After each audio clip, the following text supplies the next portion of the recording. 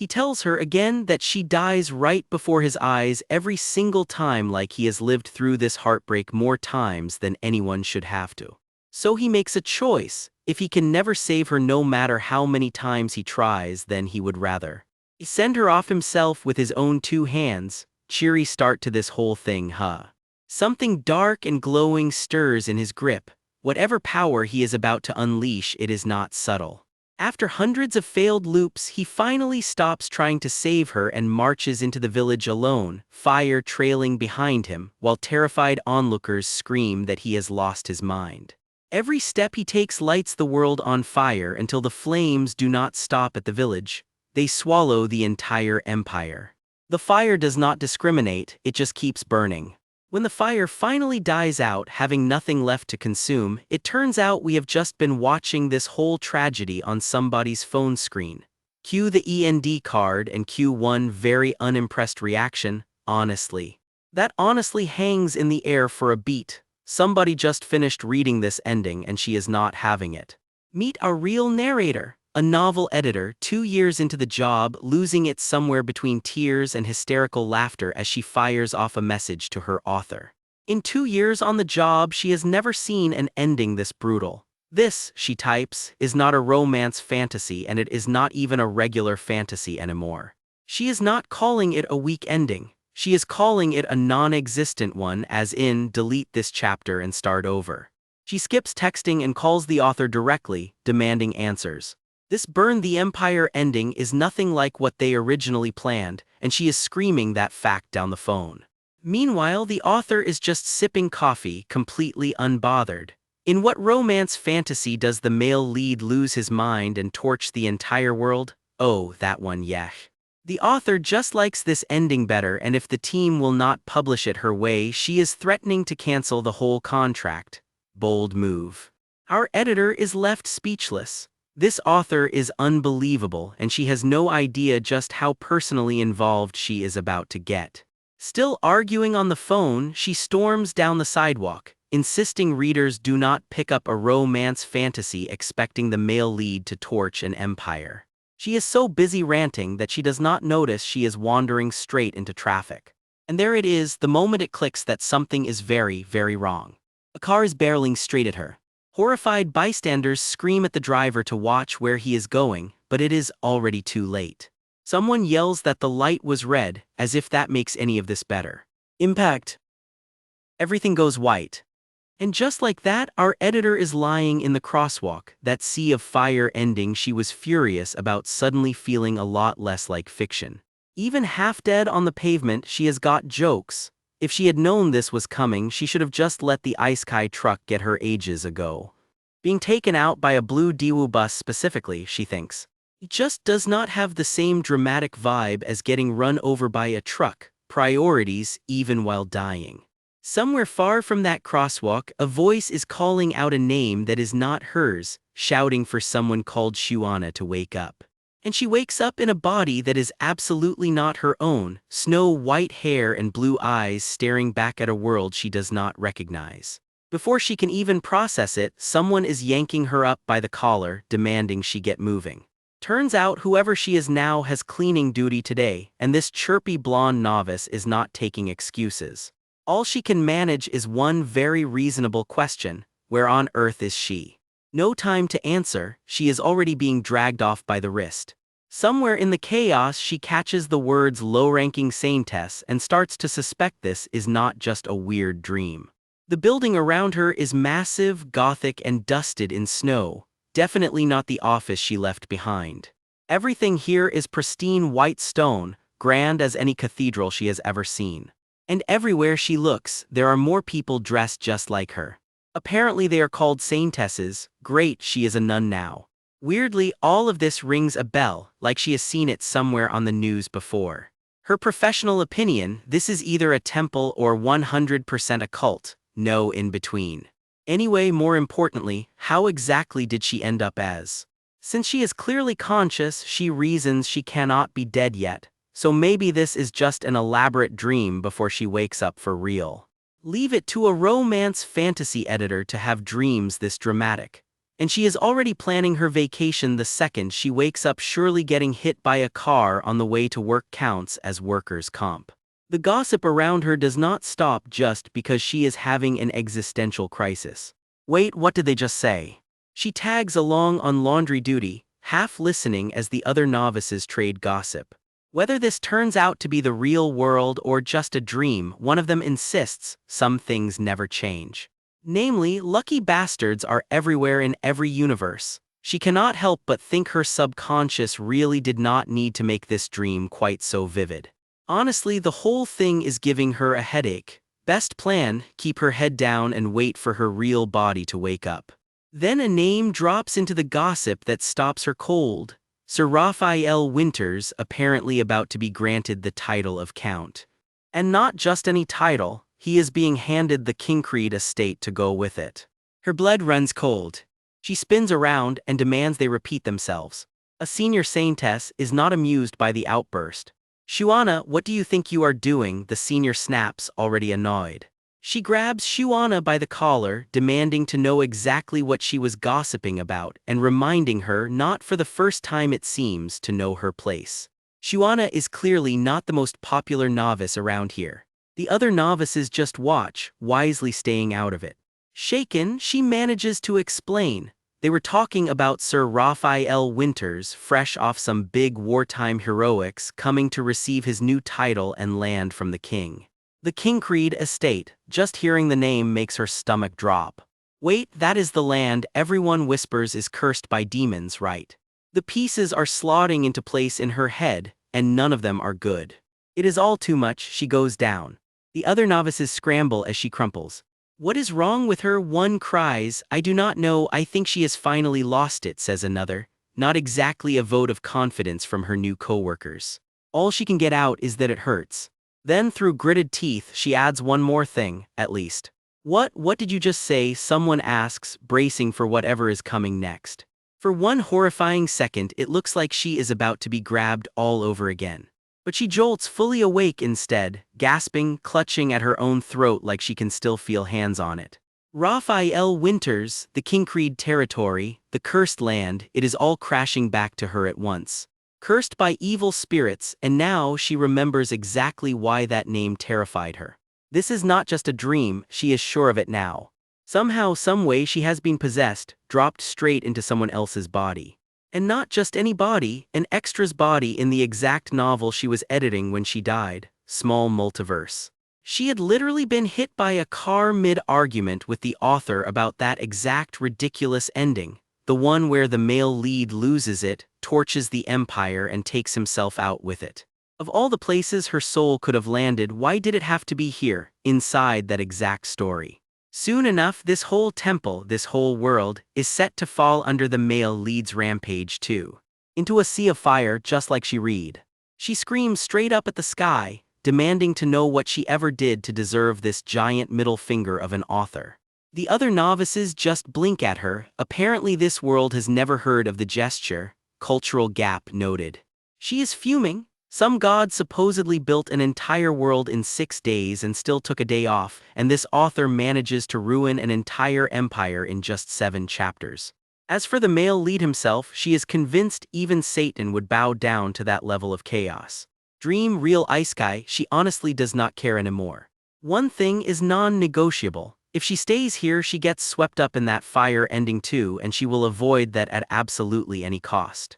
Her fellow novices just watch her have this whole meltdown, gently asking if she is okay, with clearly no idea what is actually bothering her. But Shuana is already spiraling into problem-solving mode. If you really think about it, there is always a way out. And she has just had one. Her big idea, let's just run away. The other novices are scandalized. You do not just casually announce blasphemy like that. They beg her not to even joke about it while she is privately thinking that staying here is basically just waiting around to die. She starts digging through everything she remembers editing. Raphael apparently regresses through time over and over after he receives this very title. She does not know which loop he is currently on, but if this is still before the title ceremony, there is still time before the fire ending kicks in. So step 1 clearly is Figure out how to get out of this temple. The novices just stare at her baffled. Wait, were you actually serious about running away earlier?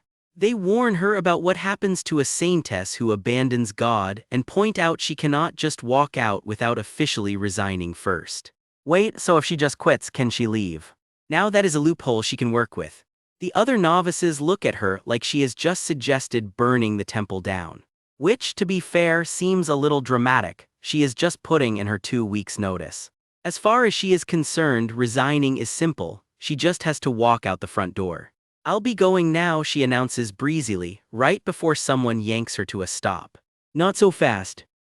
Ouch, and a very pointed voice asks, leaving are we? Standing in her path is a saintess, radiating serious senior energy. The other novices practically snap to attention, Saintess Maria. Even Shuana can tell from the vibe alone that this woman outranks basically everybody. Which actually works in her favor. If anyone can approve her resignation, it is the person in charge. Yes, Shuana confirms a little nervously, I'm leaving. Maria's response is ice cold, so move aside. Not exactly a warm send-off. Maria lays down the terms when Shuana leaves this temple. She takes nothing with her, except Maria adds with a sneer that vulgar little body of hers that has already betrayed God. Shuana has no comeback for that one. Maria pauses mid-sentence, sensing something is off. Shuana, freshly resigned and done playing nice, drops the honorifics on the spot. I'm leaving of my own accord, guess I do not need to be polite to you anymore, huh? The confidence is immediate. Maria sputters, absolutely scandalized, while Shuana just sticks her tongue out. Whatever, Shuana shrugs, did you really think threats would stop me from leaving? And with that she walks straight out of the temple grounds. Snow drifts down around her as she puts the place behind her for good. For the first time since she woke up in this world, she is finally free to move on her own terms. But she is not the only one out here. A sharp-eyed knight nearby clocks her the second she passes. I'm not a saintess anymore, she declares to nobody in particular, I just quit. Ah, the sweet, sweet air of freedom. She practically skips through the field, cheerfully telling the temple it was awful knowing it.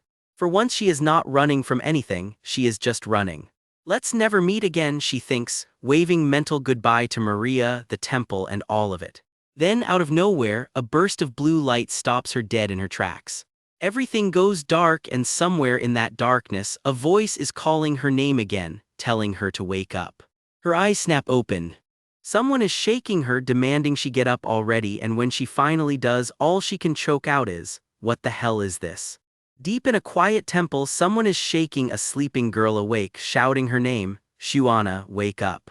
Her eyes snap open, blue and wide, like she just clawed her way out of a nightmare.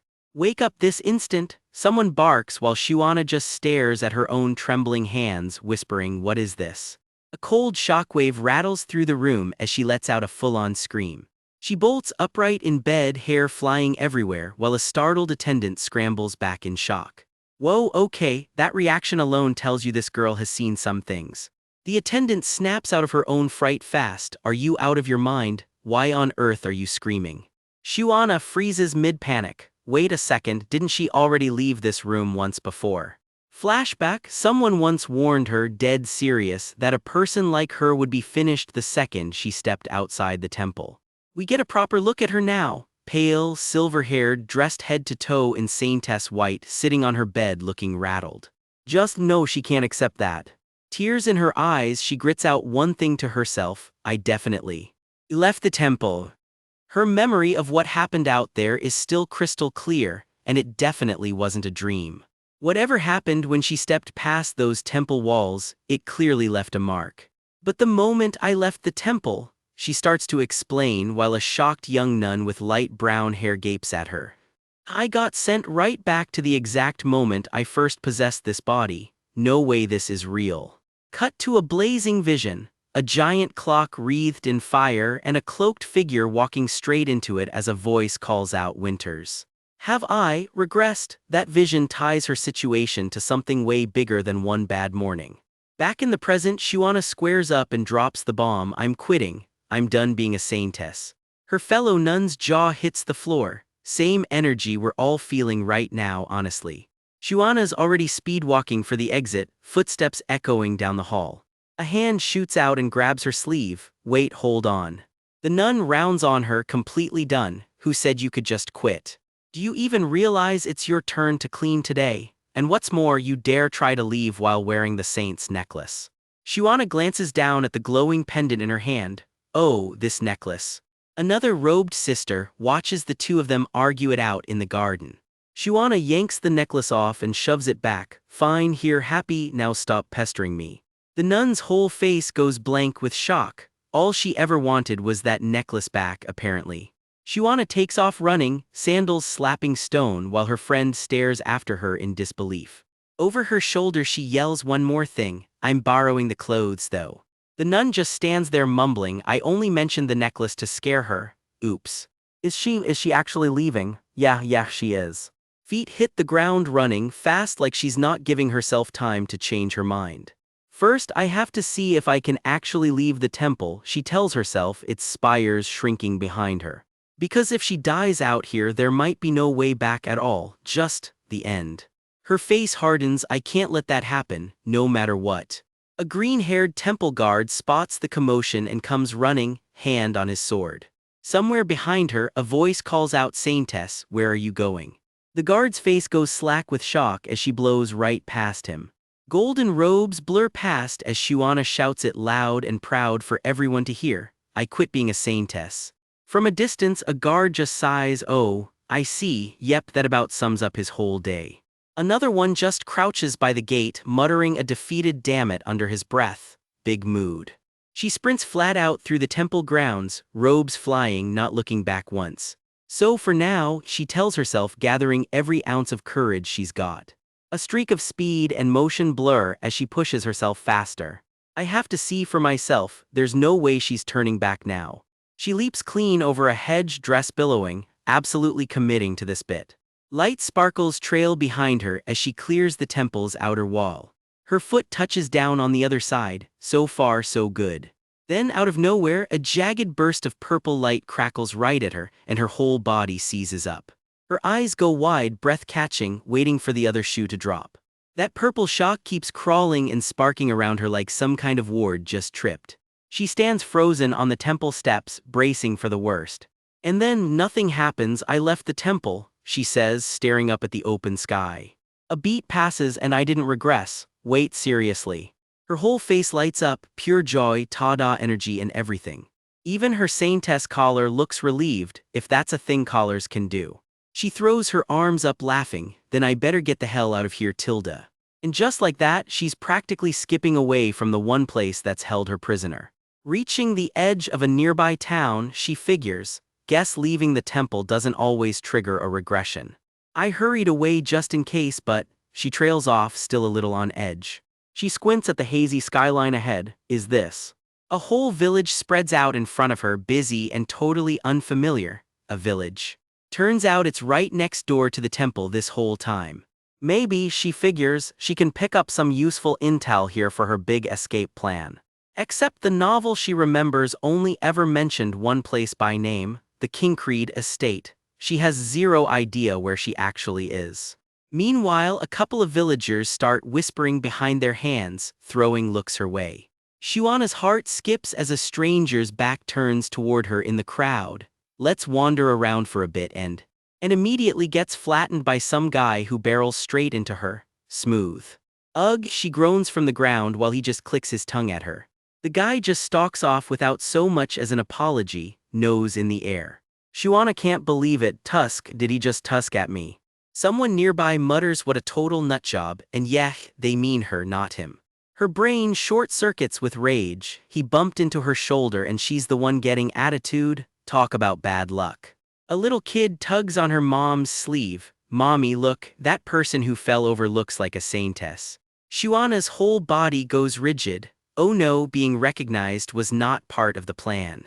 The mom slaps a hand over the kid's mouth. SHH, be quiet, while eyeing the pattern on her robes. Someone else chimes right in, she's no better than a wicked ghoul. The kid blinks, a ghoul.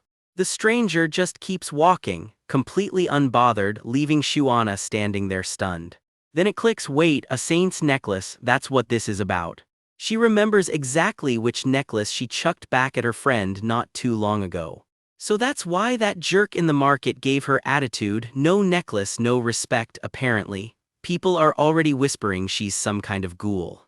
She's fuming, seriously, what is this, some hardcore cult world, treating someone like a monster just because they don't have a necklace? None of this was in the novel.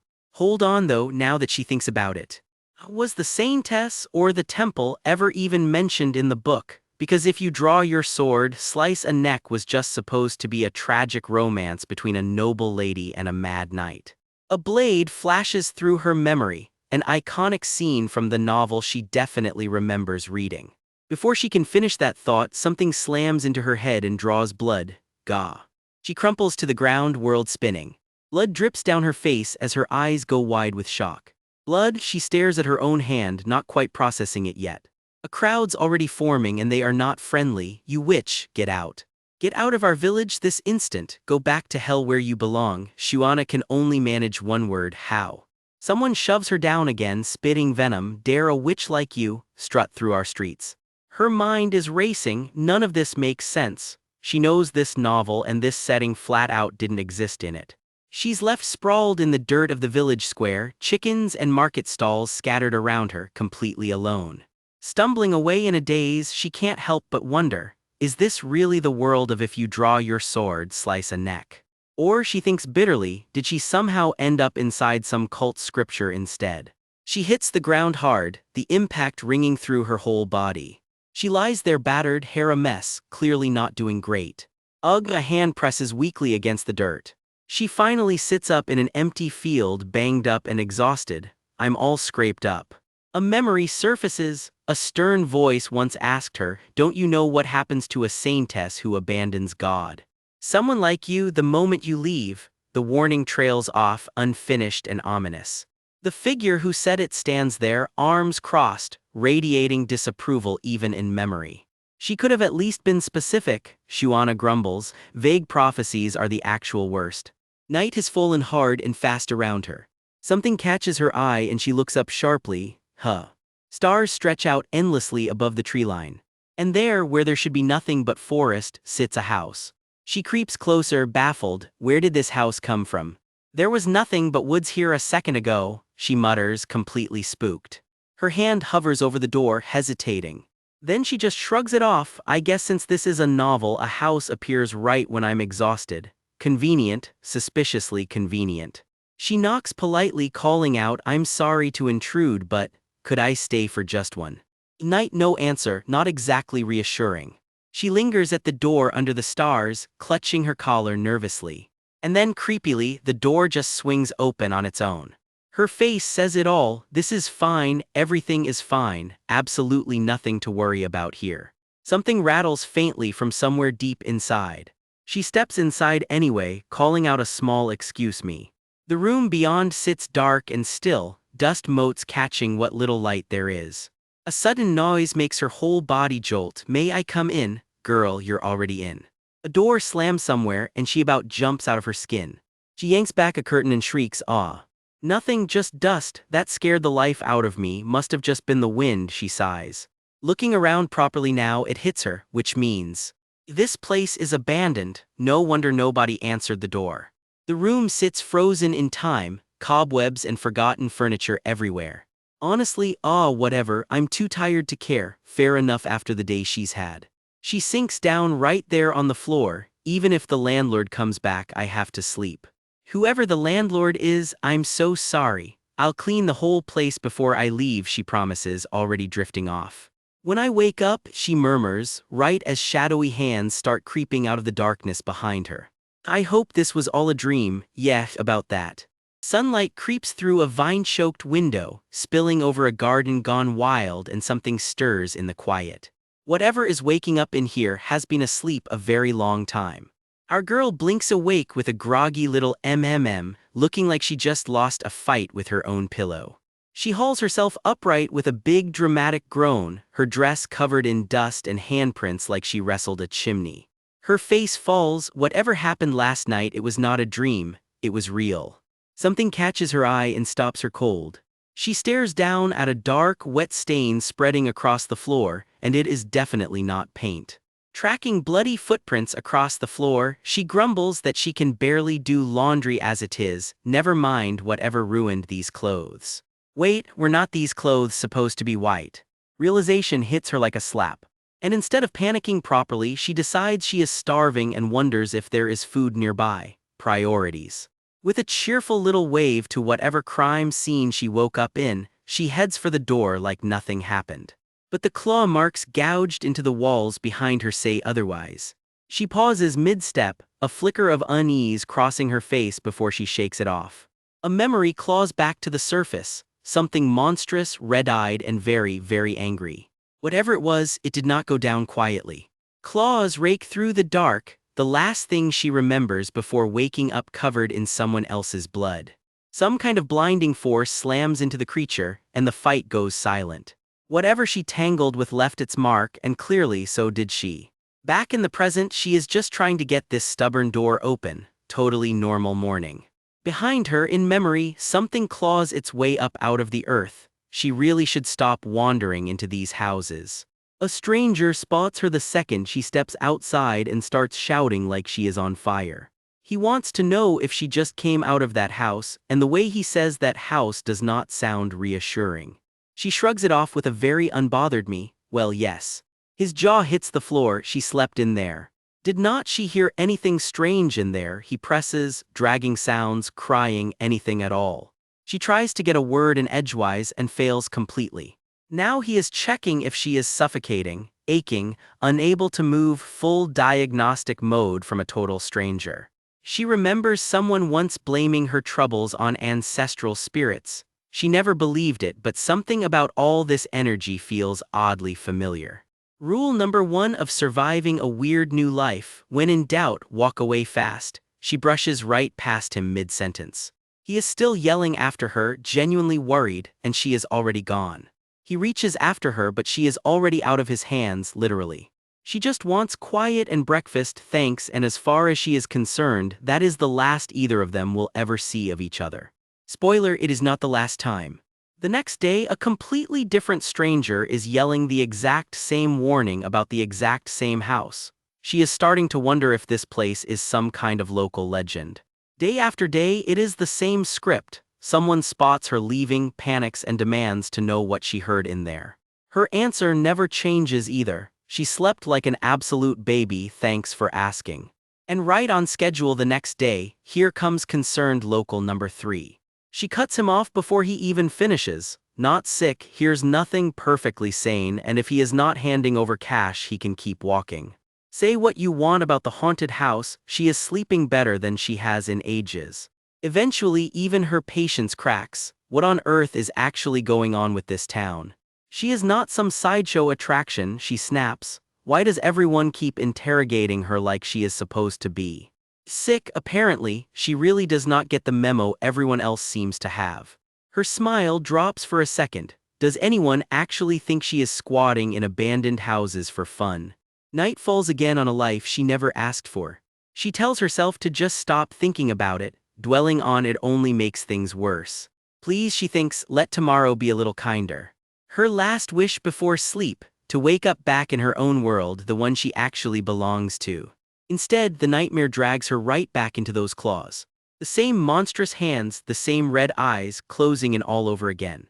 She gasps in her sleep, caught somewhere between memory and nightmare. Whatever this thing was, it is not done haunting her yet. Wings, claws, blood, the nightmare just keeps piling it on. A sudden knock at the door yanks her straight out of it. Her eyes snap open, heart still pounding from the dream. She bolts upright, fully awake now and bracing for whatever is on the other side of that door. Someone is very much still knocking. Do not tell her someone actually lives here. Because if this house was not as empty as she thought, she has some serious explaining to do. Oops, step 1, barricade the door before anyone gets a good look inside. Too late, a striking blonde stranger is already peering straight through the window at her. She scrambles for an excuse, insisting she is not the type to just barge into someone's house. Yesterday was just, unavoidable circumstances. He does not look like he is buying it. Also, she notes, a genuinely handsome one. Priorities never change. Then his expression shifts and her stomach drops. He raises a hand, and armed guards close in behind him. Former Saintess Shuana, he announces, and apparently that is her. The guards close ranks around her before she can even process her own name being read off like a charge sheet. She is under arrest, he says flatly, for being a witch who worships evil spirits. Pardon, she is sorry, could he repeat that? What? What kind of jerk reports a perfectly law-abiding citizen for consorting with evil spirits, she demands, as the guards haul her up anyway. She yells after him that this is supposed to be a romance story, not some occult horror novel, a complaint the universe does not seem to care about. Occult, demons, evil spirits, she wants to know if any of that is even supposed to be real here. He points calmly at the house she just walked out of. That house specifically. And he adds, every other house she has crashed in since arriving. His expression does not change, but the air suddenly does. Every single one of those houses, he says, is already infested with evil spirits, places where ordinary people die the moment they step inside. He asks why her face looks like that, because this is completely absurd, that is why. She laughs it off, ghosts in this day and age in a setting like this, come on. Why does not she just go ahead and claim she can see ghosts too, she snaps, while he watches her with an unreadable look. Behind her, the guards trade an uneasy look and go quiet. Is it actually true? One of them murmurs, the question hanging heavy in the air. Even she goes quiet for a second, some small doubt creeping in she cannot quite explain. Then comes the order, drag her away. She is not a witch, she insists again, for all the good it is doing her. Let go of her, she yells, as they haul her off anyway. They tie her up and toss a hood over her head like she is cargo. The blonde commander leads the procession without so much as a backward glance. She is slung over a shoulder and hauled along, dignity fully abandoned. They deliver her to a veiled woman waiting with quiet, unsettling patience.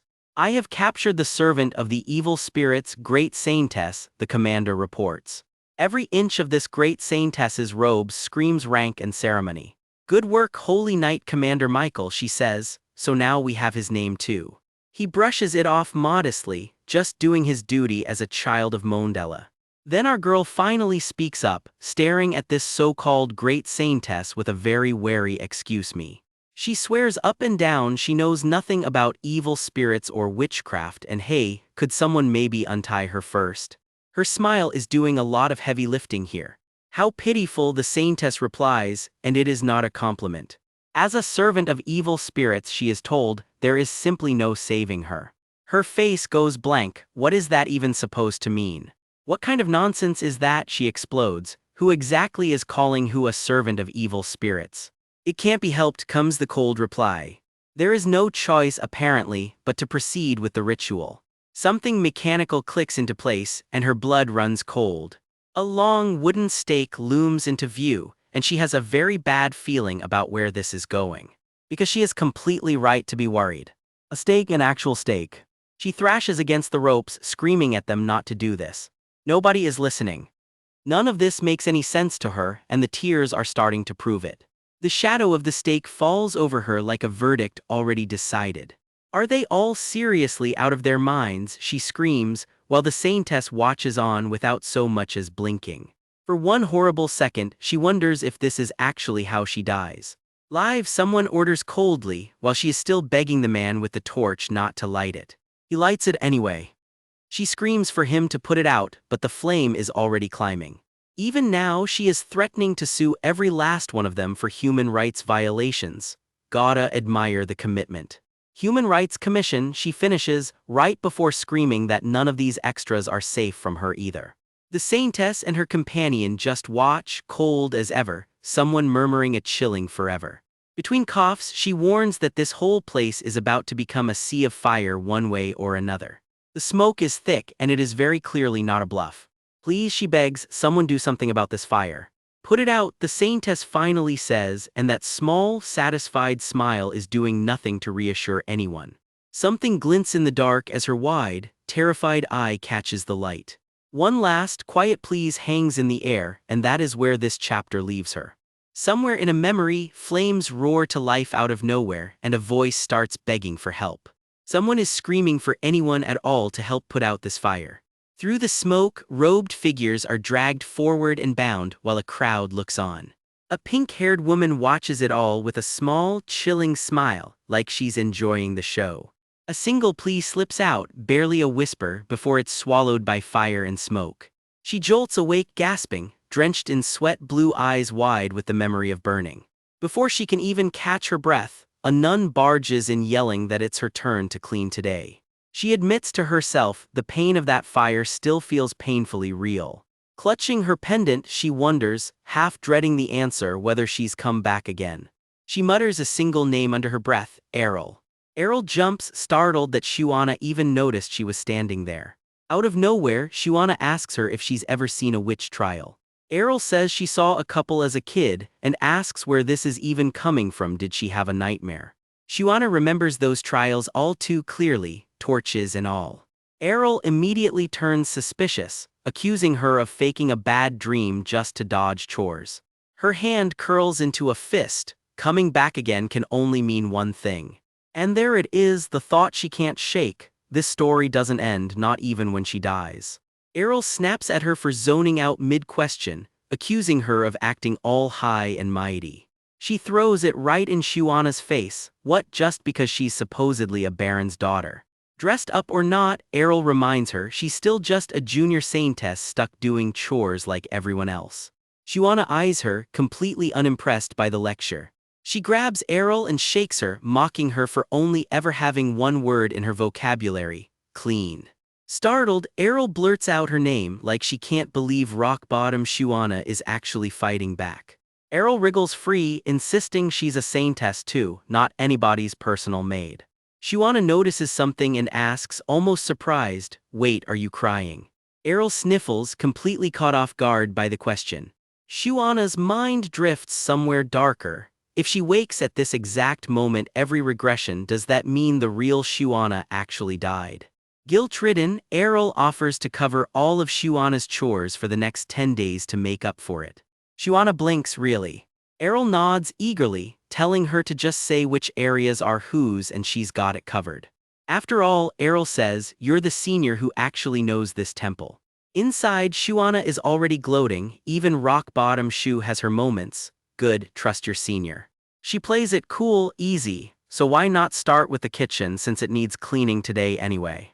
Errol happily agrees while Shuana thinks ahead. Once she's got the whole temple's trust in her pocket, she'll finally be able to walk away from this miserable cult for good. She slips off down a quiet corridor, footsteps light. Broom in hand, she heads out under the temple's towering spires. She sweeps quietly, using the chore as the perfect cover. For a second, out under the open sky, she almost looks like she's enjoying herself. All thanks to Errol, who happily spills every bit of temple gossip, loving her few days of being treated like a senior. The two of them wander the halls together, Errol chattering the whole way. That's how she stumbles onto the document storage room, the one holding every SAINTESS's personal file. Only problem, as a lowly junior SAINTESS, she doesn't have the clearance to even walk in. Nearby, two temple staffers duck behind a pillar, whispering about someone. You know, one of them says the Baron's daughter. Oh, rock-bottom Shu, the other replies, except get this, she's not actually the Baron's daughter at all. Listening in, Shuana can't help herself. What? What do you mean by that? She presses silently, straining to catch every word. Wait, someone whispers, she isn't even his biological daughter. Apparently proof surfaced that the Baroness had an affair, so the Baron refused to claim the girl as his own. That's why he never gave her his family name and kept her hidden away in an attic until she was 9. Only to sell her straight to the temple the moment she turned 10. Shuana walks off in silence, thinking, poor Shuana to have a past like that. She looks up at the sky, lost in thought. Whether it's the girl who originally owned this body or her, surviving in this miserable world is hard on both of them. Head chef Paul comes jogging up through the hall, calling her name. Shuana turns, caught off guard. You looking for me? She asks if he was looking for her. Paul. He just wants to know where she's assigned to clean tomorrow. When she says the library, Paul groans that he still can't wait for her turn back in his kitchen, since nobody else pulls their weight quite like she does. She humbly thanks him for approving of her, quote, humble way of organizing things, unquote. Blushing a little, she says she's honored to be of any help at all to the head chef himself. Around them, staff swoon that they're so moved they don't know what to do with themselves, while an old timer chuckles and asks her age. She tells him she turns 18 next month. Paul leans in and whispers that he'll speak to someone named Barbara about bumping her up to senior saintess the moment she comes of age. Shuana freezes. That's a senior saintess, she says, playing modest someone like her wouldn't dare dream of it. Paul waves her off, telling her not to be so humble and just trust him. The second his back is turned, her expression flips into something far more, knowing it's 100% lock, since she already became a senior saintess last time around. Here's the actual plan: clasp her hands outside the prayer room late every night and fake just enough devotion to sell it. Squeeze out a few tears while she's at it, and right on cue, the high priestess shows up, all fake mercy and warm smiles. And like clockwork, the very next day, she's promoted to senior saintess. The real problem, she admits, is what happens after that. Every single time, without fail, it goes exactly the same way. The high priestess calls her name and gathers holy light between her palms. "May the light of Mon Dala watch over you always," the priestess intones, as the ceremony begins in front of the whole congregation. Light gathers and crackles against her skin, building toward something painful. The burn creeps up her hand, and she knows exactly what's coming. She screams, it's scalding hot. Blue fire licks across her hand as she grits through the pain. Nearby knights react as the ceremony reaches its peak. Their blades cross in front of her like a ceremonial gate as she kneels there, gritting her teeth. This exact ritual, the pain of the stigmata, is what killed her in an earlier loop. But this time, however, things go differently. She flashes back to a past regression, collapsing from that exact same agony. Clock after clock ticks past in her memory, marking every failed attempt before this one. After surviving that many regressions, she can shrug off something as small as fire scorching the back of her hand. And just like that, for who knows what time now, she's a senior saintess again. She wears the smug little smile of someone who's done this before. Hands folded in prayer, she barely bothers to hide her satisfaction. Ugh, she groans internally, how tedious. It took dying more than once to finally figure out the only way to leave the temple safely. Get sent out on a purification mission, a duty only senior saintesses are trusted with. She walks the halls with someone at her side, already thinking 3 steps ahead. She's told there's a count's investiture ceremony first thing tomorrow morning. And since it's her first official event as senior saintess, she's told in no uncertain terms to be there. She sighs, thinking it's been one long, exhausting road to get here, however you want to count it. The second that ceremony wraps up, she's grabbing a purification mission and getting out of this temple for good. The temple towers rise against the morning sky as the day of the ceremony arrives. Everything looks like it's finally falling into place. Or so she thought. Something or someone makes her freeze mid-step, eyes going wide. She stares straight ahead in shock, so the guest of honor today is you. A young man with dark red hair and eyes like smoldering coals stares back, power crackling around him like heat off a fire. Whoever this count really is, he's clearly not just some random noble, and her quiet escape plan just got a lot more complicated. The temple hall falls silent as a robed figure declares today a day of unparalleled joy, and with an opener like that, you already know it is about to get complicated. Down below, a lone figure in black marches to the altar, announced as a war hero who achieved great merit for the Empire. His name is Raffle Winters, and today the Emperor is handing him a count's title, a new estate, and a whole lot of pressure. Raffle just stands there in stony silence, looking about as thrilled as someone accepting a parking ticket. The whole congregation watches from the gallery, robes and reverence as far as the eye can see. One bored saintess in the crowd, let's call her our girl Shuana, is silently begging him to just say thanks and wrap it up.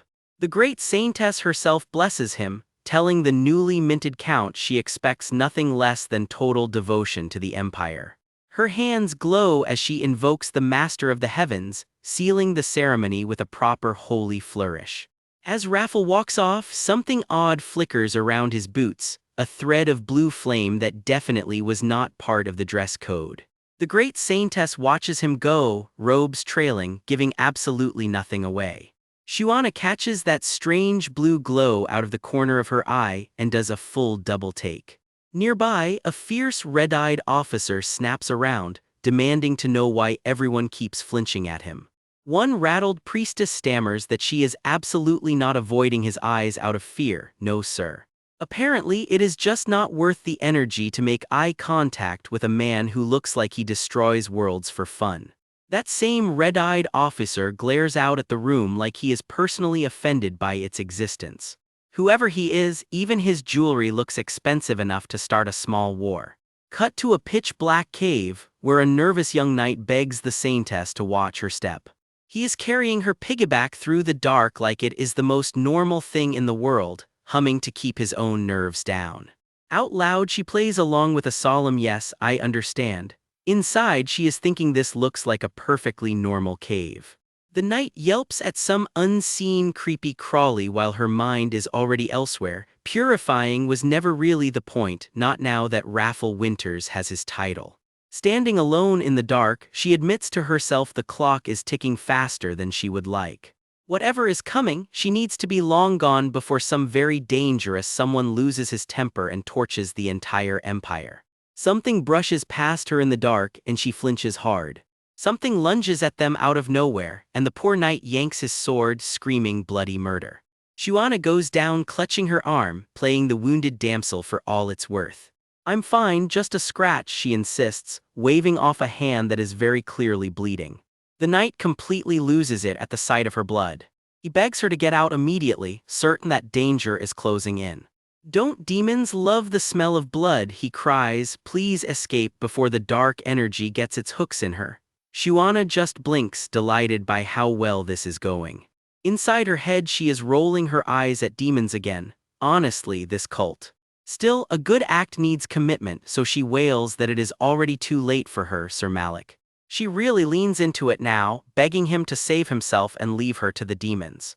Naturally, the noble idiot refuses, declaring he could never abandon his saintess.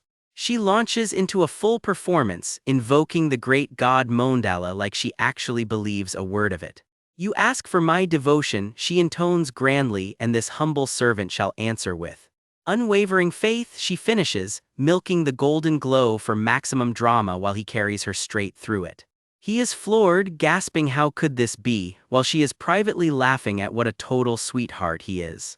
Does this guy actually think a miracle happens every single time someone prays? Out loud she keeps the sermon going. There is no place Mondala's eye does not see. And no place, she adds grandly, that his divine touch cannot reach. She is basically cackling inside at how easy this whole con is. "Please keep praying so we can all get out of here together," the knight begs, completely and utterly sold. Two more knights waiting nearby go stiff the second they spot the pair emerging from the woods. Malik marches up, still carrying her like a trophy, completely unbothered by how that looks. She keeps the act going, declaring that every path she walks brings me closer to you, she finishes, while the other two knights trade a look like they just witnessed a miracle firsthand. Flowers light the whole works. She is really selling this performance. The two knights just stare up at the sky, not entirely sure what they just watched. Turns out, in this cult, surviving a minor scratch without dying counts as a full-blown miracle. So her piety gets praised even harder, and the secret escape fund keeps quietly growing. She feigns humble confusion. Is this really worth all this fuss? And from that day on the requests just kept coming. Next she is sent off to an even more dangerous district, tiptoeing through some creaky old house at night. She half regrets not bolting out the back of that last cave, but if she does not want to get burned at the stake again, she has to at least look like she is trying. Staring at a crackling fire, she wonders out loud if there are really any monsters or ghosts in this town at all. This whole blade-at-your-throat kingdom does not exactly scream occult horror, and yet everyone keeps reporting ghosts and demons. Funny thing is, she personally has never actually seen a single one. Just an ordinary villager waiting for her outside as dusk settles in. Her actual method of purifying the place is tossing an old doll into the fire and calling it a day. Then, straight-faced, she announces the prayer complete. The grateful villager can hardly get the words out fast enough, thanking her over and over. She protests she absolutely did not do this for money, right before caving the second money is actually offered. Thank you, Grandma. Turns out purifying houses here works exactly like the shamans back in her old world, pure theater, guaranteed payout. Every tip fattens her secret escape fund a little more. With today's haul, she is pretty sure she finally has enough to just disappear, right as a voice calls her name. She spins around, caught completely off guard. A familiar voice smoothly apologizes for being late. Someone tall steps out of the shadows toward her. It is that man again, the one who somehow shows up every single time she leaves the temple, formally introducing himself as Holy Knight Commander Michael Severino. He gives her that same polished, unreadable smile he always does. Every inch of his uniform screams rank, order, and zero tolerance for nonsense. Yes, hello, she deadpans back, putting extra sarcasm on the word pleasure. Because let's be clear, this is literally the guy who once branded her a witch and had her burned at the stake. All business, he reports that he has already secured the area around tonight's purification zone, per the Great Saintess's orders. With both the Great Saintess and the commander watching her every move, she figures a nice show of gratitude is in order before she starts. Behind that pious little bow, her actual prayer is a cheerful wish for both of them to meet a miserable end.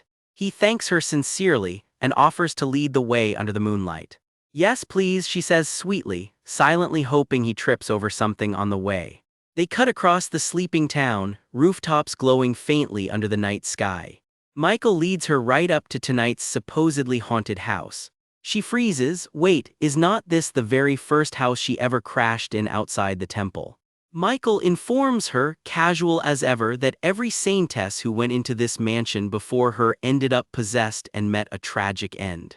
If she feels anything sinister in there, he warns, she needs to flee immediately. Because if she comes out tainted by an evil spirit, he says flatly, he will have no choice. But to execute you myself, he finishes. She does not even blink. That will not happen, she says, dead certain. He turns and heads inside without another word. She squares her shoulders, reminding herself the great and brilliant Mondala is apparently on her side too. She smooths down her robes, playing the part of devoted saintess right down to the last stitch. Michael watches her go with a look that says he is not entirely convinced. The dark house waits for her, one glowing window the only sign of life left inside. Alone inside, she takes a proper look around. So this house. She had assumed it was just one floor, but there is clearly a second one waiting upstairs. Curious, she climbs the creaking stairs to check it out. There is actual furniture up here, so people really did live in this place once. Better yet, there is a whole drawer full of clothes. Now that, she declares, is a genuine hallelujah. She swaps into a plain servant's dress, figuring nobody will mistake her for a saintess in this. New boots, new outfit, brand new identity, at least for tonight. She recalls a back door near the kitchen. Go that way and she can slip right past that jerk's watchful eyes. In her new disguise, she slips silently out into the night. Under her breath, she declares it, goodbye forever to this ridiculous cult. And that is exactly where this chapter leaves her, one step from freedom. Night falls quiet over the temple grounds, moonlight spilling through the trees like the calm before somebody does something extremely reckless. That somebody is our silver-haired saintess, easing out into the dark like she is very much not supposed to be here. Something makes her freeze mid-step, a soft huss slipping out before she can stop it. She swings out and drops from the ledge, boots hitting the ground running. This is clearly not her first rodeo. A gasp catches in her throat when she realizes she is not nearly as alone out here as she had hoped. "Da damn it, I'm caught," she hisses to herself, already bracing for the worst. In her head, she is already cursing that meddling holy knight. How did he sniff this out so fast? A strange glowing rune flares in the dark, and a tall figure in black steps out of nowhere like he owns the place. She turns around slowly to find herself face to face with a total stranger radiating bad news. "Why are you here?" she manages, voice tight. She jabs a finger at him, already shouting, "This is escalating fast." The rune pulses again behind him, his face giving away absolutely nothing. He closes the distance in a blink, and she barely bites back a startled yelp. Steel rings out as he draws his blade, and this night just got a lot more dangerous. A gloved hand clamps over her mouth, a knife hovering way too close for comfort. He has got her pinned before she can even think about screaming. Just as I thought, he mutters, like he just confirmed some private little theory. Up close, this guy has got a smirk sharp enough to cut glass and eyes the color of trouble. You don't fear death, he notes, then warns her flat out. Scream, and the tattered SAINTESS dies right here. She fires back, unbothered. Why go to all this trouble over some nobody tattered SAINTESS who never even leaves the temple? Her glare says she is not buying whatever act he is putting on. She warns him plainly, kill her and the holy knight who came with her will have his head. Is that so, he says, completely unfazed, like threats just bounce right off him. He just stands there turning the knife over, weighing his next move like this is a business meeting. Fine, she says, cutting through the theatrics. What does he actually want with her? In his head, something is bugging him. She is not scared of him at all, she looks almost annoyed. Which is strange, since as far as he knows, the two of them have never even met. She calls his bluff cold. Count Winters, private contact with a SAINTESS is forbidden. She threatens to call the holy knights right now. He just reminds her again that screaming is a death sentence. Up on the rooftop, she does not even blink, like I care, you're the one interfering with my work right now. Quietly, she reminds herself that even dying here is not really the end, she could just start over from scratch, though what a massive headache that would be. Out loud, he is fixated on something else entirely. Why isn't she even wearing her SAINTESS robes right now? The blade stays right where it is while she tries to figure out where this is going. Especially clothes crawling with the resentment of the dead, he adds, and that one lands like a gut punch. Her mind races. Does this guy actually have the sight too, seeing things because of how this whole world works? He just sighs, thoroughly unimpressed. Step aside. He blocks her path outright. Where exactly does she think she is going? He leans in, dead serious. Has she already been taken over by an evil spirit, because those are not her own footsteps? No, look, just listen to me, she tries, already sensing this is about to go badly. He is not listening, he is already winding up some kind of exorcism spell on the clothes themselves. The blast catches her off guard and knocks her clean off balance. That is it, she is done. I've heard enough of this nonsense. She snaps completely. Listen to me, you damn male lead. That one actually stops him cold, jaw slightly unhinged. I knew I saw correctly, he murmurs, more to himself than to her. You're no ordinary SAINTESS, he says, and it does not sound like a compliment. She has had enough of his little smirk. Quit it with the annoying smirking, it's irritating. She demands he just spell it out. What exactly did he see at the conferment ceremony to make him act like this? He does not answer right away, just watches her under the moonlight, and the silence says plenty. Alone for a second, she just stands there, turning something over in her mind. A stray memory surfaces out of nowhere. Ah, Errol. In the memory, a fiery girl jabs a finger her way, absolutely furious about something. She wonders, is this how he feels right now, back when she brushed off something he tried to warn her about? What? She blinks, catching him staring at the state of her clothes. He goes off on a tangent. Can she even empathize with anyone? Does every room go ice cold the second she opens her mouth? Does the party only get fun once she has left? She fires right back. Maybe he should learn how to talk to people before digging around for information. Did nobody give a future count that memo? He just looks amused, like getting roasted is somehow entertaining to him. Turns out he was not always like this. Rewind to back when Raffle Winters was still just an escort knight. Younger, kneeling with his sword among the roses, he looks nothing like the guy holding her hostage tonight. His very first regression began the day Lady Celendia Dawson died, the woman he had risked everything to protect. He turned back time hundreds of times trying to save her, and every single time he failed. Sick to his stomach from living the same nightmare over and over again. The blade comes down again, another loop, another rose-red ending. The only way forward, it turns out, was killing her with his own two hands. And even after that, the loops kept coming, grinding him down until the man trapped inside them turned into something closer to a monster. Snapping back to the present, she cannot help but wonder why this walking trauma response of a male lead had to show up in front of her tonight of all nights. He asks her outright, How exactly was she even there at the conferment ceremony? Simple, she says, she was there because she is a high-ranking saintess. He shuts that down flat. Impossible, that was never her place to begin with. Something clicks and her breath catches. Ah. It hits her. Raffle must have lived through that ceremony more than once already, and every other time someone else stood in the spot that should have been hers. Out loud though, she plays innocent. I'm not sure what you're talking about. A voice rings out through the dark, calling her name. He reaches toward her without warning, and she flinches back on instinct. Saintess Shuana, is something the matter? The voice calls again, getting closer. Her stomach drops. She has stalled way too long out here. By now she should have been long gone, halfway to the village entrance. She rounds on him, cornered and completely out of patience. I have no idea why you're doing this to me, Count, she says, all wide-eyed innocence. Totally innocent explanation, she insists. She was just planning to drive out evil spirits with a little purification prayer in these clothes, that is all.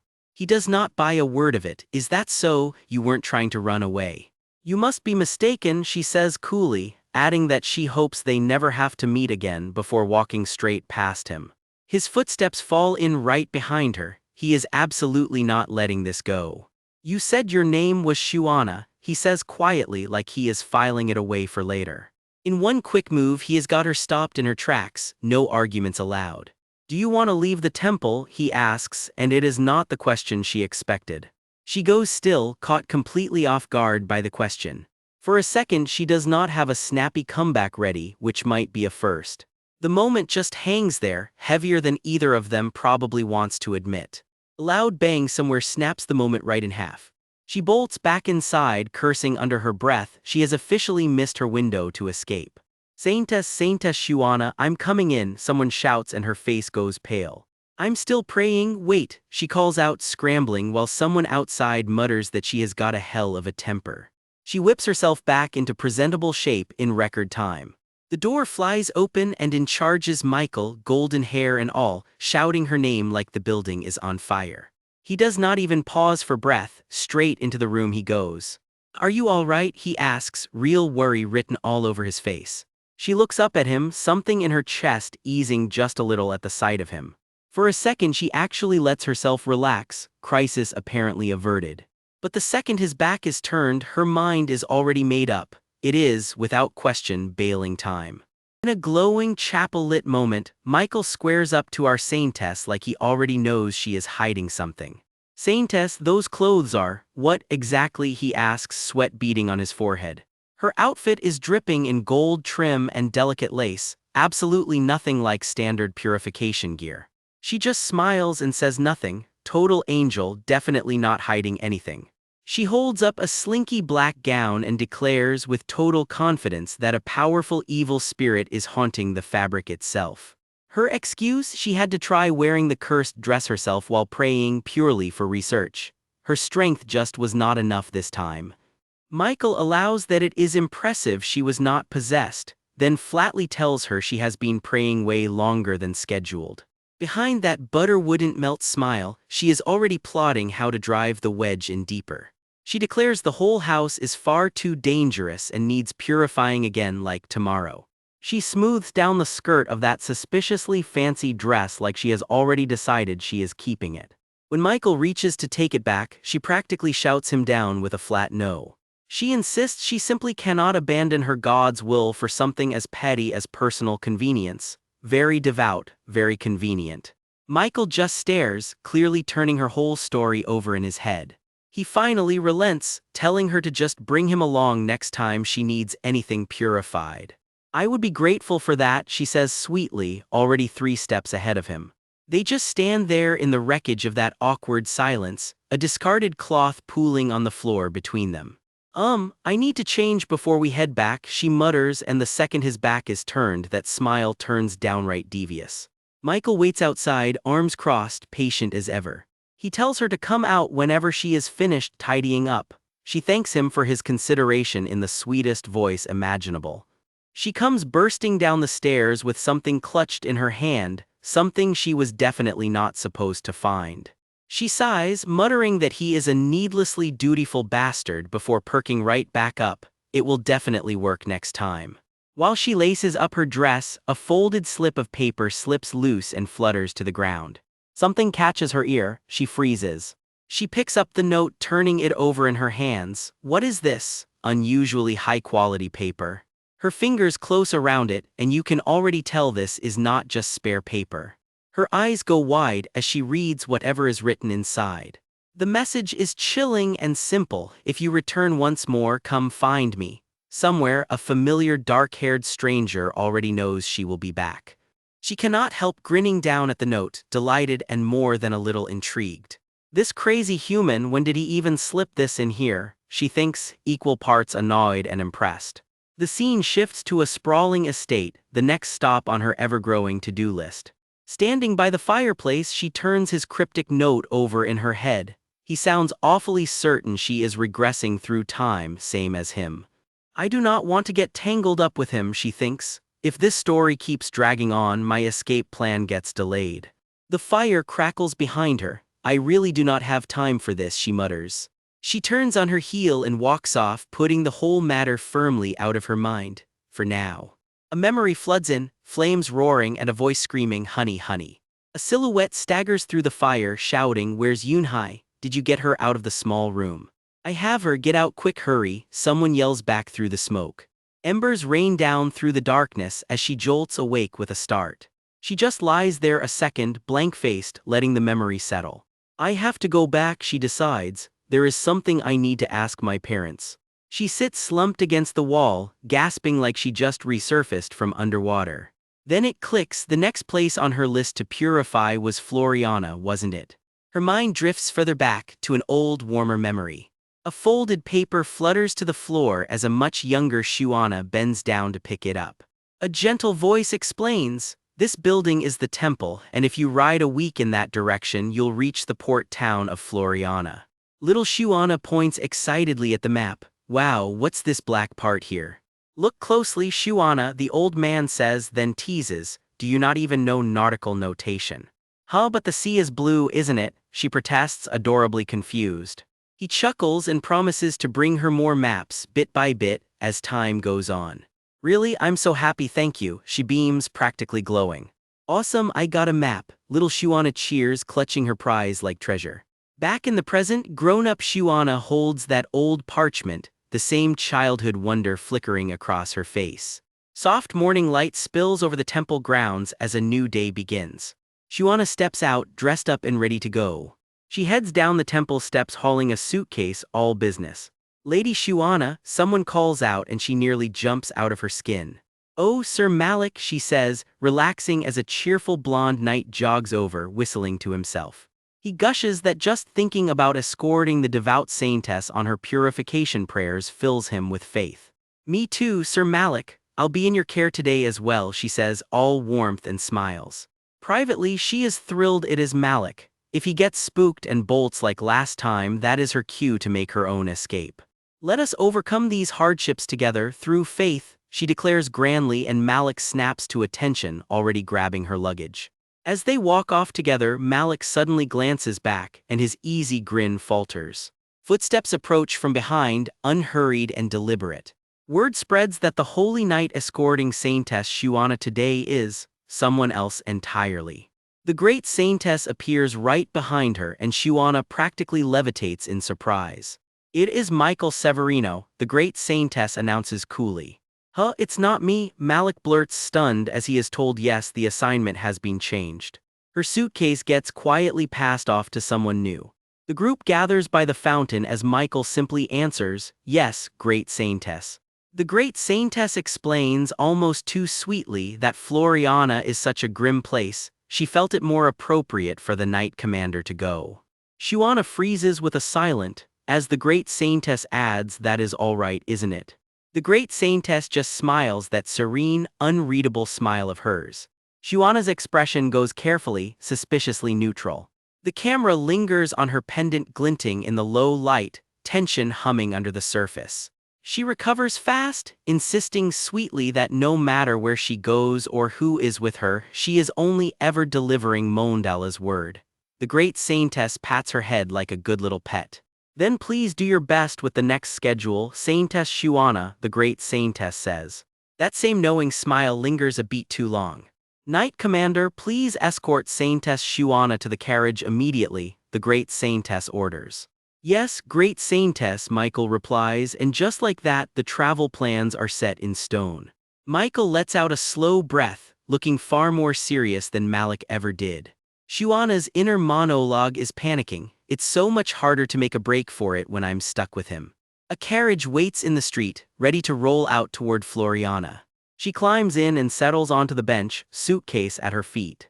Wait, why is he riding inside the carriage with me instead of on horseback? She thinks, mortified, this is so uncomfortable. Michael settles in across from her, hands folded, completely unbothered. Does traveling with me happen to make you uncomfortable? He asks. She insists, a little too fast, that it is much better than going alone. I see, so you do know the holy knights are sworn to protect the SAINTESS above all else. She needles, watching for his reaction. Yes, but why do you? He starts, trailing off as the carriage lurches forward, leaving the question hanging in the air. The SAINTESS does not run away, Michael says quietly, like he already knows exactly what she is planning.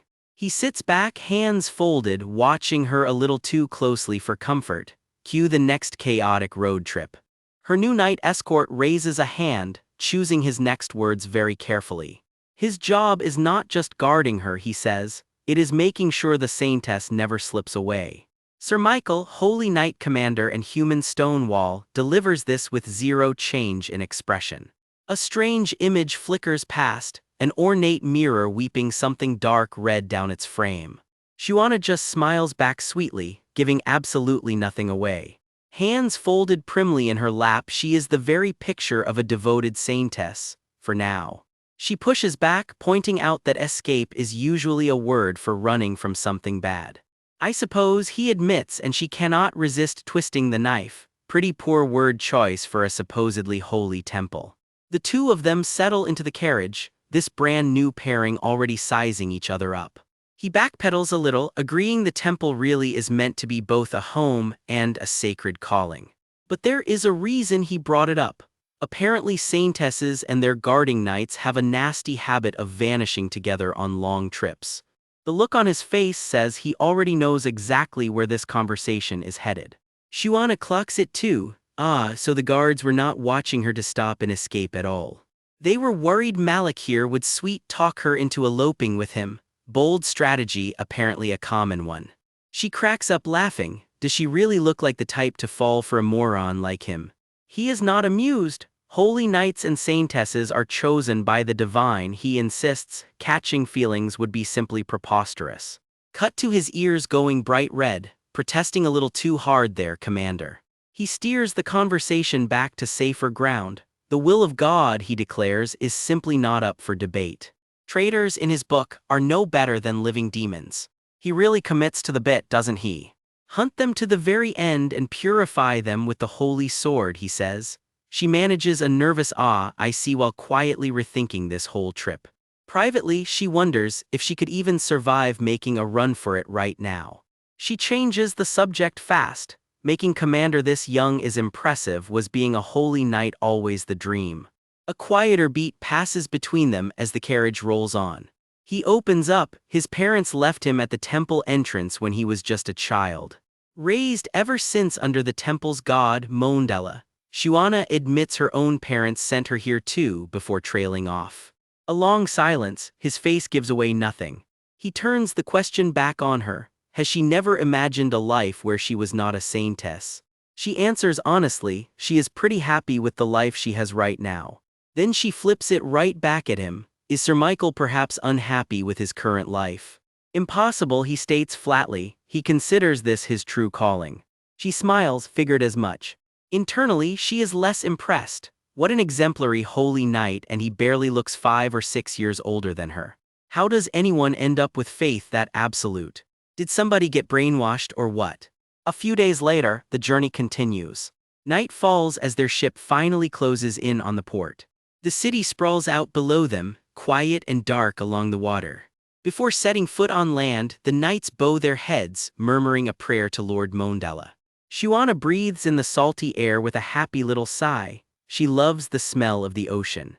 A knight notes this port was supposed to be chaotic, but there is not a soul in sight. Then he turns to her. Does the saintess sense the evil presence too?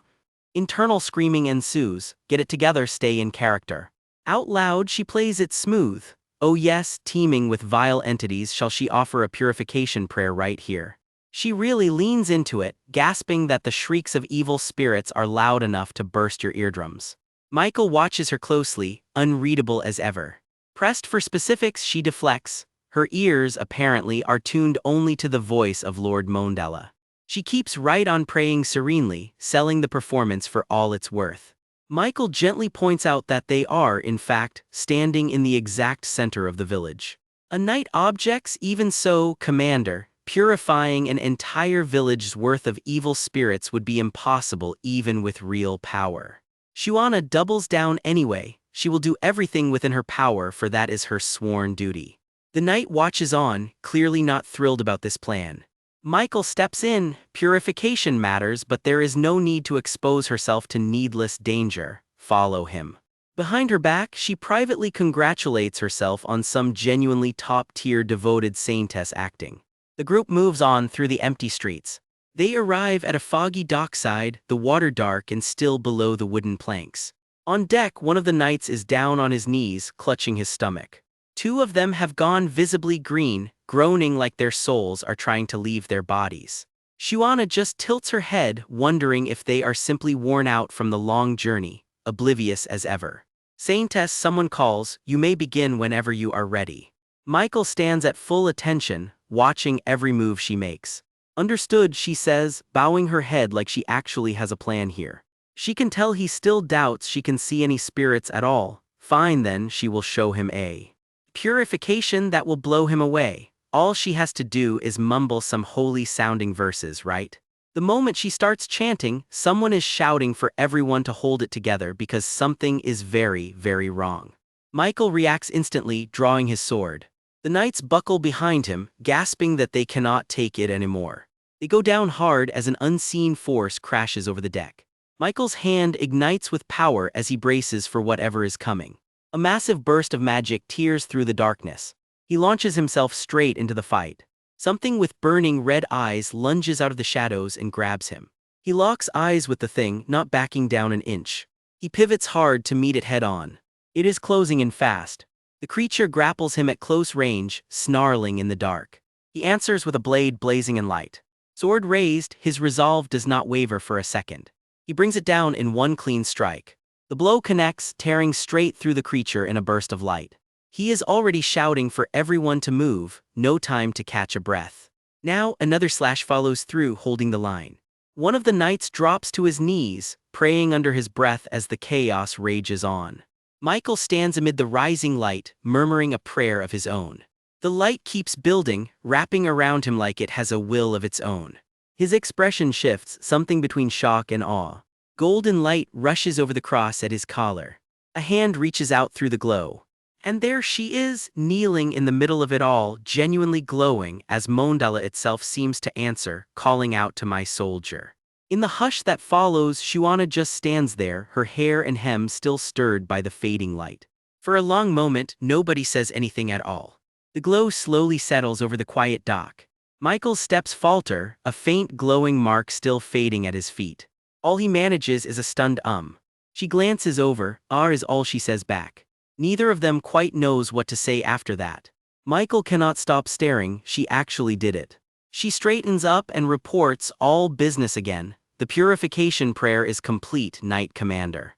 The two of them just look at each other, surrounded by flowers and warm light. And for the first time, he silently admits it to himself. She really is a true saintess after all. Under a full moon, a lone carriage creaks down a forest road, hauling our reluctant saintess to who knows where. Inside, Shuana can barely keep her eyes open, more exhausted prisoner than honored guest. The knight escorting her, Commander Michael, leans in close while she dozes off, a little too close for comfort. He clears his throat and asks if she's not feeling well, offering to stop the carriage for a rest. That sounds good, she mutters, and Michael calls the halt himself. A knight snaps to attention, but the moment Michael looks away, Shuana's face turns ice cold. this break was never about her health. Turns out just sitting under his stare is exhausting all on its own, can't say we blame her. As the carriage rolls to a stop, she braces herself for the world's most awkward pit stop. Ever the gentleman, Michael offers a hand to help her down from the carriage. The ground's wet, careful not to fall, he says, all charm and golden hair. That smile could probably power a small chapel. Shuana, predictably, is unmoved. Thank you, Knight Commander, she says stiffly, taking his hand and stepping down.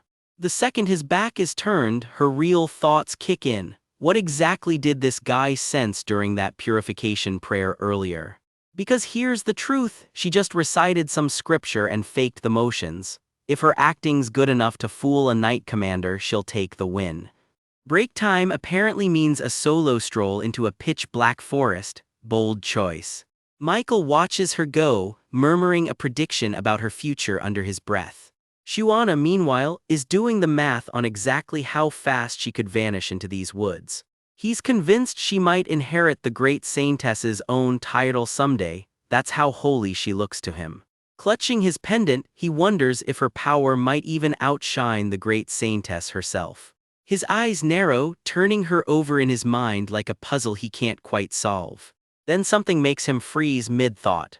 Did I skip training? Since when do I have thoughts a demon would have? He mutters, mortified at himself. Down, boy. He reminds himself only the great Saintess speaks for their god, right before a scream rips through the trees. Michael's boots hit the ground, running toward the sound. What the calm down, what's going on? He demands, finding someone in bad shape. A stranger kneels before them, shaking and desperate. She's a high-ranking Saintess, right? We need her prayer, he begs, only to be told to take a number and go through the temple like everyone else. But he chokes out, and you already know, but is never followed by good news. A voice, raw with grief, bleeds through the dark. My child, the child who went out to play isn't coming home. Then the grief curdles into something else entirely. Bloodshot eyes, a scream, a face twisted by rage instead of sorrow. This isn't a mourning mother anymore, something else is wearing her pain now. The knights recoil, soaked and stunned, as the air itself seems to curdle with dread. Whatever just answered that plea for help, it did not come to comfort anyone. About what? Shuana asks warily, sensing Michael's about to drop something heavy. We can't delay long, but could we spare a moment for this person? He asks, right as a clawed, dark figure reaches for his hand. Someone calls out his name in alarm, and Shuana looks up just in time to see it happening. A knight rounds on her instead, demanding to know what she's been doing with the soldiers this whole time. Wrong priorities, buddy. Michael breaks into a cold sweat, something crackling around him like it's crawling under his skin. A knight blinks, confused, sensing something's gone very wrong. Someone bolts, footsteps fading fast into the dark. She's gone, the knights realize. Shuana has vanished from right where they left her. Oh no, Saintess Shuana, run, someone screams, and that is never a sentence you want to hear twice. Michael's face is streaked with blood, and out of his own mouth comes a voice that isn't his, help me again. And again, ah, the voice croons through him, delighted, he is not driving anymore. Shuana lets out a scream that says she has seen more than enough for one night. Someone goes down hard, sent sprawling by whatever is loose in these woods now. Blood soaks a collar as the violence keeps escalating.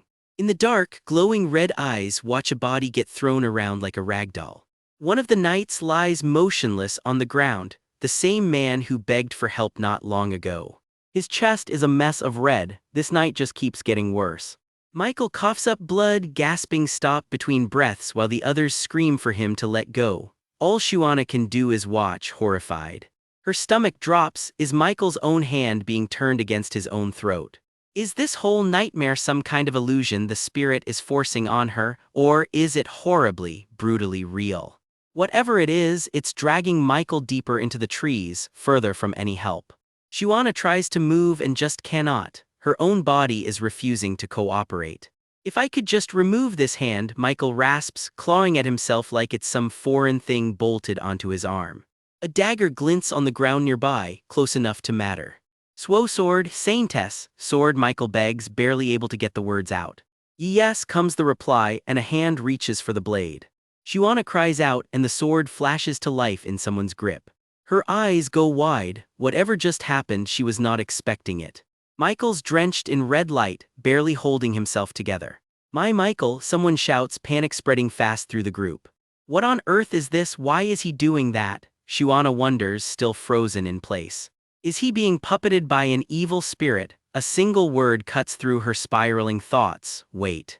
And here's the thought she can't shake: this chaos is the perfect cover to just walk away.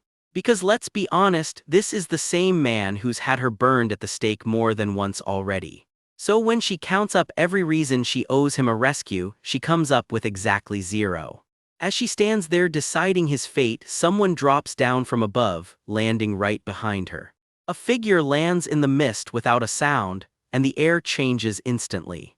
Shuana whips around, startled by the presence suddenly at her back. A voice addresses her plainly, "SAINTESS." Then it delivers a line that sounds like a warning and a challenge in one breath: "If you've taken up the sword, you must draw it."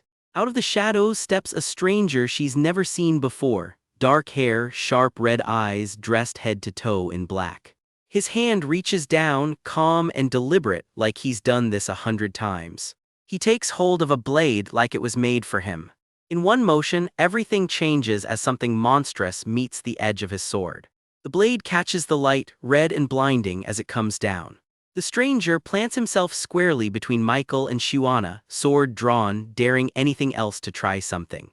And just like that, Michael is down for the count, sprawled face first in the dirt. The newcomer doesn't say a word, just keeps his back to her, blade still raised. "Rar Affle," Shuana breathes out, recognizing him at last. There he is, the very stranger she never expected to see standing over her again. Under the moonlight, the two of them stand alone in the sudden quiet, and for once, Shuana isn't the one who has to save herself. In the dead of night, a lone figure with jet black hair and blood-red eyes stares down something out of frame, dead serious. Under a full moon, the tree canopy stretches wide over two small figures making their way through the dark woods below. Turns out one of them is our mystery swordsman from last chapter, blade still drawn, standing guard over a knocked-out knight sprawled at Shuana's feet. A groan slips out of the fallen knight as he stirs, barely conscious, while the swordsman and Shuana just watch him. Somewhere close by, another knight goes down hard, coughing through the impact. He's out cold, flat on the forest floor, courtesy of that glowing blade. "Did you kill them?" the stranger asks flatly. "They're just unconscious," Shuana answers, sizing up the damage. "I heard you've been wandering around doing purifications or whatever." He needles her, nodding at a knight face down in the mud. "Is this your first time seeing something like this? Seriously, are you even a real saintess? You can't do anything right, yet here you are pretending to purify things." He scoffs, and Shuana just about dies of second-hand embarrassment. Up close, he's smug as ever, chewing on a twig with blood still speckled on his collar like it's nothing. He's still holding his glowing red blade, looking way too pleased with himself for a guy who just cleaned house single-handed. With a quick flick, he sheathes the blade like he's done this 1,000 times before. "Anyway, keep my involvement a secret from that straight-laced commander of yours. Got it?" His red eyes leave no room for argument. He flashes her a smug little smirk, clearly enjoying having leverage over her. Then out of nowhere, a thick fog rolls in through the trees. "Hey, Shuana, are you even listening to me?" Someone calls out, but she's gone somewhere else entirely, lost in her own head. Without warning, she screams and just drops, collapsing straight into the fog. "Hey, Saintess," a hand shoots out, trying to catch her before she hits the ground. She's shaking, hand clamped over her mouth, coughing like she can't breathe. "What are you doing? Are you actually scared of some fog?" he asks, baffled. "There's nothing here now. Did something possess you?" he presses, actually looking concerned for once. She coughs out a broken "I want to," before trailing off, and his eyes narrow, watching her way too closely. A ghostly voice bleeds through. "I'm right here. Mom, Dad," a child's spirit reaching out into nothing. "Take me with you too," the voice begs, hands grabbing at an ankle somewhere in the haze. "It's hot, get me out of here," someone screams from inside the memory, flames licking up all around. Shuana gasps mid-vision as something claws for her pendant. "Take me too, save me," the voices just will not stop. She goes limp and he catches her without a second thought, genuinely thrown by what just happened. He grips her hand tight, holding on like he's not about to let her hit the ground. Somewhere between waking and dreaming, light scatters like stars around them both. A memory surfaces from somewhere deep, warm light gathering in an open hand. The vision drifts on, soft and quiet, like a memory neither of them chose to share. A deer drinks from a still forest stream, peaceful, like nothing bad has ever happened here. It's quiet, someone murmurs, walking away from all of it. Then the real gut punch surfaces. I've repeated my life hundreds of times, a confession dropped like it weighs 1,000 pounds. The face behind it belongs to someone who has never once gotten to see how his own story ends. He jolts awake with a gasp, red eyes wide, snapping back to the present. Turns out he's been holding Shuana up this whole time, breathing out slow like he just steadied himself too. Shuana gasps back to consciousness herself, blinking up at the night sky. Feeling better now, he asks. Yes, I'm wide awake thanks to you, she admits, a little too polite for someone who just fainted on him. For a beat, neither of them says a word, the forest gone completely silent around them. I've heard plenty about Baron Hartwind's reputation, but, she starts, glancing past him at the knight still passed out nearby. Were you severely abused as a child? She asks, point blank, and his composure just breaks for a second. My parents aren't that kind of people, he mutters, and Shuana smirks like she doesn't believe a word of it. Somewhere in memory a haughty voice sneers right back, abuse, that's preposterous, yeah, that tracks. As if he scoffs, recalling how she'd clung to him mid-vision, sobbing about how hot it was and begging to be carried out. Word has it some baron and baroness once locked their own daughter away in an attic her whole life, never even taught her to read. Rumor is they eventually sold her off to a temple, he says, watching Shuana's face closely. You were the one clinging to me, remember, saying it was hot, begging to be taken out. If it wasn't your parents, he needles, was it abuse at that precious temple of yours instead? I don't remember any of that, maybe you're the one who's haunted, she fires back, deflecting hard. The haunted ones aren't me, it's your companions who got hit by those evil spirits, he points out.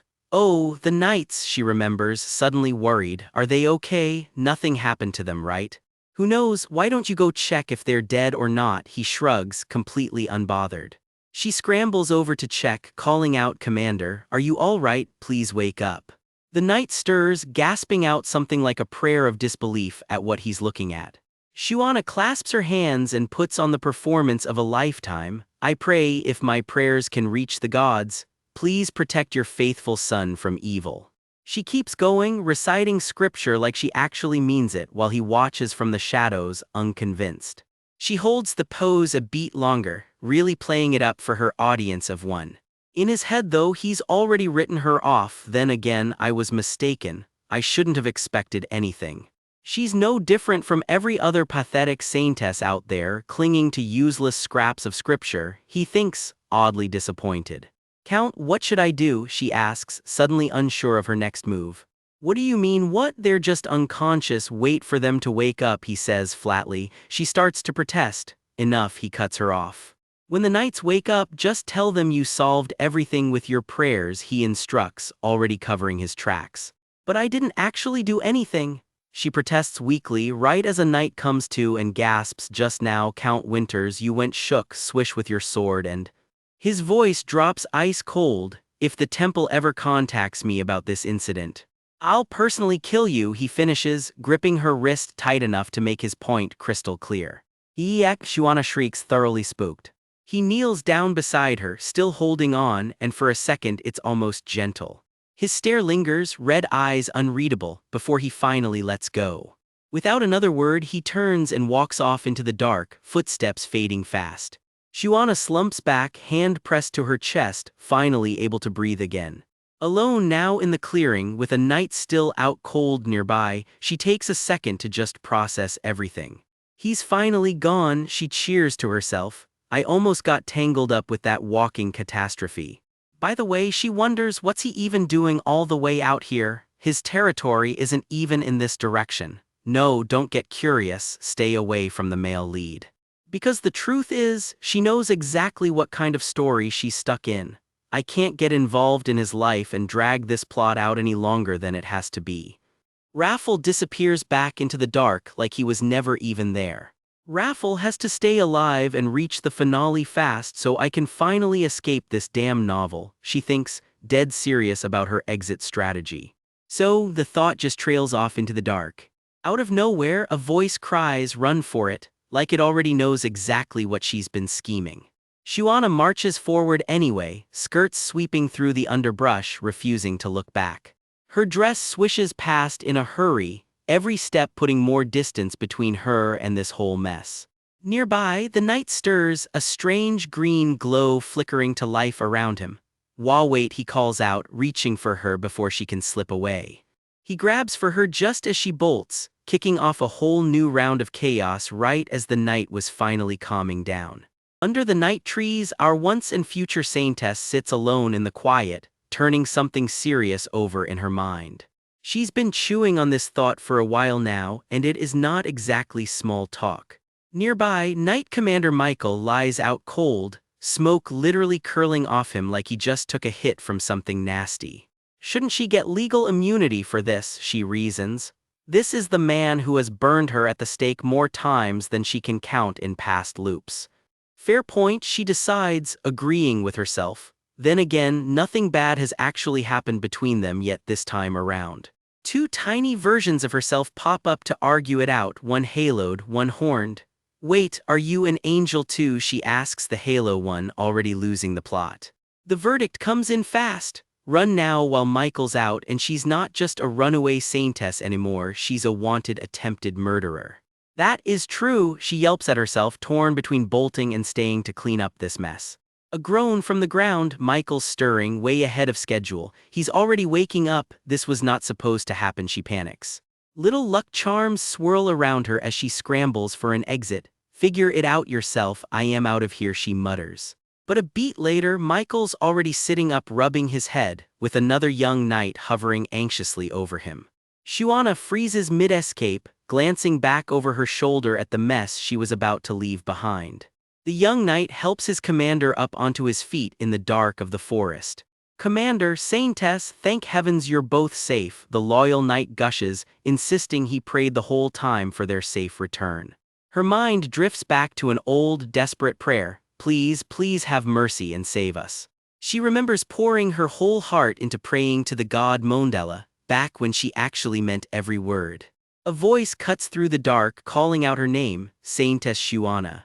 Michael's the one properly waking up now, gasping out his god's name like he just had a religious experience. "If it weren't for the Saintess, we would all be dead," the young knight blubbers, practically in tears over how close that was. Shuana waves it off with practiced modesty. "Please, it was nothing, I simply did what I had to do," she says, thinking something closer to "please just leave me alone." "Since the commander is awake, we shall prepare to depart," the knight announces, gently urging the Saintess to rest. "Thank you," she says simply, watching them get on with it. Off to the side, Michael sits with his arms around his knees, clearly still turning something over in that battered head of his. "By the way, Saintess, what exactly happened out here?" he finally asks, and you can practically hear alarm bells going off in her head.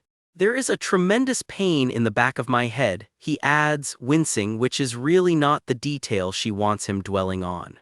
Turns out he'd been smacking the back of his own skull right before he blacked out, so his memory of the whole incident is conveniently scrambled. "Not just my neck but the back of my head too," mutters Commander Michael Severino, finally getting his full name on record. "Do not struggle to recall those moments of agony," Shuana says sweetly, giving her very best impression of someone hiding absolutely nothing. The two of them kneel together in a little staged prayer, all piety and gratitude on the surface. How trivial the remnants of pain truly are compared to the joy of your return to God's embrace, she coos, angelic as ever. Meanwhile, the actual thought screaming through her head is a lot less holy. "Don't you dare remember that I kicked you, just let it go, you bastard." "Saintess Shuana," Michael says quietly, something shifting in the way he's looking at her. "Thank you for risking yourself to save me from evil," he says, head bowed like she personally hung the moon. He presses his hands together in genuine, full-hearted gratitude. She really did luck into the easiest cover story of her life. Shuana keeps her serene little smile locked in place, the picture of holy composure. The temple is the home of the saintesses, a sacred space to serve God. Michael starts, clearly building up to something. Because there have been cases where a saintess and a knight disappeared together during a long assignment, he adds, giving her a very pointed look. He sits stiffly, hands folded, clearly choosing his next words with way more care than usual. "Ah, right, there was that method too," Shuana murmurs, an idea clicking into place. She presses a cloth to herself with a small sigh, working up to something. "Commander, take this," she says, holding it out to him. "Wrap this around your neck and the swelling will go down quickly," she instructs, already moving to help. She wraps the cloth around his neck herself, hands lingering a little too long for someone who's supposedly just being professional. "Saintess, I can do this myself," Michael sputters, flustered by the sudden closeness. "But you're injured," she insists. "You were hurt this badly while protecting me." She finishes tying the bandage anyway, ignoring his protests completely. "I get injured like this all the time during training," he mumbles, trying and failing to play it cool. "Compared to that, this is nothing," he insists, right as Shuana raises an eyebrow. "Oh my, Commander." His whole face goes tomato red. "I think you're even starting to run a fever," she notes, absolutely delighted. "Your face is flushed and burning up," she says, leaning in for a closer look, which does not help his situation at all. Michael's eye goes wide, somewhere between panic and total system failure. "I am fine, Saintess. Thank you for looking after me. I'll handle the rest," he blurts, scrambling to reclaim some dignity. Alone with her thoughts again, Shuana admits the truth. This celibate cultist could still brand her a witch and burn her alive if she slips up. "For my safety, I have to make sure he's the one who confesses first," she decides, hatching an actual plan to make Michael fall before she has to. Q Phase 1, a very convenient stumble. "Saintess, are you all right?" Michael calls out, taking the bait instantly. "Ah, I think I sprained my ankle," she winces, and he's kneeling at her side in an instant. "Let me take a look." "Ouch," she murmurs as he presses gently around the joint. "Does it hurt when I press here?" "Ah," she gasps right on cue. "How about here?" he asks, dead serious about his impromptu medical exam. "Ah, there too," she sighs. "Oh dear, it seems you've sprained it badly," he concludes, fully committed to the bit. His hand creeps higher up her leg to properly check the damage, and you can feel the exact moment his brain short-circuits. "You have to examine the injury if you do this," he reasons with himself while Shuana just watches him squirm. "But Commander," she adds, twisting the knife. "It's a bit embarrassing since my legs are bare," she adds, and honestly that might be the final straw. "Ah," Michael chokes out, his brain visibly buffering in real time. His face goes fully nuclear red, somewhere between fainting and combusting on the spot. And down he goes. I'm so sorry," Shuana yelps, not sounding sorry at all as Michael keels straight over. She stares, genuinely stunned that her little scheme just short-circuited a grown man. The two of them end up in a very undignified heap on the forest floor. Michael bolts upright like he's been electrocuted, completely mortified. "I didn't see anything," he insists, already halfway into a dead sprint away from the scene. "Don't fight your instincts, tell me to run away with you," Shuana yells after him, grinning like the menace she is. Once he's gone, the smugness drains right out of her. "To think I'm struggling this hard just to seduce the man who's burned me to death several times," she mutters. "My situation is honestly pathetic enough to pity." Because here's the thing, after a dozen or so regressions, even she is running on fumes. She wanders on under the moonlight, well and truly exhausted by all of it. Her mind drifts somewhere darker. How much more hopeless must someone feel after living through so much worse than her? "Spending a lifetime where nothing you do ever moves you forward," she murmurs, thinking of one person in particular. That someone is Raffle, the mysterious swordsman who once burned an entire empire to the ground before dragging himself down with it. "I think I'm starting to understand the choice he made," she admits. "I never imagined I'd end up empathizing with a man like that." Then a voice cuts in from nowhere. "Truly, how pitiful." Shuana whips around, indignant. "Who exactly are you calling pitiful?" Somewhere nearby, a small figure rests in a moonlit clearing, half swallowed by the glow. The water beyond sits still and glittering, like it's waiting for something to surface. And surface it does. A dark-haired figure rises out of the water, back turned, utterly unbothered by having an audience. It's Raffle in the flesh, looking entirely too pleased with himself for someone half undressed in the middle of the woods. "Saintess Shuana," he says, low and knowing, like he's been waiting on her this whole time. Under cover of night, Shuana slips away from the temple and drifts down toward a hidden lake glowing pale blue in the middle of the forest. She creeps closer to the water's edge. The whole clearing shimmers in crystal light, the perfect secret spot to be alone, or so she thinks. Someone is already gliding silently under the surface, and it is definitely not a lake monster. Up he comes, shirtless, smug, and instantly recognizable. Count Raffle Winters, casually enjoying his own private bath. He calls out, all mock innocence, that he didn't know she had a hobby of spying on people while they bathe. She shrieks, sputtering at him to cover his chest, mortified at getting caught staring. He just blinks at her, genuinely baffled, while she scrambles to cover her own eyes instead. Flailing to get away, she trips and goes down with a graceless thud. He just stands there in the water, watching her stumble off without a word. Nursing her sore feet, she grumbles that this must be karma for all the time she has faked being hurt. She slumps to the ground in the trees, still rattled from the whole encounter. Now dressed again, Raffle finds her and asks flatly what she is doing alone out here instead of heading back. He steps closer through the flowers, unhurried. He tells her running into each other was pure coincidence, so she shouldn't read into it. She quietly sighs, relieved he's not actually furious. He holds out a hand to help her up off the ground. "Stop muttering and get up already," he snaps, patience clearly running thin. Their hands finally meet as he hauls her back to her feet in the moonlit clearing. He tugs her up by the wrist without much patience for her fumbling. His face says he is already regretting this whole rescue. She yelps as his grip closes around her wrist. "I can get up by myself, you know," she snaps, cheeks still burning. "Taking your anger out on me? Must be having a bad day," he needles her, clearly enjoying it. She fires back that she is getting lectured by a pervert who bathes half naked in a lake. He blinks, pervert. "Takes one to know one," he shoots back, flicking her forehead. "You're the one trying everything to seduce a holy knight." "Oh, how did you even know that? I mean, I never did that," she sputters, and he warns her she has no idea what's really going on around her right now. "You can see ghosts," she gasps, completely thrown. Holy knights sometimes catch a glimpse of a stray spirit, sure, but actually seeing ghosts on a regular basis like this, unheard of.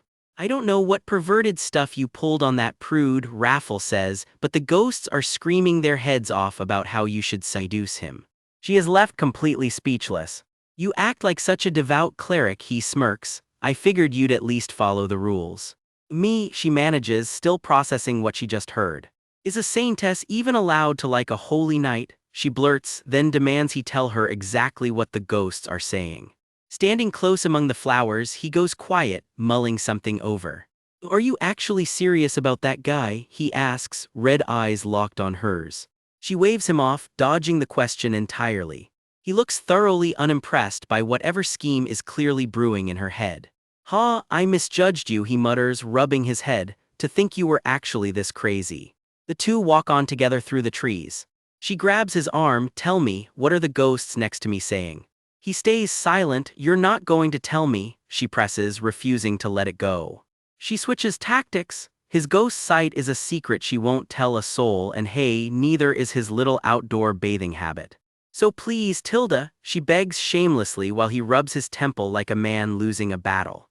She wears him down until he caves. They just said to smile when she makes eye contact and to react well to him. Cue a little daydream as she pictures herself giving the advice a try. Like this, she asks, practicing her most coy, coquettish smile. In her fantasy, she's dolled up in a gorgeous gown surrounded by blossoms, playing the perfect seductress.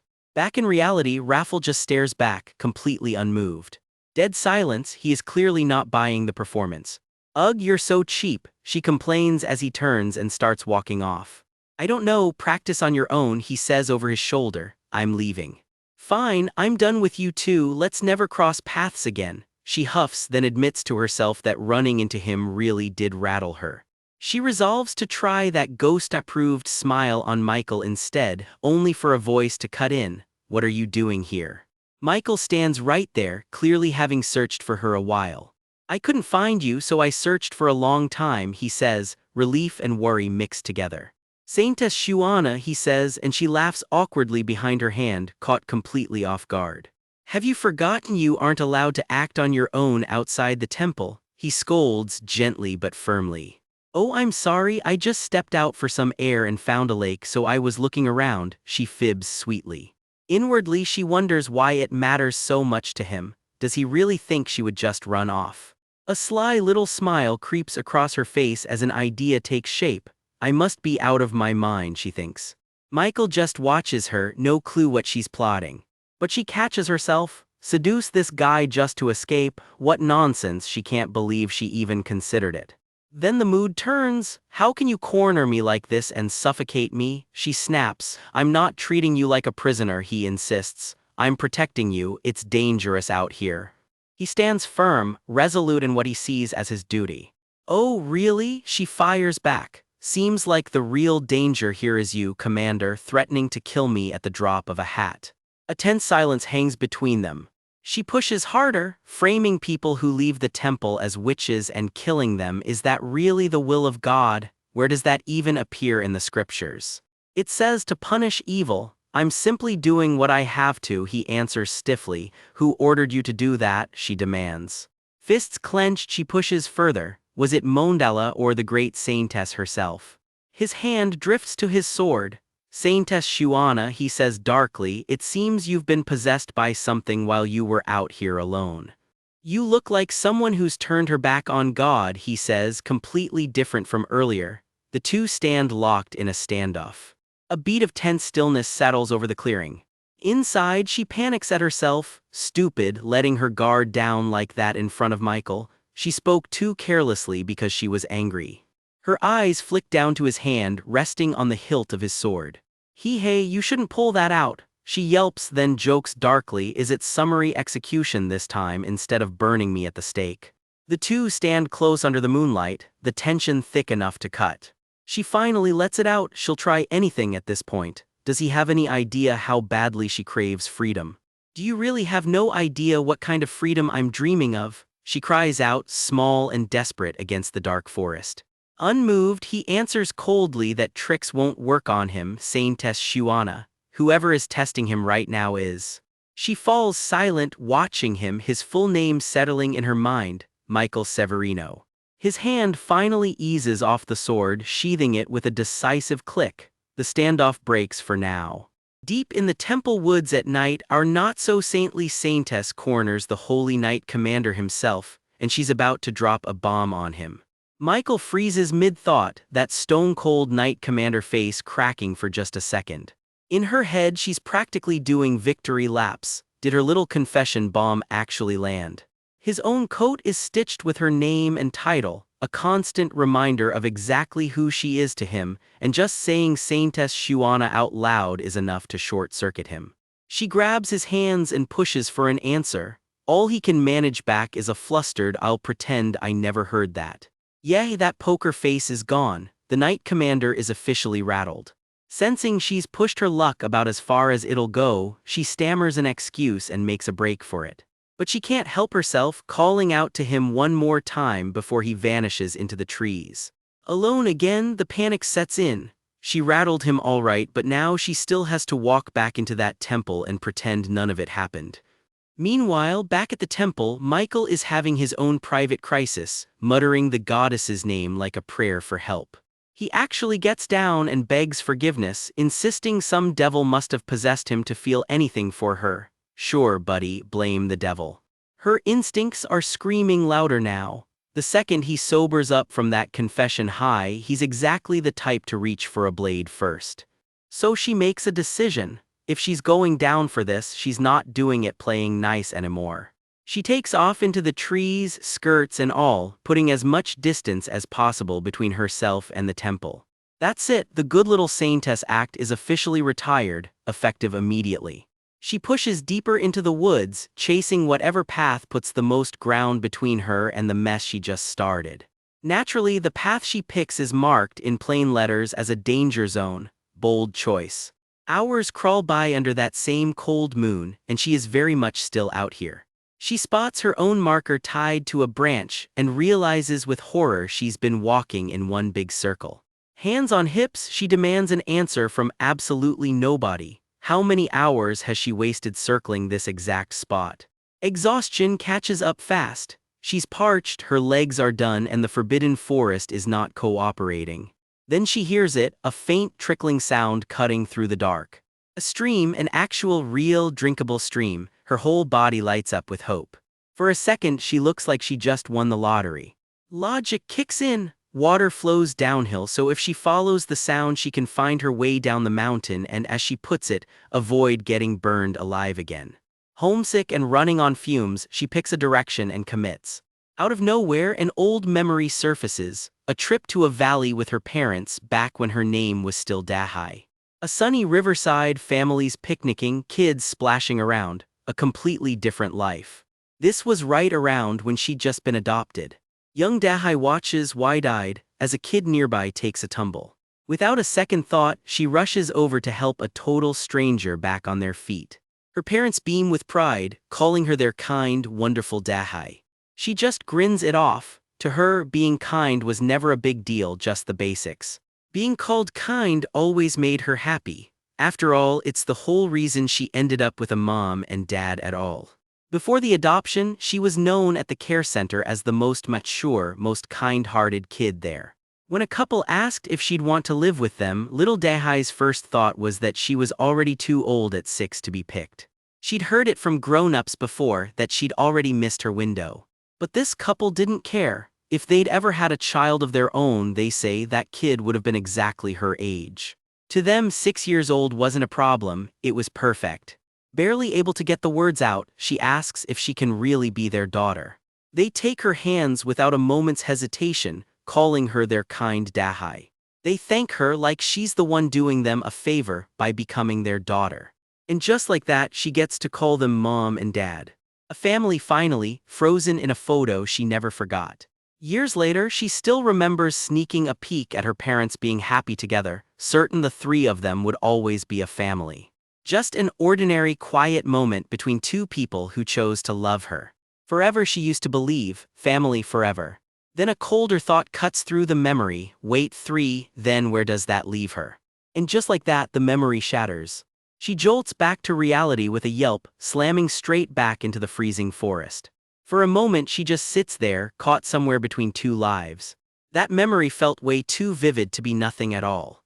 Then the real horror hits, she's back at the exact same tree. She swears she heard that stream. Something drips in the dark that has nothing to do with any stream. A wet, giggling little voice starts murmuring out of the shadows. Every hair on her body stands up at once. The thing notices her trying to sneak off and calls her out on it directly. She's faked piety in every haunted chapel and cursed ruin in the kingdom, and never once run into an actual ghost until tonight. She sprints blind through the dark, branches tearing at her dress. Her feet give out and she goes tumbling straight down the slope. She lands in a heap, gasping, completely wrecked. Before she can even catch her breath, a voice out of nowhere tells her to get lost quietly unless she wants to die, then casually asks if she isn't already dead. Excuse her what? That particular flavor of rudeness rings a bell. She's pretty sure she's met this jerk before. She doesn't budge an inch. So she talks right back, completely unbothered. He finally turns around, black hair, blood-red eyes, sword at his hip, and he is still insulting her face. Something about the way he's staring at her makes her stomach drop. She lets out a scream that echoes through the whole forest. And for once, it's him who looks genuinely stunned. Turns out he never actually left, he just kept lurking nearby and she calls him on it. Without a word, he takes her scraped-up hand and quietly heals it with a soft glow of light. So much for get lost. Turns out the mysterious swordsman has a soft side after all. By the end of the night, he's the one walking her out of the forest, hand in hand. Whatever just happened out here, it is clearly not over between these two. Somewhere in the dark, Shuana's voice rings out, "Count, please help me." Moments later, she's walking hand in hand with him through a moonlit forest, the black-cloaked swordsman known as Count Winters leading the retired SAINTESS deeper among the flowers. So were you just talking to ghosts? She needles him, hands still locked together. Some weirdo is clinging to me, gurgling nonsense at my ear, he grumbles, clearly less than thrilled with his new shadow. She just blinks at him, stunned he'd call her a weirdo right to her face. Recognition finally dawns as she puts the name to the face gripping her hand. Raffle, Count Winters. Hold that thought, he mutters, tightening his grip on her hand before she can pull away. Raffle covers his face, clearly regretting every choice that led here. Stay right there, let me think for a second. They keep walking anyway, side by side through the trees, whatever just happened apparently already forgiven. Raffle deadpan states the obvious, the wind is blowing. Shuana squints, unimpressed by his small talk. Yes, well, probably because we're in a forest, smells like grass too. It's quiet, Raffle says, quieter now himself. Yes, is all he adds, voice low against his collar. Shuana eyes him sideways, half convinced he's actually talking to ghosts. What is he even mumbling about? Is he communing with spirits? He just smirks, red eyes catching the moonlight, giving absolutely nothing away. He finally turns the question back on her. You, who exactly are you? A SAINTESS, she stammers, and he just gives her a flat look like that's not remotely what he asked. Sorry I grabbed you, she says sheepishly. Can we talk after you actually let go of me? Hands still tangled together, she can't help but marvel, is that why her vision's suddenly sparkling so brilliantly? Raffle cuts straight to it, just what is your identity? Her gown flutters between them as neither one quite lets go. I have no idea what you're talking about, Raffle deflects flatly, clearly just as lost as anyone about what's going on here. Footsteps close in behind them. Michael, the Holy Knight Commander, has found them, hand already on his sword. His golden, cross-emblazoned collar comes into view first, cold and official, before the rest of him does. So you intend to kill whoever it is either way. How cruel, Raffle needles while Michael curses under his breath, busted. Michael doesn't hold back. Contacting an outsider without authorization is a serious charge, and Shuana's excuse, this was just a coincidence, somehow I doesn't land at all. He names the swordsman outright, Count Winters, while Raffle quietly pulls Shuana behind him. Michael's demand is blunt, release the SAINTESS. His jaw is tight, eyes cold, he is not negotiating. Raffle doesn't budge, needling him instead. And if I release her, you'll just drag her back and burn her at the stake as a witch, won't you? Shuana panics between them. Why are you provoking him for no reason? Michael's blade is already starting to clear its sheath. Michael's threat turns lethal. If you do not release SAINTESS Shuana, Count, I will execute you in the name of the divine. The same goes for you, SAINTESS, for unauthorized desertion to meet him, he adds, sword glowing. Though I suppose you can hardly be called a SAINTESS anymore. That last line lands like a slap. Shuana's eyes brim with tears at being disowned by her own title. Sword drawn now, Raffle muses almost lazily that the Temple of Mondella was built high on a mountain. Of corpses, he finishes with a dark little smile, shielding Shuana as he squares up to Michael. Michael roars, utterly done with both of them, how dare you? His eyes blaze. To him, this is nothing short of blasphemy against the divine. Steel meets steel as the two men collide in midair, Shuana caught helplessly right below the fight. Raffle doesn't even look worried, if anything he looks entertained. Shuana yelps, ducking as the fight rages far too close for comfort. Swords crash again and again, sparks and shouts filling the clearing. Michael is sent reeling, his own men crying out his name in shock. Raffle barely breaks a sweat, clearly enjoying himself far more than he should. A single kick sends Michael flying clean off his feet. He crashes down hard, groaning in pain as he hits the ground. Raffle turns practical, muttering to Shuana, "Look, Shuana, killing this stuffed shirt right here is just going to be a headache." "Why?" she asks, and he lays it out. "A whole line of fanatics will come chasing us down to catch the Knight Commander's killer, won't they?" "That is true," she admits. Michael, bloodied and furious on the ground, spits out his own diagnosis. "It seems both of you are thoroughly possessed by demons." Raffle eyes her, weighing his options. What to do? Is this even salvageable? "But I can't exactly let him take you away either," he admits, still holding her close. He turns back to Michael with a cold little smile. "You're afraid of fire, aren't you?" Shuana's jaw drops. Was he just talking to me? It seems starting over would be better, Raffle muses mid-sword fight, like he's already decided something much bigger than this fight. Huh, what did you say? Michael demands and Raffle just smiles. There will be a next time, so don't be scared. The ground gives way beneath them, and Michael goes tumbling backward off the cliff. Shuana is falling too, dragged into the same plunge. Next time, Michael chokes out mid-fall, grabbing uselessly at empty air. The three of them plummet together toward the dark tree line far below. Raffle falls right alongside them, utterly unbothered by the drop. See you around, SAINTESS, he says calmly, like falling off a cliff is just another Tuesday. Shuana reaches for him, panic finally breaking through. Raffle, she screams into the wind, his name tearing out of her. Her star pendant catches the light as everything around her seems to freeze. She jolts awake somewhere else entirely, stunned. I thought there'd be some complicated rules or conditions to this. A nun's voice snaps at her from the hallway. You're on cleaning duty today, and Shuana realizes with a jolt exactly when and where she is. Ah, is that so? Hey, are you even listening to me? Someone presses, oblivious that her whole world just got rewritten. Gripping the sheets, it hits her fully. I didn't die, I regressed back to this exact point in time. The other nuns just assume she's faking sick to dodge chores, muttering about complex rules or conditions among themselves. Elsewhere, an apologetic nun rushes past. Sorry, Errol, something urgent came up, leaving Shuana sprawled right where she tripped. Ouch, hey Shuana, Errol yelps, helping her up, then adds, almost proud, that was the round I survived the longest too. Passing nuns clutch their pearls. Oh my, how scandalous, behaving so frivolously, looking like that.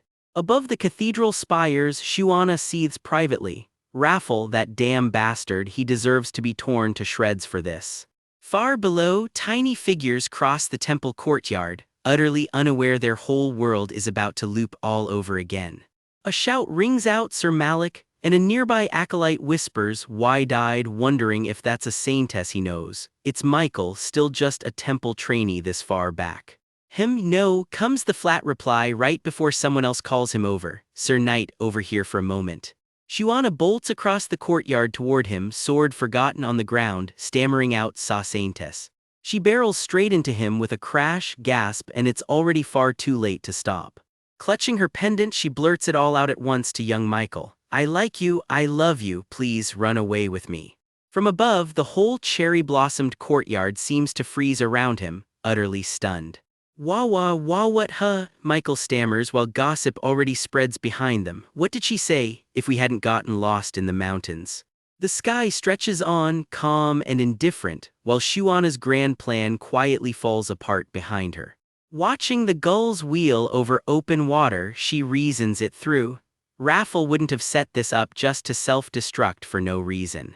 His old words echo back to her on the deck. What? Start over, there's a next time, so don't be surprised. Dockhands haul cargo past her, completely oblivious to the woman quietly plotting her escape from her own fate.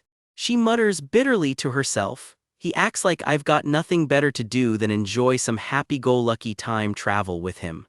Still, she's got a plan of her own now. I need to get back to my parents, who must be worried sick, as soon as possible. Standing on deck, she grips a stranger's arm for balance, eyes fixed on the horizon ahead. Surely, she murmurs to herself, watching the waves crash below. Whatever's coming, she's ready for it this time. Weeks later, their stolen ship is still cutting across open water, putting more and more ocean between them and everyone hunting her. Over a month on the run and still nobody's caught them. Her getaway knight can hardly believe their luck is holding.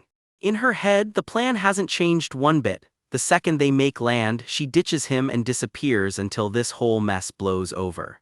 He will not stop talking. She just nods along, already tuning him out completely. Please, Shuana darling, he says, something soft creeping into his voice, but she was not listening at all. What did you say? He leans in at the railing, earnest as ever. He wants to know everything about the woman he is supposedly spending his life with. She stalls, forcing a smile. It's not exactly a thrilling story. She remembers warning off a nosy stranger once, snapping that she barely knows the rumors about herself so everyone else can back off too. So she settles in, flashes her best trust me smile and starts spinning him a childhood. Once upon a time, she says, she used to imagine she was a princess locked away in a tower. Believing some gallant hero would come rescue her always made the loneliness a little easier to bear. A child's crayon drawing flickers up in her memory, a princess, a hero, a happy ending scribbled in bright colors. And every once in a very long while, she'd let herself hope the parents who abandoned her might actually come back. He fills in the blank for her. Oh, you mean the house of Baron Hartwon who left you at the temple? Like it's a story he's already heard before. She goes quiet for a beat, watching the horizon instead of him. Right, them, she says flatly, and behind her, a geyser of seawater shoots straight up, like the ocean itself does not buy it either. The ship sails on, sun glinting off the waves, nothing but open water in every direction.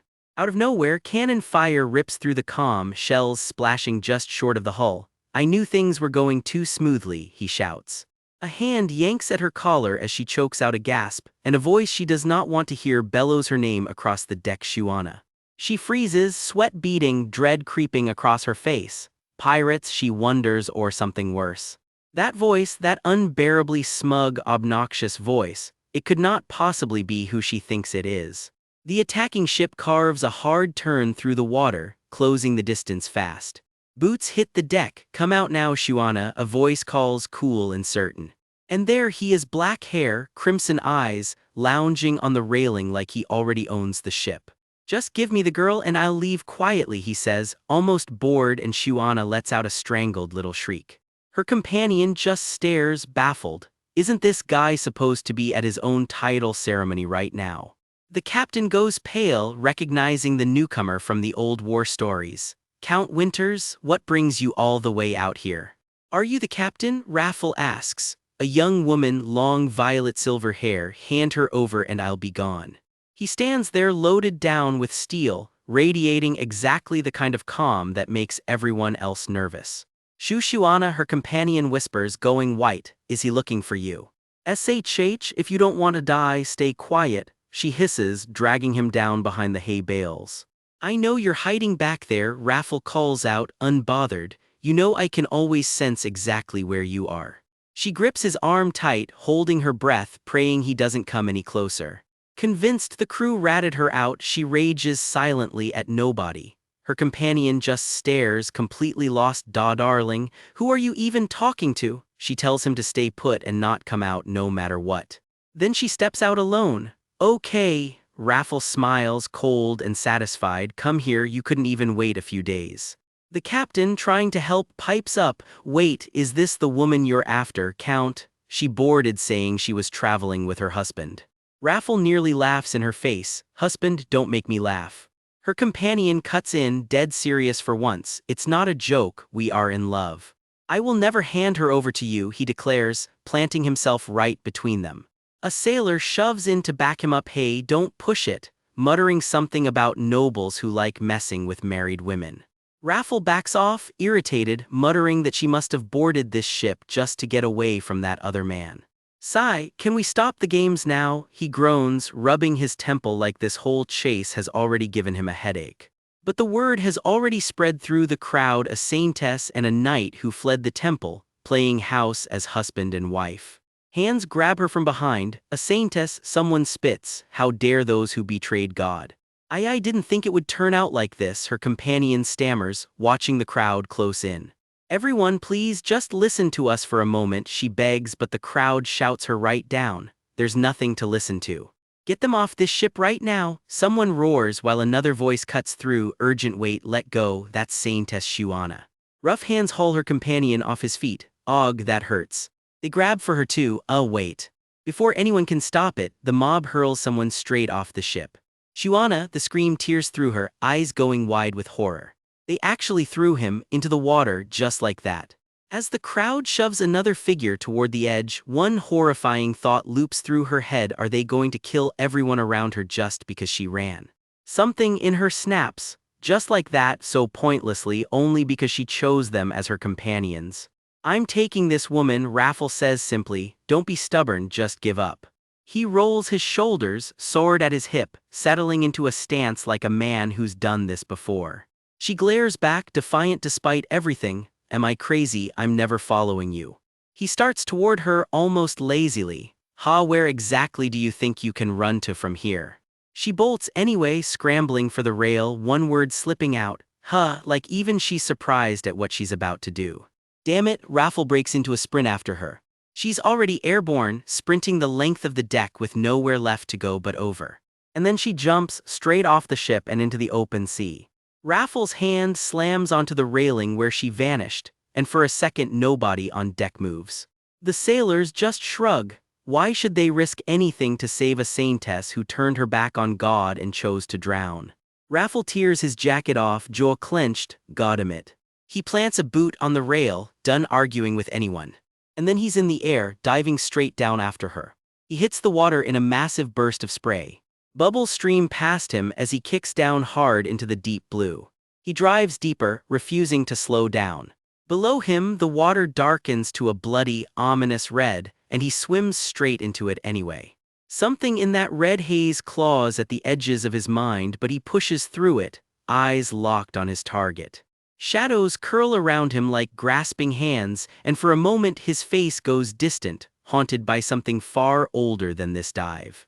Above him, her silhouette drifts in the light, sinking further from the surface with every second. He reaches her, wraps her up, and kicks hard for the surface, breaking through with a gasp. Shuana, Shuana, Saintess, he shouts, hauling her against him in the open water. Answer me, open your eyes, breathe. He checks for her pulse for any sign of breath at all. Curse it all, he snarls, fear cracking straight through the anger. Holding her close, one thought loops through his mind. If this Saintess dies, then his life will end up no different than every single one that came before it. He kicks them both up toward the light, Bubbles trailing behind.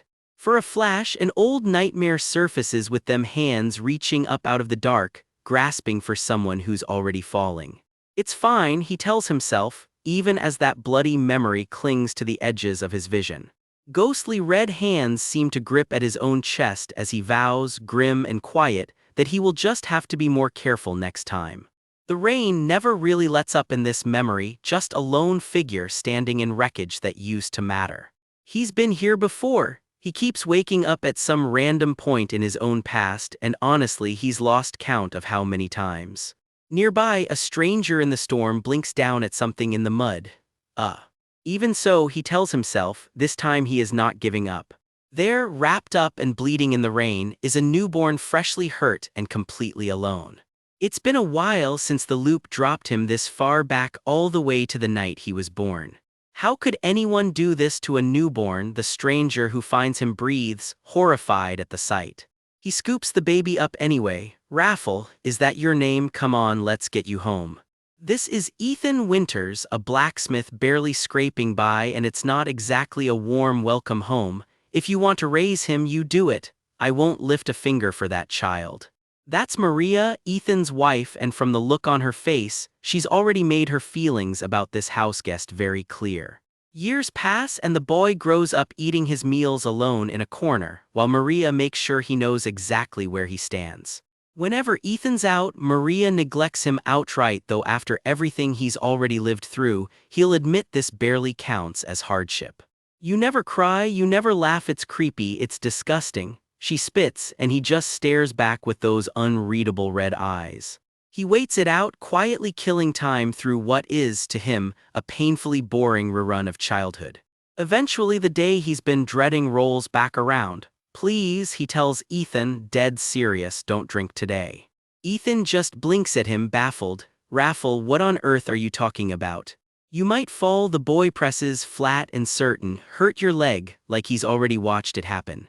Ethan brushes it off and heads out anyway, same as always. And the same accident finds him anyway, it repeats every single time, no matter what he tries. A scream cuts through the rain, but he refuses to give up, he just keeps trying, loop after loop after loop. Today he says again, older now but just as insistent, please go out and do not come home, he finishes. Ethan just frowns at the hammer in his hand. Why? He's not exactly subtle about it either. Under the table, his own leg still carries an old injury. And don't sleep out on the street either, he adds. Ethan just studies him in silence, clearly wondering what's gotten into the kid this time. Last time around, robbers beat Ethan to death out on the street, so if he plants the idea now, surely the man will at least get himself a room for the night.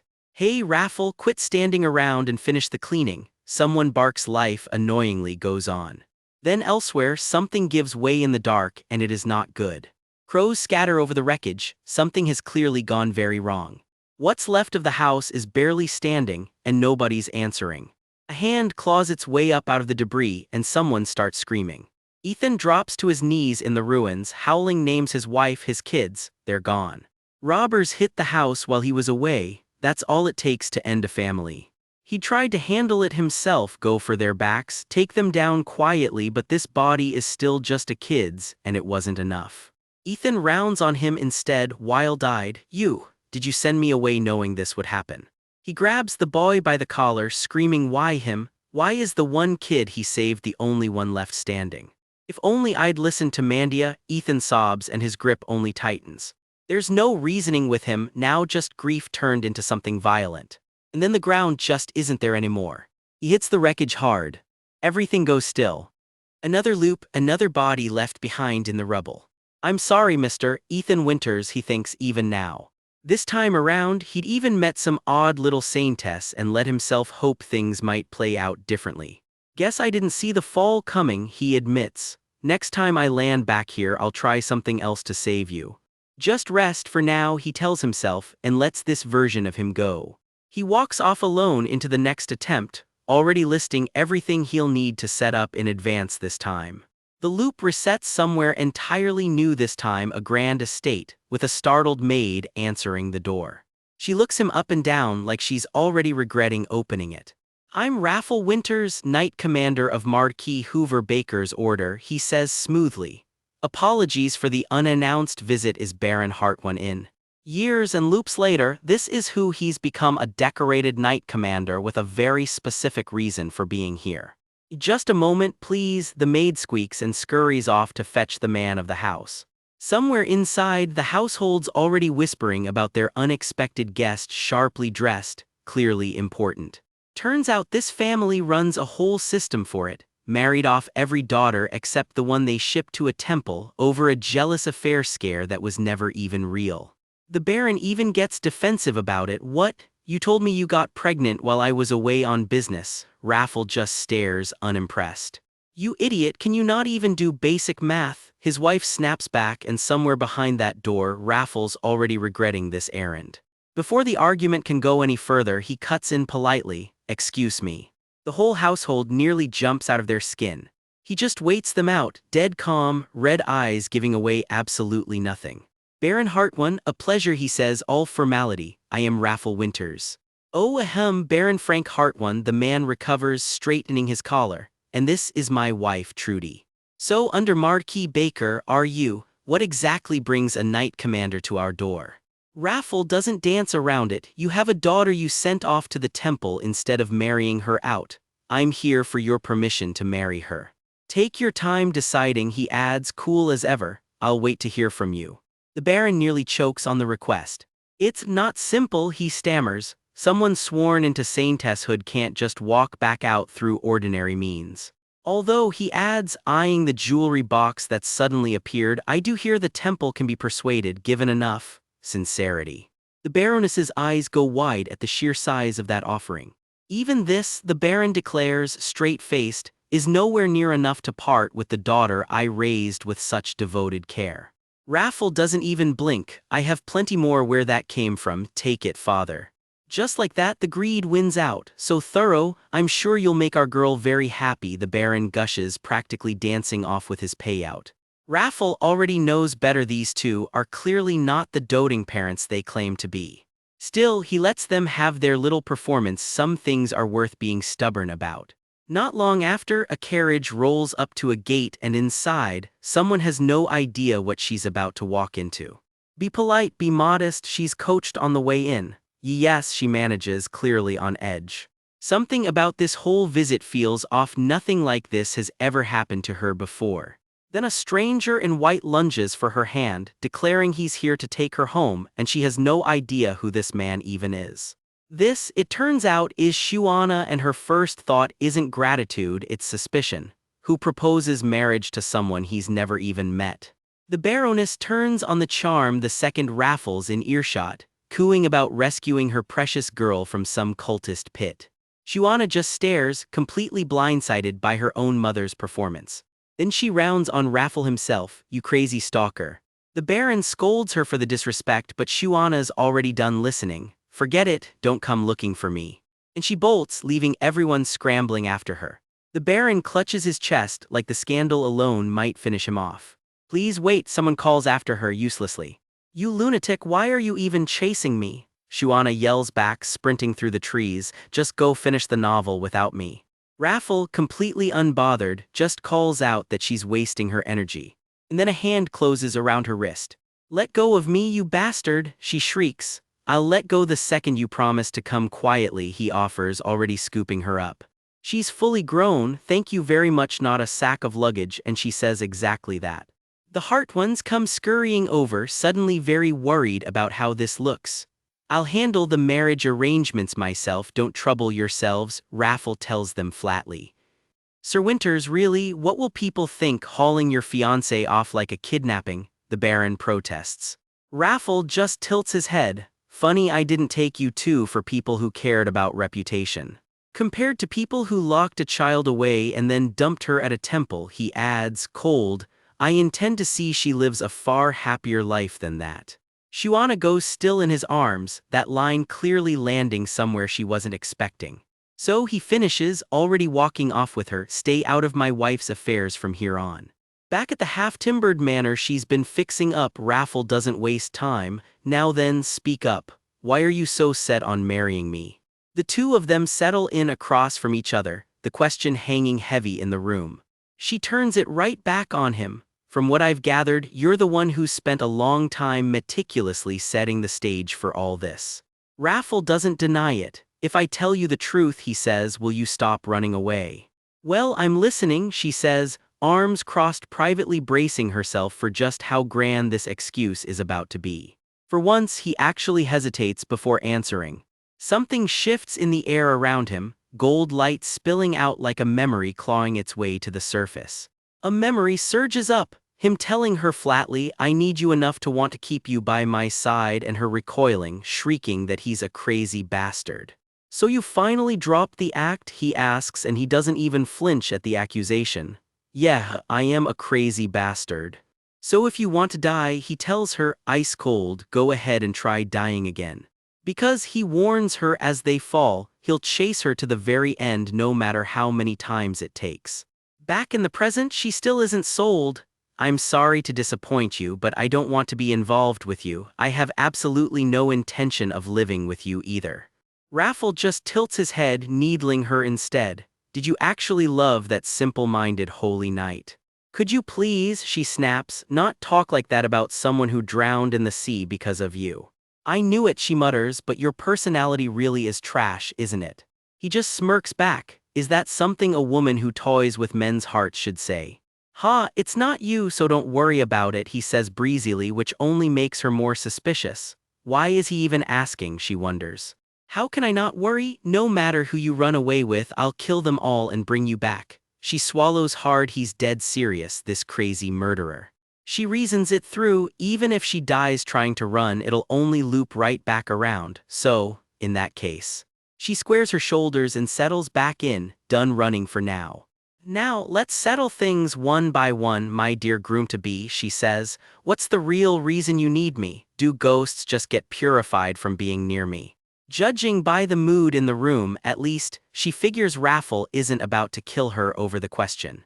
"Evil spirits aren't purified," he corrects her. "They're just locked away," she repeats. "If I cut them down, I can make them cling to my sword instead," he explains. That's why the stench of rotting corpses and the screams of the damned always echo straight out of his blade. They aren't just sealed in the blade either, they're scattered everywhere. "Raffle," she asks, worried now, "even if I die for them the way they want, I just keep coming back to life, again and again." A nightmare flickers behind his eyes, horned skulls, grasping hands, a life he can't escape no matter how many times it ends. A cursed life driven mad by evil spirits for all eternity. You can't hear them so you wouldn't know, he mutters, his voice going distant. This very moment, they're circling around us right now. His back is to her and something in his voice makes her go cold. Fell. I'll kill every last one of them, everyone whispering at me. He's slipping somewhere she can't follow. Raffle, she shouts. She lunges and grabs his hand before he can go any further. Slowly, the tension drains out of him as her grip holds steady. Are you okay? She asks softly. Calm down, take a deep breath. Something in him goes still, like he can't quite believe the quiet. He lets his eyes fall shut, just breathing for a second. When your hand touches mine, he starts and doesn't quite finish the thought. For as long as she's holding on, he tells her, he can neither hear nor see any of them at all. It's so quiet, he breathes, like the world I knew has changed completely to the point that everything I've fought through until now suddenly feels hollow. A memory bleeds in a mob of villagers recoiling from a small boy, screaming at him to get lost, that he's disgusting. Horrible, just looking at your face makes me sick, one spits. Another whispers that he's been seen shouting at empty air like he's lost his mind. That devil's child, they used to call him. Back in the present, Shuana fumbles for something to say. Before it can get too sappy, she flails a leg out and kicks him clean off, mortified at her own mood swing. Enough, let go, he grumbles, catching her flailing hands. Good grief, and here I actually felt bad for you. Alone with her thoughts, she wonders, does she actually have some kind of ability or did she just get lucky? I never heard anything like that back at the temple, she muses. Did you ever hold hands with anyone there? Of course, Michael even escorted me around plenty. And that guy never said anything strange. She thinks back to all those times she faked her way through a purification ritual. Actually, during one prayer, his reaction really was a little odd now that I think about it. What about the simpleton knight you eloped with? Raffle presses, you two must have held hands plenty. Wow, you know that sounded exactly like a petty, jealous boyfriend just now, right? She deadpans, it's not that, I'm just curious about your ability, he sputters. She just blinks at him, thoroughly unconvinced. What a ridiculous question, Raffle scoffs. There are no good ghosts in this world. But you never know, she argues, maybe they could fight off other ghosts and drive them away. Right on cue, the dish cabinet starts rattling behind her. The plates inside teeter dangerously, like something invisible just took offense. Then everything comes crashing down at once. She shrieks bloody murder, yo, you scared me. What was that? Don't tell me a ghost, it's a common occurrence, he replies, completely unbothered while she clings to the nearest chair. Not a single day goes by where the furniture in this house stays in one piece, he adds dryly. Would good ghosts really do something like that? She's still a little shaken, and he's suddenly a lot closer than she expected. As expected, he thinks once she feels it directly herself, even she can't pretend not to be afraid. He just watches her, visibly fighting off a laugh. She rounds on the empty room instead. Are you paying rent or something? Should I just purify all of you right now? There's a limit to horsing around what if someone actually gets hurt. Are there specific ghosts assigned to make messes and a specific person stuck cleaning them up? She demands while Raffle just stares, completely lost for words. He takes a second just to process the sheer nerve of that question. The ghost who broke it cleans it, he informs her flatly. Who's actually going to clean it then? She asks, unconvinced. Unseen to her, a giggling child ghost bolts past, and Raffle has to physically wrestle a chair back into place. She bursts out laughing the second she catches his expression. He looks up, startled she'd find any of this funny. What? Why are you laughing? I'm being serious here, she protests even as he can't stop grinning at her, maybe for the first time all day.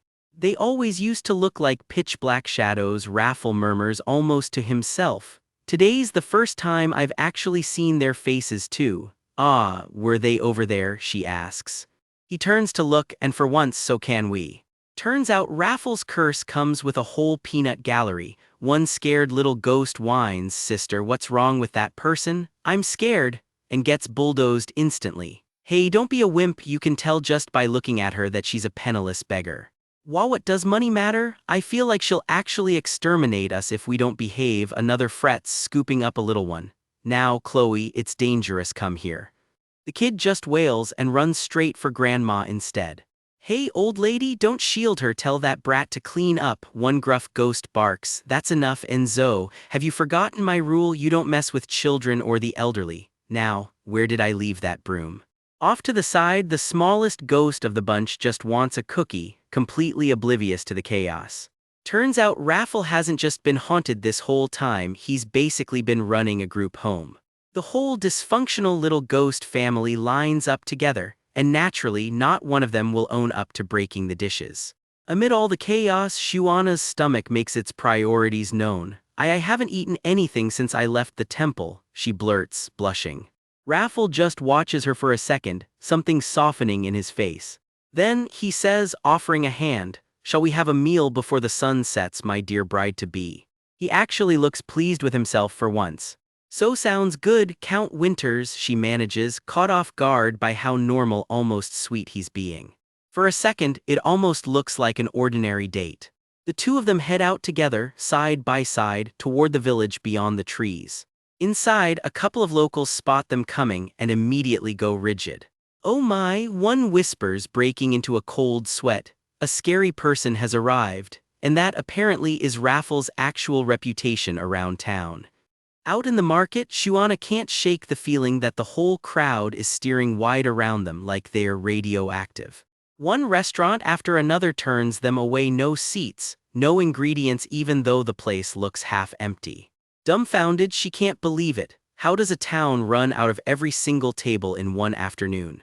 She turns to her tall, dark-haired companion, half joking. Don't tell her she's the one who looks like some runaway temple saintess. Actually, he says it's him. Since he hasn't been given his war hero title yet, to everyone else he just looks like some madman muttering to himself in the street. "Oh, and there's also a rumor going around," he adds, deadpan, "that he drags actual ghosts around wherever he goes." Delighted, Shuana tells him he's apparently a much bigger local celebrity than she gave him credit for. The two of them linger together as the sun sinks over the market stalls, an odd couple nobody quite knows what to make of. She's been brushed off like this her whole life, she thinks, while he just stares, baffled by how little it seems to bother her. Face burning, she keeps walking arm in arm with him anyway, her stomach growling loud enough that they both hear it. They're almost pathetically relieved when a street vendor actually agrees to sell to them, though calling the food edible might be generous. Together they wander into a night festival, lanterns glowing overhead, looking for a moment like a completely normal couple out on a date. Hidden in the bushes nearby, a knot of kids spy on the pair, desperate to make out a single word of what they're saying. One of them panics that she will erase them if she notices, while another reminds everyone that Granny Kate only ordered them to keep the Saintess safe, not gawk at her. An old geezer scolds the kids for slacking off, and the second his back is turned, that's exactly what they call him. In a quick flash of chaos elsewhere, one kid threatens to send another straight to the afterlife if he doesn't behave, and he flinches, begging her not to hit him.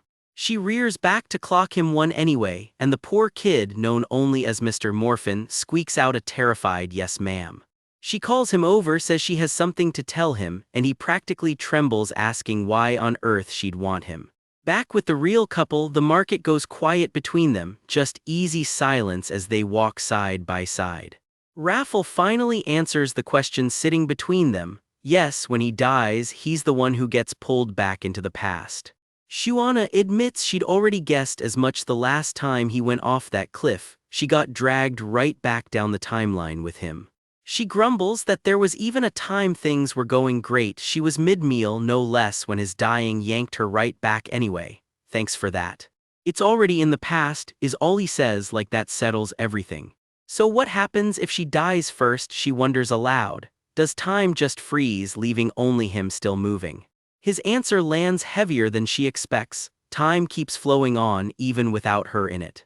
It keeps looping in her head, it only ever stops when he dies, never her. She goes quiet. A slow smile creeps across her face as a new thought forms. Then what if? What if Raffle had never died at all, that day on the cliff? Her mind drifts further back still, past that death, toward every other one that came before it. Like the day she was burned at the stake, condemned by the very people she'd once served. Or the string of deaths before that, over and over, each one somebody else's decision. never hers. Her own life, she realizes, has always been a book somebody else got to slam shut whenever they felt like it. Which really just means her life could have ended at any moment, purely on some count's mood.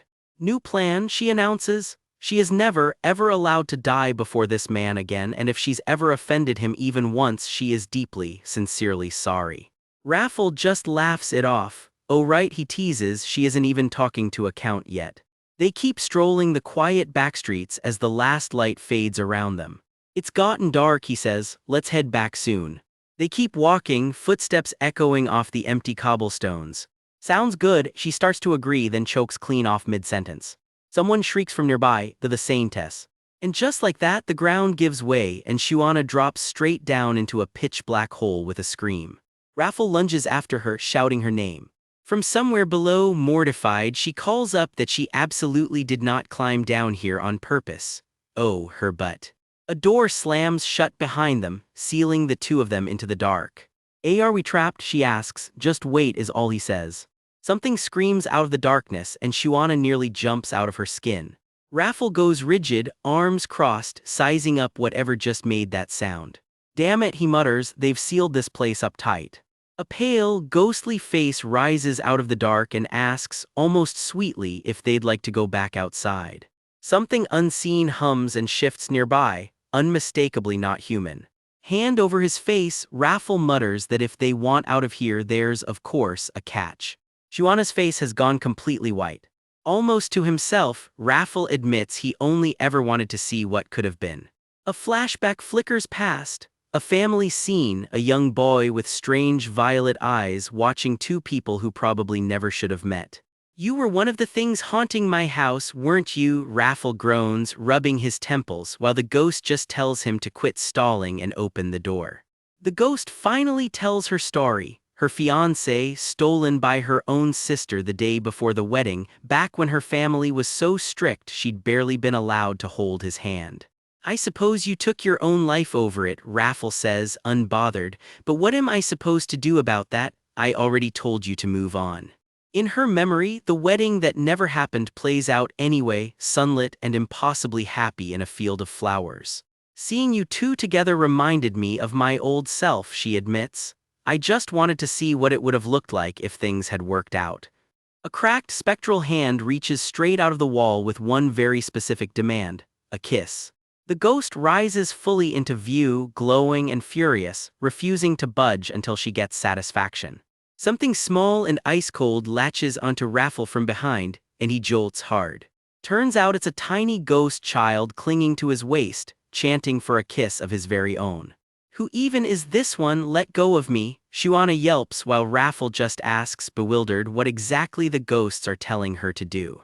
How should I know? Why are these things so strong? She snaps, wrestling one off her arm. She shoves it off with a startled whoa. The floor tilts and somebody stumbles hard, whoa. Raffle crashes straight into her with a yelp and down they both go.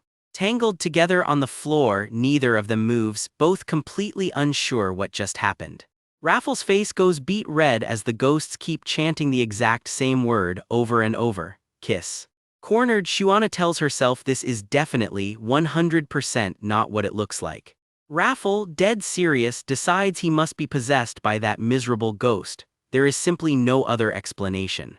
Just bear with it for a second, he tells her, gripping her arm tight.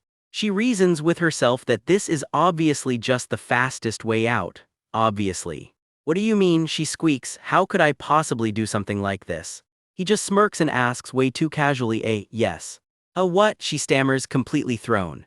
And then the ghosts get their show. The two of them share what has to be the most reluctant kiss in recorded history. We'll spare you the instant replay.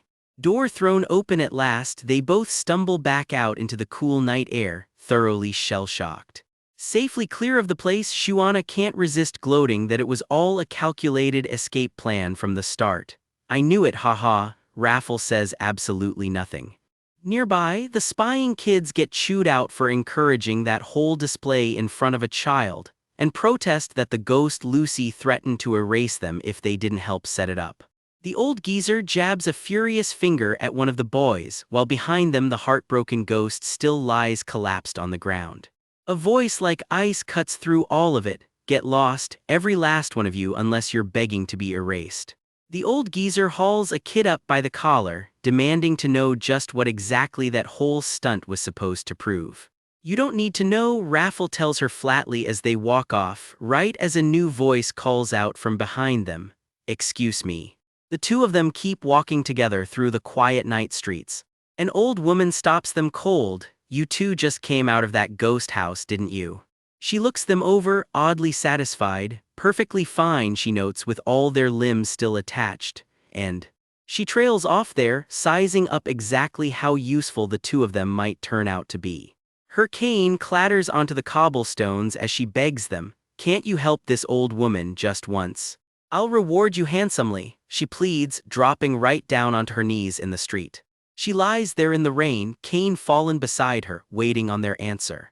Shuana and Raffle just stare down at her, stunned into silence, and that is exactly where this chapter leaves you hanging. Dead of night, deep in the woods, and Raffle is already regretting this. "Don't expect much," he grumbles, trailing behind some old lady who summoned them. He leans in and mutters to Shuana, "Do you sense anything evil clinging to Gran here? Classic first move when you suspect a curse." "Nothing on the old woman herself," Shuana confirms. "Whatever's going on, it's waiting for them just up ahead." Gran explains herself, getting on in years. She's selling up to move in with her son and his wife. Simple enough, right? Except nobody can actually get into this house. That's the whole problem. Anyone but her who so much as touches this gate, Gran warns, is in for it. They get hurt or flung backward like something yanked them by the collar. A real estate agent's nightmare. Gate be damned, the two of them stroll right into the overgrown yard without a scratch. So much for the curse. Shuana glances around, humming to herself, then calls out, "Gran, did you happen to keep a dog?" Dead silence. Gran and Raffle just stare at her like she's grown a second head. Raffle, ever the diplomat, just blurts it out straight, "Did your dog die?" "He did," Gran admits, still shaken. She never even got why he took off in such a hurry that day. Shuana bursts into tears, apologizing for a dog she's never met, and Raffle just looks away, mortified on everyone's behalf. "Forget it," Raffle decides, brushing it off. The house itself clearly isn't haunted. "If it were, you wouldn't be standing there just fine, old lady." "We're done here," he says, hauling a protesting Shuana off by the arm. Gran chases after them, begging for just a little more time to figure this out. She's not ready to let it go. Out of absolutely nowhere, a blade rips through the dark and Raffle takes the hit. Blood on his hand, jaw clenched. "Whatever this is, it's not playing around. Both of you, get behind me," he snaps, throwing himself between the women and whatever's lurking in the trees. Something unseen cackles, delighted, mocking him for spinning around like a headless chicken. "Damn it, where is it?" Raffle grits out, unable to pin down a threat he can't even see. Something dark surges up inside him instead, purple light bleeding off his own skin. He goes down hard, blood pooling beneath him. Whatever attacked him got its hit in. He gasps, seizing up, something clearly very wrong taking hold of him. His eyes flip blood red, claws out, snarling, "Die, kill me, those things are killing me." Whatever curse lives in him, it's finally clawing its way out. "Raffle," Shuana screams his name like it's the only thing that can pull him back. She grabs his hand, pouring every ounce of her SAINTESS power straight into him. "Wake up," she shouts, refusing to let him slip any further away from her. "I'm holding your hand right now, so you'll be okay soon," she promises him, voice shaking. "So, don't die please," she begs, and for once there's nothing performative about it. They grip each other through the worst of it, her power the only thing keeping him tethered. "Raffle, Raffle Winters," she keeps repeating his full name, anchoring him to it like a lifeline. Old wounds surface in her too. People dying right in front of her over and over, a memory she's never actually escaped. "I don't want to see it anymore," she thinks. "Not again, never again." And then finally he stills in her arms, the fit breaks. "What in the world?" Raffle blinks, dazed, coming back to himself. "Do you feel a bit better now?" Shuana asks softly, still gripping his hand like she's afraid to let go. He's still catching his breath, the red slowly fading from his eyes. "You just collapsed and started convulsing," she scolds. "You have no idea how badly you scared me." Her power washes over him one more time, golden light knitting whatever broke back together. I finally feel alive, he breathes, like I can actually keep on living. He holds onto her hand just a little longer than he needs to. Quietly, privately, he wonders what it'd be like if this woman, Shuana, just stayed by his side for good. Careful there, Count, that's a whole different kind of curse. Business as usual resumes. Excuse me, your hand's injured, let me treat that, Shuana says, all business like he wasn't just a snarling monster 2 minutes ago. While she bandages him, she drops the real theory. It seems the old lady's dog is the one guarding this house. While what are Toffee? Gran gasps, the dog's name finally out in the open. Don't tell me you can actually see our Toffee, Gran breathes, hardly daring to hope. Shuana describes exactly what's standing there, a big white dog plain as day to her. He's limping on his back left leg, she adds, sound like your Toffee, Gran. Gran crumples to her knees, sobbing his name. There's no question left in her mind. If you left, you should be resting peacefully, she says through tears. Why are you still here waiting? Is it the bad leg keeping him from moving on? Gran should have carried him herself, she cries. I'm sorry this useless Gran couldn't even hold you, Toffee. Even mid-tears, Gran can't help softening at the mere thought of him. Our pretty Toffee, how can you be so good and beautiful, she coos, completely melting. The ghost dog keeps circling close, still faithfully on guard duty even in death. What exactly are you doing? Raffle asks warily as Shuana reaches straight out toward thin air. Just watch and see if he comes to me, she says. Then, with a smirk, Toffee's hostile to everyone but Gran, so there's zero chance he's coming anywhere near you, scratches and all. Raffle just glares at his own clawed-up hand while the good boy barks his agreement. Sure enough, Toffee bolts straight past Raffle, tail wagging, dead set on Shuana. Raffle tenses on instinct, half ready to yank her out of the way. No need, Toffee leaps straight into her and something calls her name out loud, Shuana. The bond just clicked into place. Damn it, what's happening all of a sudden? Raffle lunges to catch her as her knees give out. Open your eyes, Shuana, he shouts, real fear cracking his voice this time. Are you okay? She stirs, reaching toward something only she can see. She's not really here anymore. Somewhere else entirely, she's slipping straight into Toffee's own memories. Inside the vision, a much younger Gran, laughing, wrapped up tight in a happy embrace with her dog. Grandma, let's play, the memory chirps. Do your knees hurt? Do you go ouch ouch? Turns out the good boy noticed everything.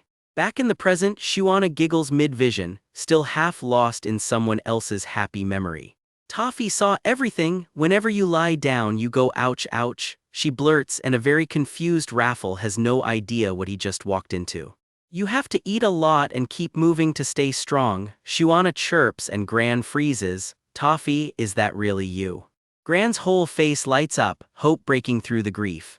It's really him, her eyes brim over as it finally sinks in. Toffee, thank you for staying by my side, she sobs, finally getting to say it to his face. I'll live a healthy life so you go on ahead and wait for me, she promises, holding him close one last time. When I get there I'll play with our Toffee as much as you want. I'm sorry and thank you, she whispers. Through Shuana the good boy answers back cheerfully, Toffee's fine, so take your time, Toffee's very good at waiting. I love you, Grandma, comes his last message, and with that, he's finally ready to go. A soft blue light rises and drifts away. Toffee's spirit finally lets go at peace. Shuana surfaces from the vision, quietly wiping away a tear that isn't entirely someone else's. Ugh, she goes limp, completely drained, and Raffle catches her again. You woke up sooner than I expected. How's your body feel? He asks, relief plain on his face. I'm okay, just a little weak, she shrugs. He just sighs, only inexplicable things ever seem to happen to you. He can't quite hide the smirk tugging at his mouth watching her. Then quieter, almost embarrassed, I was worried something had happened to you. Gran bows deep, overflowing with gratitude. Thanks to you I finally got to say goodbye to our Toffee. Thank you, truly, thank you so much. Not at all, Toffee must have left with a peaceful heart too, Raffle says gently, watching the two women hold hands. Anyway, possession, huh, he mutters to himself, filing this one away with all her other little mysteries. Another haunted house cleared, another sale saved. Just another day at the office for the property value's most unlikely SAINTESS. Under cover of night, Raffle leans in close, checking whether she can even still move her arms and legs after whatever just happened to her. Under the moon he keeps pressing her. How is she feeling, and why did her body just do something it has never once done before? As they push through the dark woods he keeps grilling her. Does she hear voices telling her to die? Does she smell anything foul? The man is a worried wreck. She rounds on him, practically grinding her teeth. Is this really her for real this time? She finally snaps, screaming that her ears are about to fall off, that she is perfectly fine, and that he has asked her the exact same thing a dozen times already. They push on through the rustling black trees, the dark forest pressing in tighter around them. Fed up, she demands he just let her hit him already, but he turns dead serious instead. None of this has ever happened in any of her past lives, and he suspects his own touch might be the reason why. He fires back with a smirk. Maybe the one who really needs to be careful is whoever comes running and grabs his hand the second they spot a ghost. Cue a flashback. She once swore it was the dead of winter while shaking like a leaf, and he shot back that of course anyone shakes when they are staring death in the face. He is not letting her off the hook either. Was not she just as shaky about fire? Funny for a SAINTESS who dove into water without a second thought to be that terrified of the stake. He allows, half to himself, that maybe she really does carry some painful history with fire, then immediately catches himself getting flustered over it. She shoots him a look sharp enough to cut glass. She points out the obvious. He is the one who dragged her out here in the first place only because he did not want to see ghosts alone. He backpedals, insisting he just misspoke, then turns it around on her, asking since when she started caring enough to fuss over him like this. A beat later, he quietly apologizes. He looks off into the dark, something unreadable crossing his face. She studies him quietly, clearly wondering what is actually going on behind that face. He finally lays it out straight. Now that it is confirmed her death drags him down with her, he has no plans to run off or vanish on her, not once they have decided to build a life together. She grins and offers him a deal. If he is so grateful, why not let her take a swing or two at him? He goes quiet, so she needles him further, asking if he just does not want to. He mulls it over, weighing his options with every step. He squares up and tells her to go ahead and hit him. She cracks her knuckles with a wicked grin, warning him there is no backing out once she starts. She grabs his wrist, lining up the move. Her eyes narrow, locked and loaded. And down he goes, flipped clean off his feet. He sits there stunned, groaning that that actually hurt. Half laughing and a little impressed, he asks if she is actually a SAINTESS, because that throw felt like something else entirely. She just shrugs it off with a grin, telling him she will have to see how he behaves first, echoing his own line about the two of them building a life together. He promises to hold her hand as much as she wants, right up until she actually dies. Then it hits him, wait, actually die? Something is clearly eating at him now. He turns to her, dead serious. Does she know something about how he actually dies? She busies herself bandaging his hand, refusing to meet his eyes, just murmuring his name. In classic deflection mode, she blurts that he should look over there instead. Dragging him off to change the subject, she stops in her tracks, stunned, speechless. Turns out the local ghosts are shockingly good housekeepers. She marvels that they even did the laundry. The place finally looks like somewhere people actually live. A pale, hollow-eyed ghost corners raffle with a pitch. If they keep cleaning like this, can they skip paying rent? He already calls him landlord like it is settled business. The ghost maids can barely believe their eyes, giggling and egging each other on to just go ask her already. Raffle turns to Shuana with a sigh, asking how the whole cleaning situation is going. She teases him right back, asking if the ghosts put him up to asking. He just laughs and asks if she likes it. Her whole face lights up, like it does not even begin to cover it. She spins around, gushing that she loves it, declaring automated housework the greatest invention known to man. He watches her, quietly pleased to hear it. Someone nearby notices, murmuring that she is actually smiling. From behind him, one of the ghosts pipes up, pointing out that they are the ones who did all the hard work, then asks if something is actually wrong. The ghosts grumble about being ignored, calling it boring, before one suggests they go check out the Duke of Vector's estate instead. The gossip kicks into high gear. Apparently the second son fell for a maid, and the ghost maids are instantly, gleefully all in. One ghost shrugs that forbidden love is nothing new, but another corrects him. They actually broke up after the Duchess paid the maid off. Money can do that, one ghost sighs. Another insists that is not real love at all, but the first swears she saw it happen with her own eyes. The maid apparently screamed she would rather die than be apart from him. One ghost scolds the other for just standing there watching, who protests there was nothing to be done since the young master had already been shipped off abroad. Raffle has heard enough, cutting the gossiping ghosts off and telling them to go actually watch the drama themselves if they are that invested. Shuana asks exactly what he said to shut them up so fast. He waves it off as just some useless gossip. He sits there tapping his fingers, clearly turning something over in his head. She suddenly jumps to her feet, deciding she cannot let it slide. After such a great cleaning job, the ghosts deserve to be treated to something. She wonders half to herself if they would even accept it willingly, doubting he would understand if she just called it a right. He shoots the idea down flat. He has never once heard of a ghost eating food. She counters, has he ever heard of a ghost doing the cleaning either? Speechless, he concedes and tells her to just get some sleep. Her room is upstairs on the left and he will handle the market himself. He says he will go at dawn for food, but when she reacts, he suggests they just go together in the morning instead of him going alone.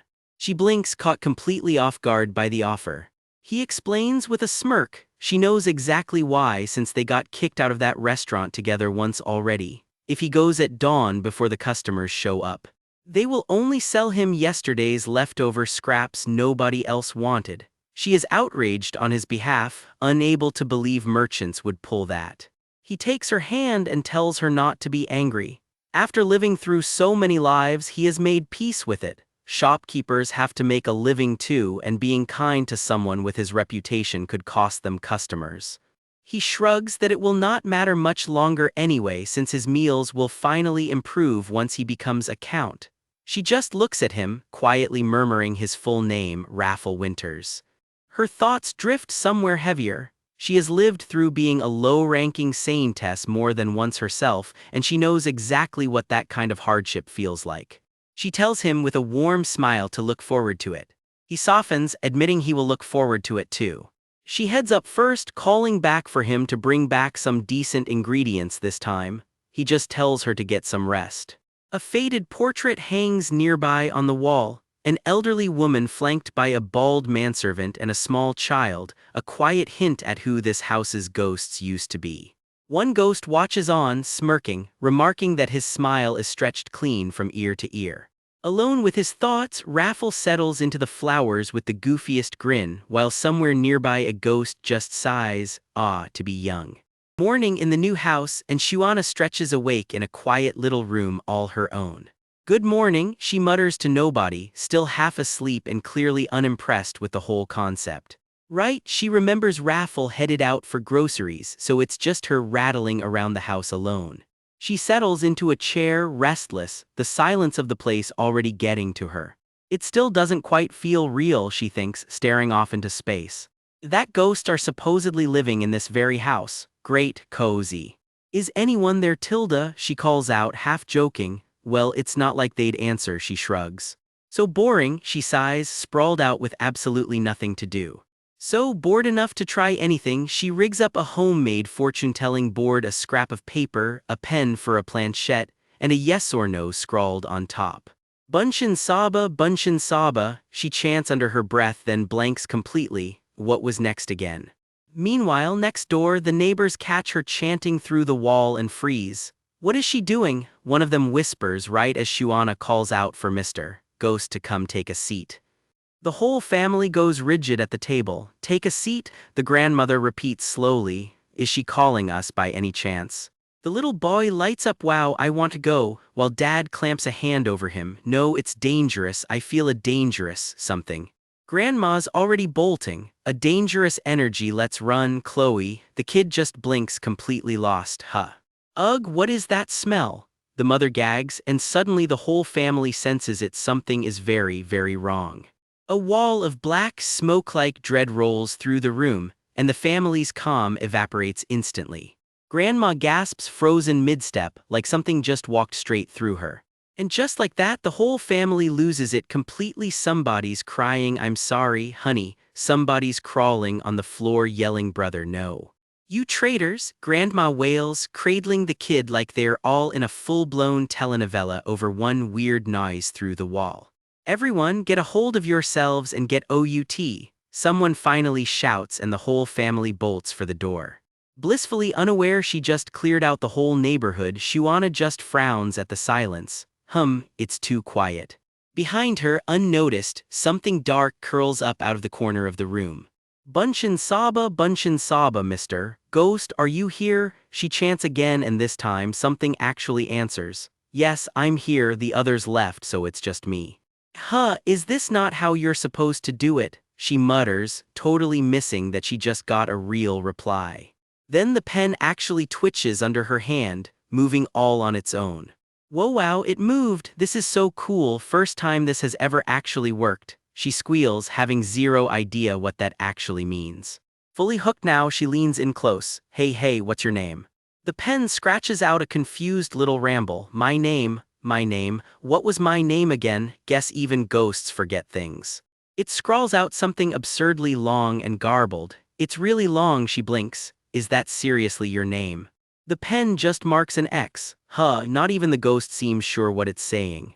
"Then what is it?" she teases, grinning. "A lover maybe, or an enemy." The pen jerks harder this time, scratching out something with a lot more weight behind it. A cold shiver rips right through her, a sudden chill. Yeah, that's not a good sign. Something rips through the air like claws through static. Papers scatter off the table on their own, even she can't play this one off as normal.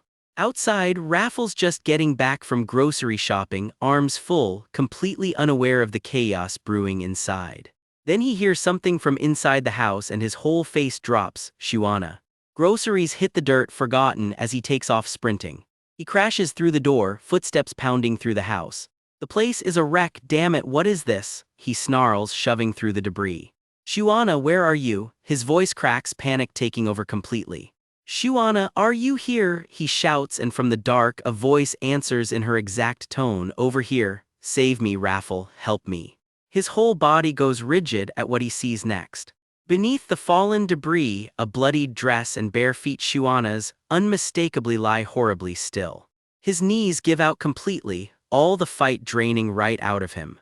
It's because of me," he chokes out, crumbling under the weight of it. If only they'd gone out together like she'd asked, he tells himself, none of this would have happened. His hand closes around a knife, steady in a way that should worry everyone. "I'll go back and save you again," he vows quietly, even as her voice echoes in his memory, needling him for caring now of all times. The blade presses to his own wrist, blood already welling up. Just before he goes through with it, something makes him stop. "No. I won't look for you this time," he murmurs, and a very alive, very confused Shuana appears right behind him. "Won't look for what?" He turns, stunned, speechless, staring at her like she just walked out of a nightmare. The second she clocks the knife, she's on him. "What are you doing? Put that down. Drop it, drop the knife." "Yo, you were alive," he blurts, even as she's still yelling at him to just calm down and put it down first. Once the dust settles, she recaps what she saw from her end. He wouldn't even look at her, just kept running. "What did you see, a ghost or something?" "Oh, sweetheart." They sit together on the couch, him hunched over, all the adrenaline draining into one long sigh. "Shuana," he says softly, and she turns to him. "Yes." Their hands find each other, and something in him quietly settles. If the moment to die ever comes again, he won't run from it. "If I go back to the past," he admits, "I won't ever let go of you again. Holding your hand like this, it's the only time I can actually breathe." He pulls her into a hug, holding on like he means it, but later she's already laughing it off. "Ahaha, the ghost must have played a prank on you and given you a good scare." "I'm okay," he says quietly, "so don't worry about it." Then she takes in the wreckage around them. "By the way, why does the house look like this?" That," he admits sheepishly. "I think they got mad because I talked to them." "You talked to a ghost? Why would you do that? You just got possessed not long ago." He fires right back. What if it latched onto her for talking to it recklessly first? "I used a totally safe, traditional method," she insists. "Did this with my friends as a joke back in the day. Nothing ever happened." A traditional method, he repeats, not buying a word of it. There's a tradition of talking to ghosts in this empire. I've lived hundreds of lives and I've never once heard of it. And there's no way, he adds, dead serious, that someone who never once left the attic growing up ever played pranks with friends. Busted. Oh, wait. He leans in, dead calm. If it's not important, then it should be easy to just tell me. Shuana, he asks quietly, who on earth are you? In the quiet of the house, Raffle leans in close and asks the question he's clearly been sitting on for a while. Who is she, really? Her stomach drops. You won't believe me even if I tell you, she warns him. He throws his own secret right back at her, whatever she's hiding. Can it really top a life where he can't die and just keeps coming back? Alone with her panic, Shuana spirals one slip of the tongue and there's no talking her way out now. Should she just fake her own death and bolt? No, she's done running that particular play. If they're stuck together anyway, he was always going to find out eventually. Raffle reaches for her, steady and quiet. Has she finally decided to talk? Don't regret hearing this, she warns him, steeling herself. Actually, I'm not Shuana. My real name is Kim Dahai. The words hang in the air and even she looks stunned she actually said it out loud. Raffle turns the name over out loud. Kim Dahai. Way too oddly specific a name to have just been invented on the spot. See, told you wouldn't believe me, she says, watching him try to process it. Turns out he'd already suspected for quite a while now that she wasn't really Shuana. His reasoning, for someone supposedly locked away in an attic her whole life, her social skills and street smarts are way too sharp. Inwardly, she's dying. Where exactly did she slip up? What he really wants to know is the big question: how did she end up in this body in the first place? She turns away, choosing her words carefully. This place, this whole world he lives in, is the world of a novel, she finally says, one where Raphael Winters is the protagonist.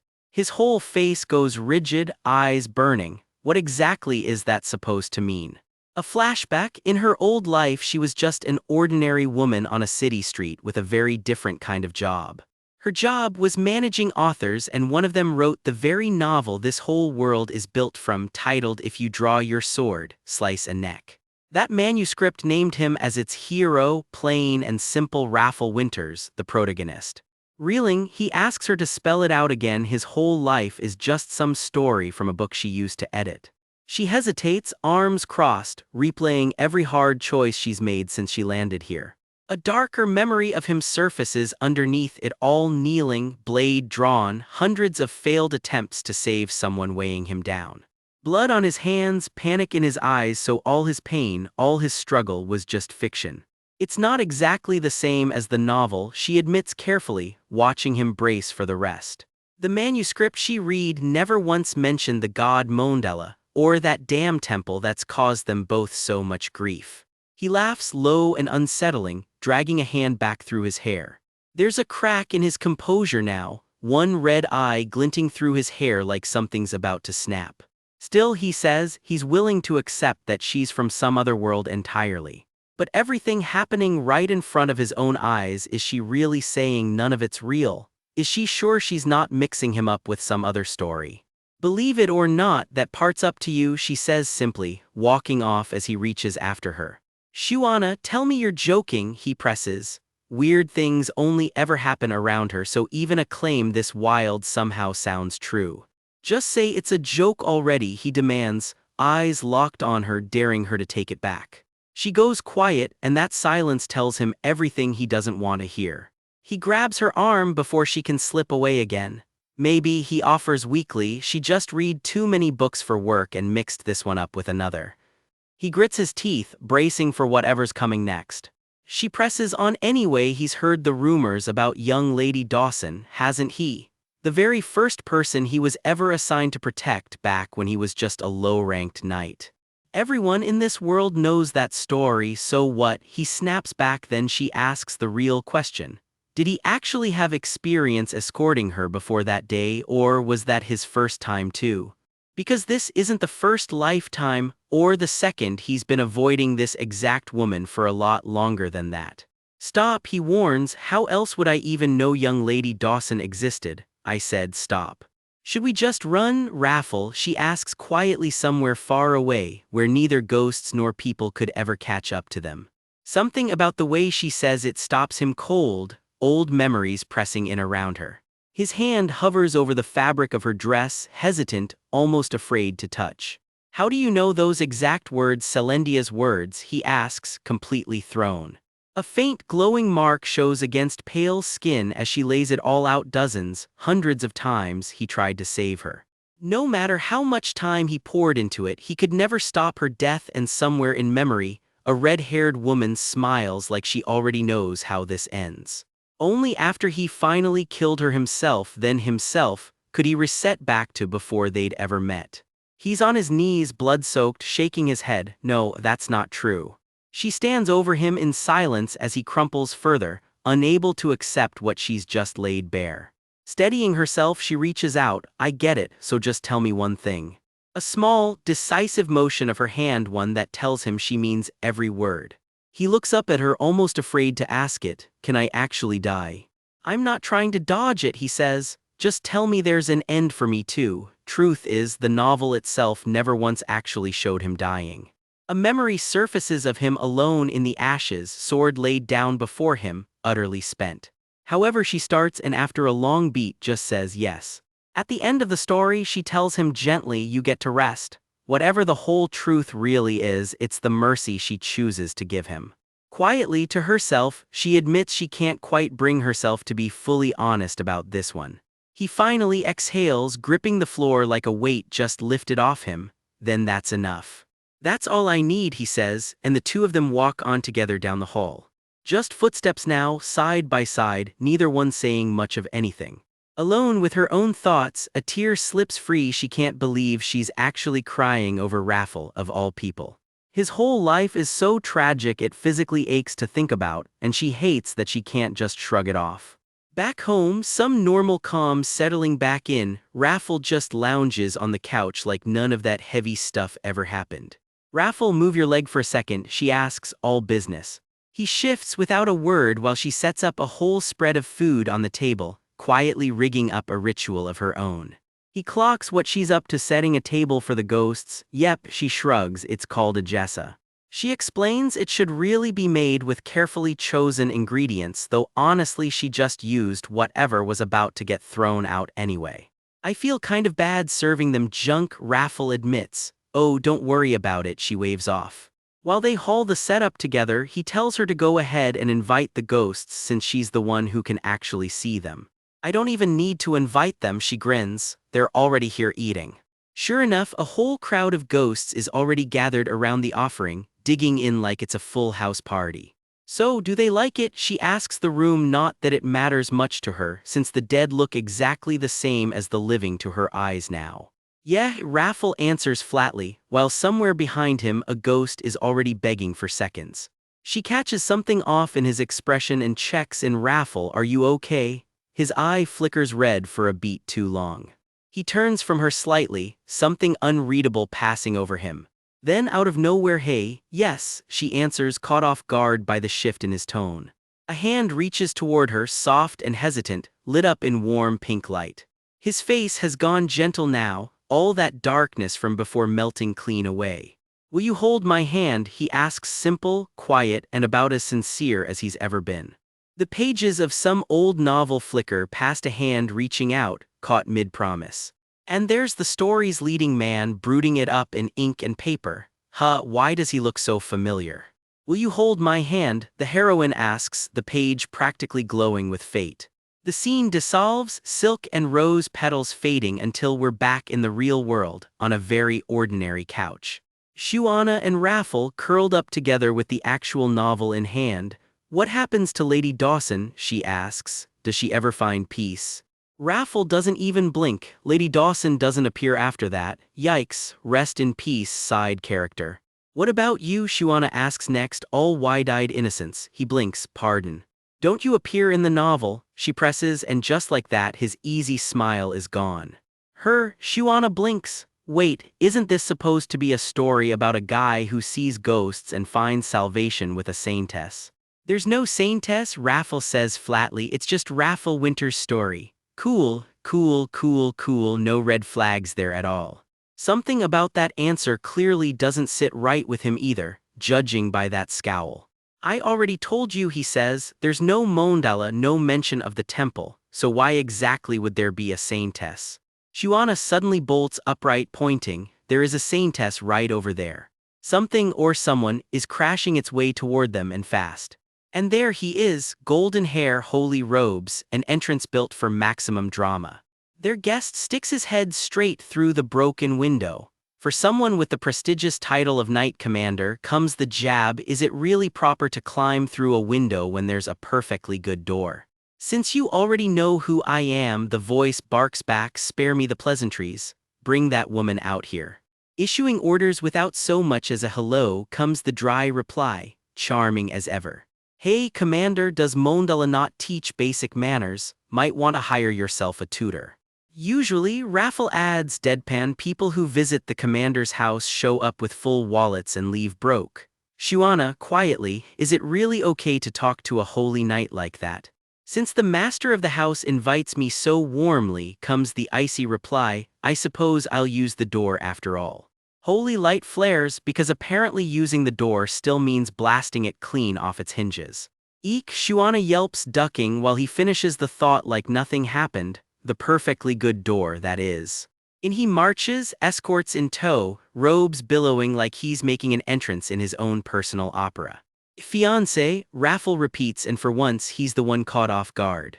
You came all this way and didn't even know that much, he needles, clearly enjoying this way too much. He pulls Shuana in close. Shu, my love, are things still not settled with your ex-boyfriend? Shu, Shuana squeaks, completely blindsided by the pet name.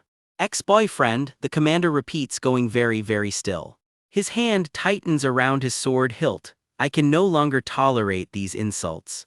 How exactly are you engaged to a former saintess? He demands.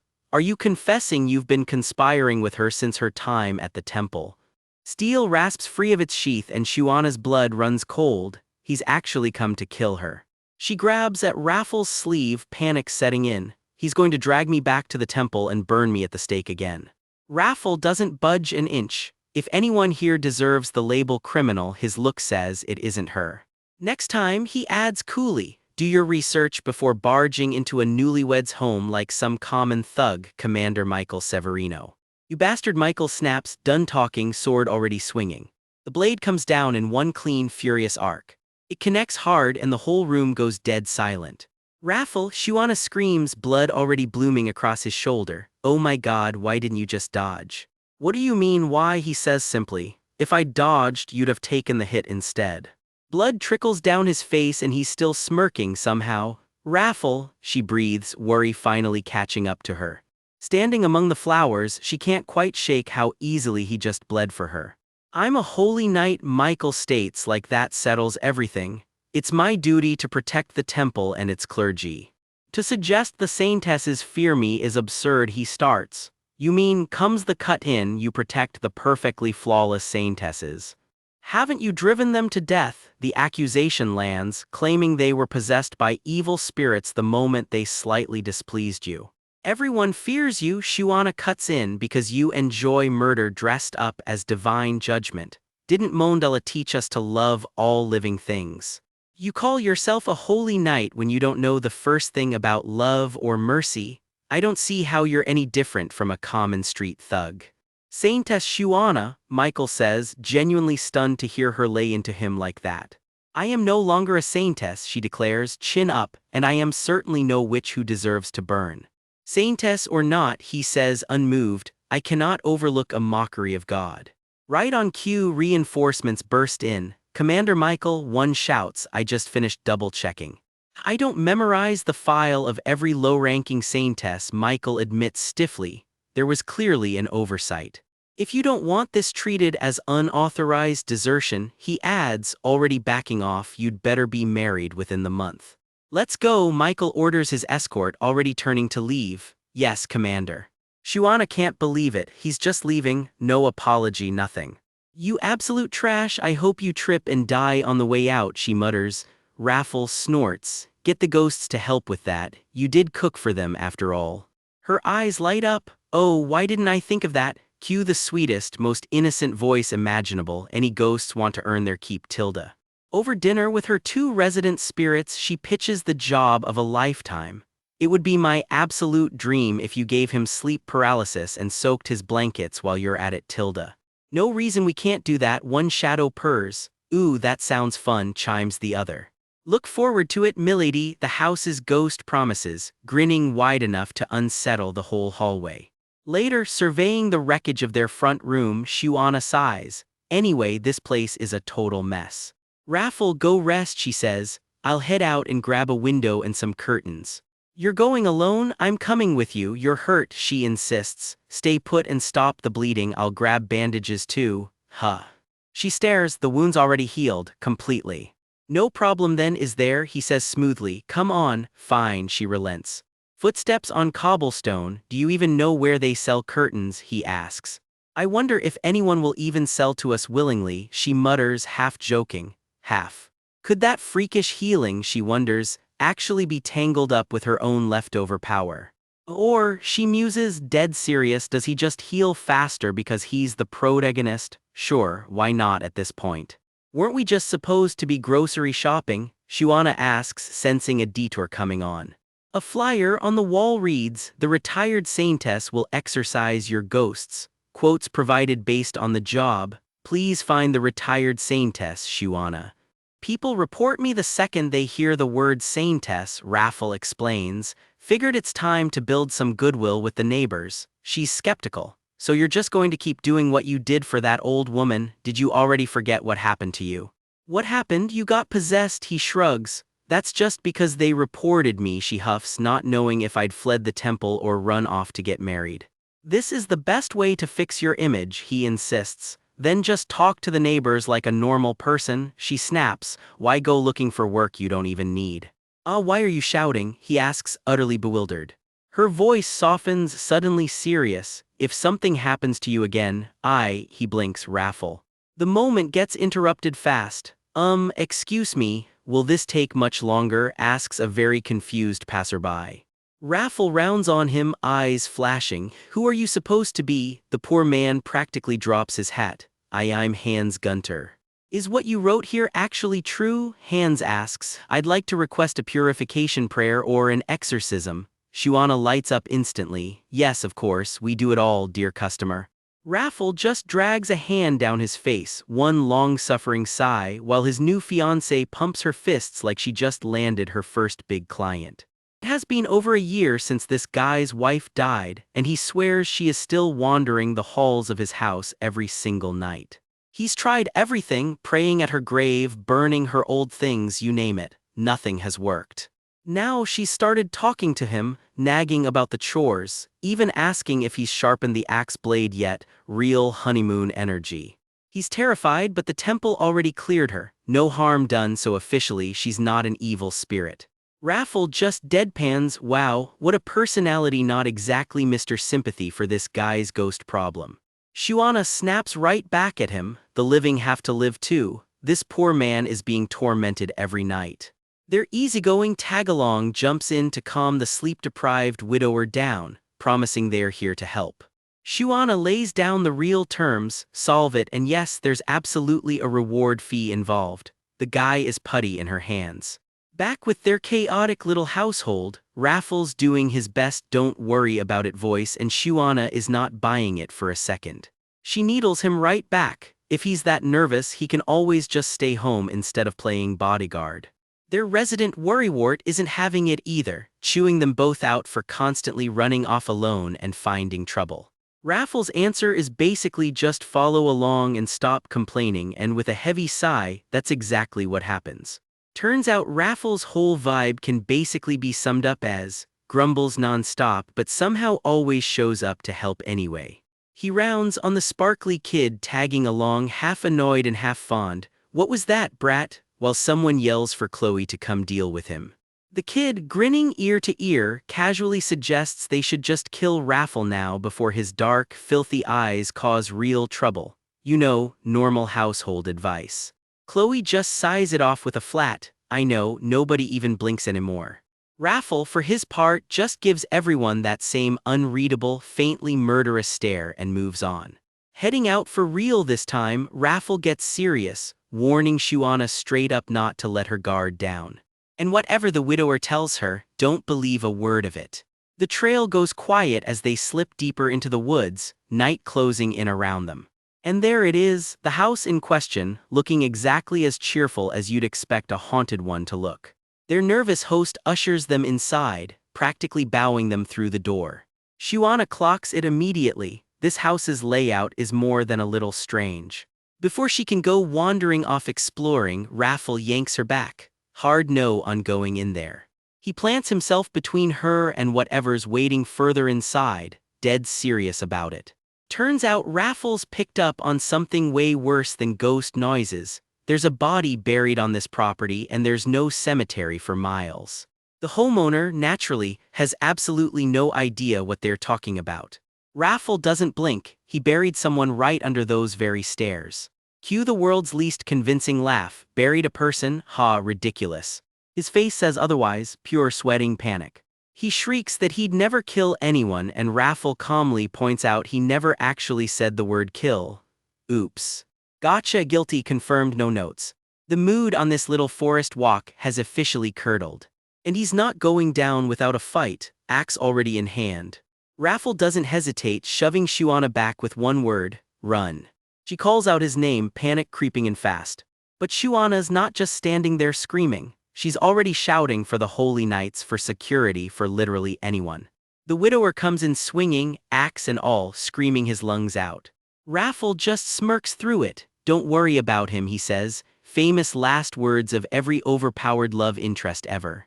Shuana's holding her breath, watching the fight unfold, nerves stretched thin. He tells her to sit tight, he'll be right back, like this is a quick coffee run and not a murder confession. The killer's cornered now, and it is not going well for him. One more step, and there's nowhere left for him to run. Then Raffle drops something unsettling. He can hear sounds this guy clearly can't, like someone quietly begging for help. Because the ghost haunting this house was never his wife at all. She's the woman he actually murdered, and she's finally telling her side. He isn't her husband, he killed her and buried her right here.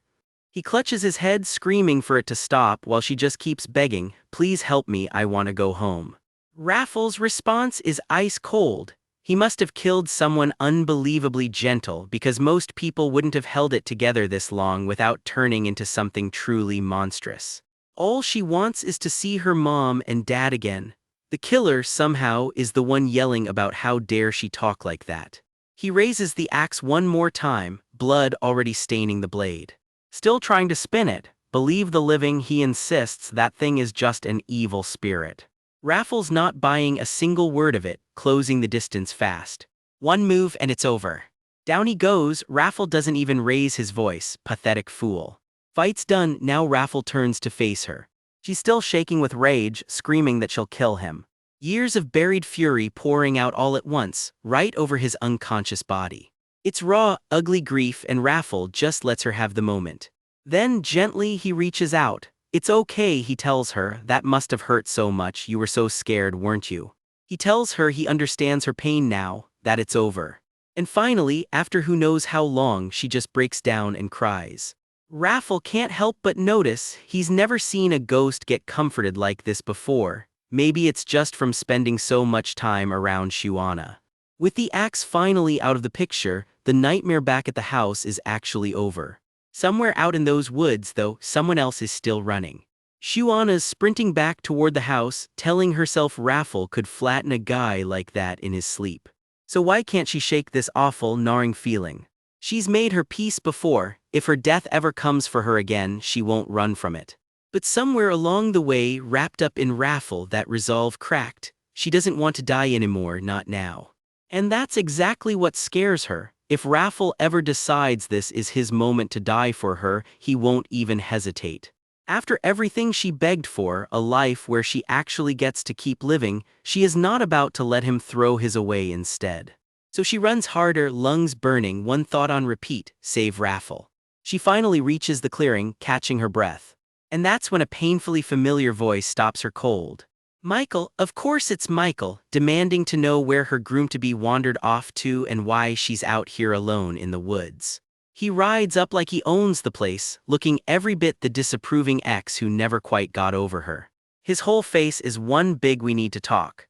He's done playing nice, explain herself properly, because this time he's actually dragging SAINTESS Shuana back to the temple. Holy Knight Commander Michael isn't letting this slide. He wants to know where her so-called groom-to-be ran off to, and why the Saintess is out here wandering alone. Busted mid-escape, Shuana spins around to face the music, or at least to start building one. That look on his face says he's already 3 steps ahead of whatever excuse she's cooking up.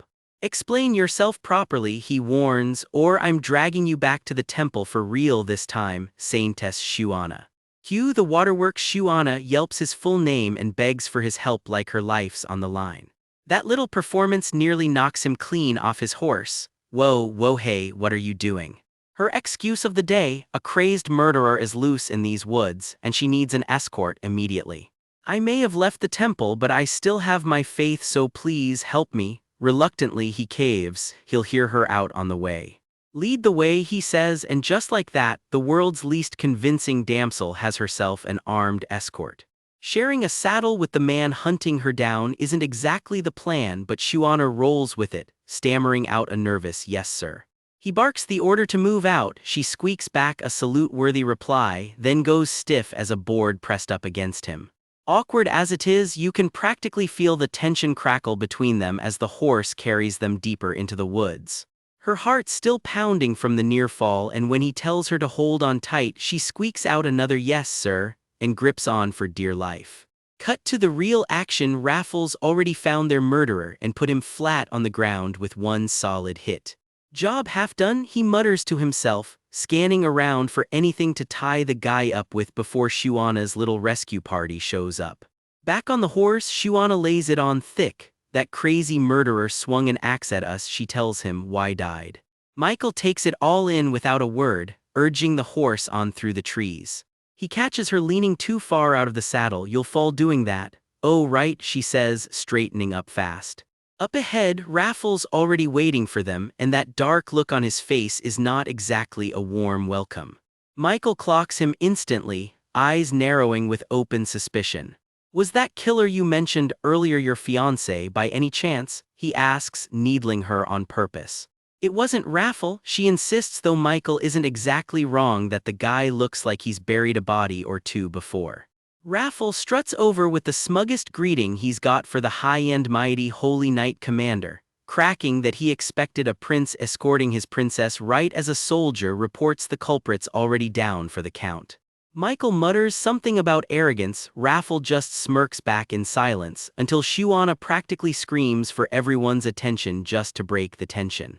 He takes one look at the tied-up culprit and deadpans. Was that a person? I thought it was a scarecrow. He offers a gentlemanly hand to help her off the horse, only for her to bolt straight past him, calling out Raffle's name instead.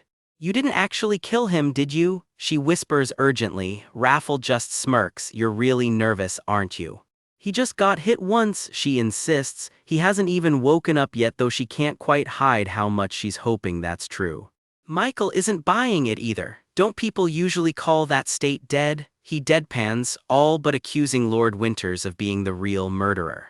Raffle doesn't help his case, sneering that since he's already being framed for murder, he might as well earn it, especially with his forehead still smarting from getting clocked earlier. Shuana's had enough of both of them and lets out one exasperated shout to shut it down. Both of you. A soldier chimes in, demanding the man be arrested for murder, and Michael finally turns to ask the obvious question he's been holding back. Why do you claim this man killed someone? He presses. Where's the body? Shuana's confidence evaporates instantly. Cornered, she does the only thing she's ever been good at: making something up on the spot. During prayer time earlier, she intones dramatically. Suddenly, as if a revelation had descended, the world turned white before my eyes. And a scene of the forest unfolded before me where I witnessed a horrific tragedy, she declares, milking every last drop of drama. Michael somehow is actually listening. You still pray even after leaving the temple. Of course, she says, hands clasped in perfect piety. I could never skip my prayers, that's the teaching of Mondella after all.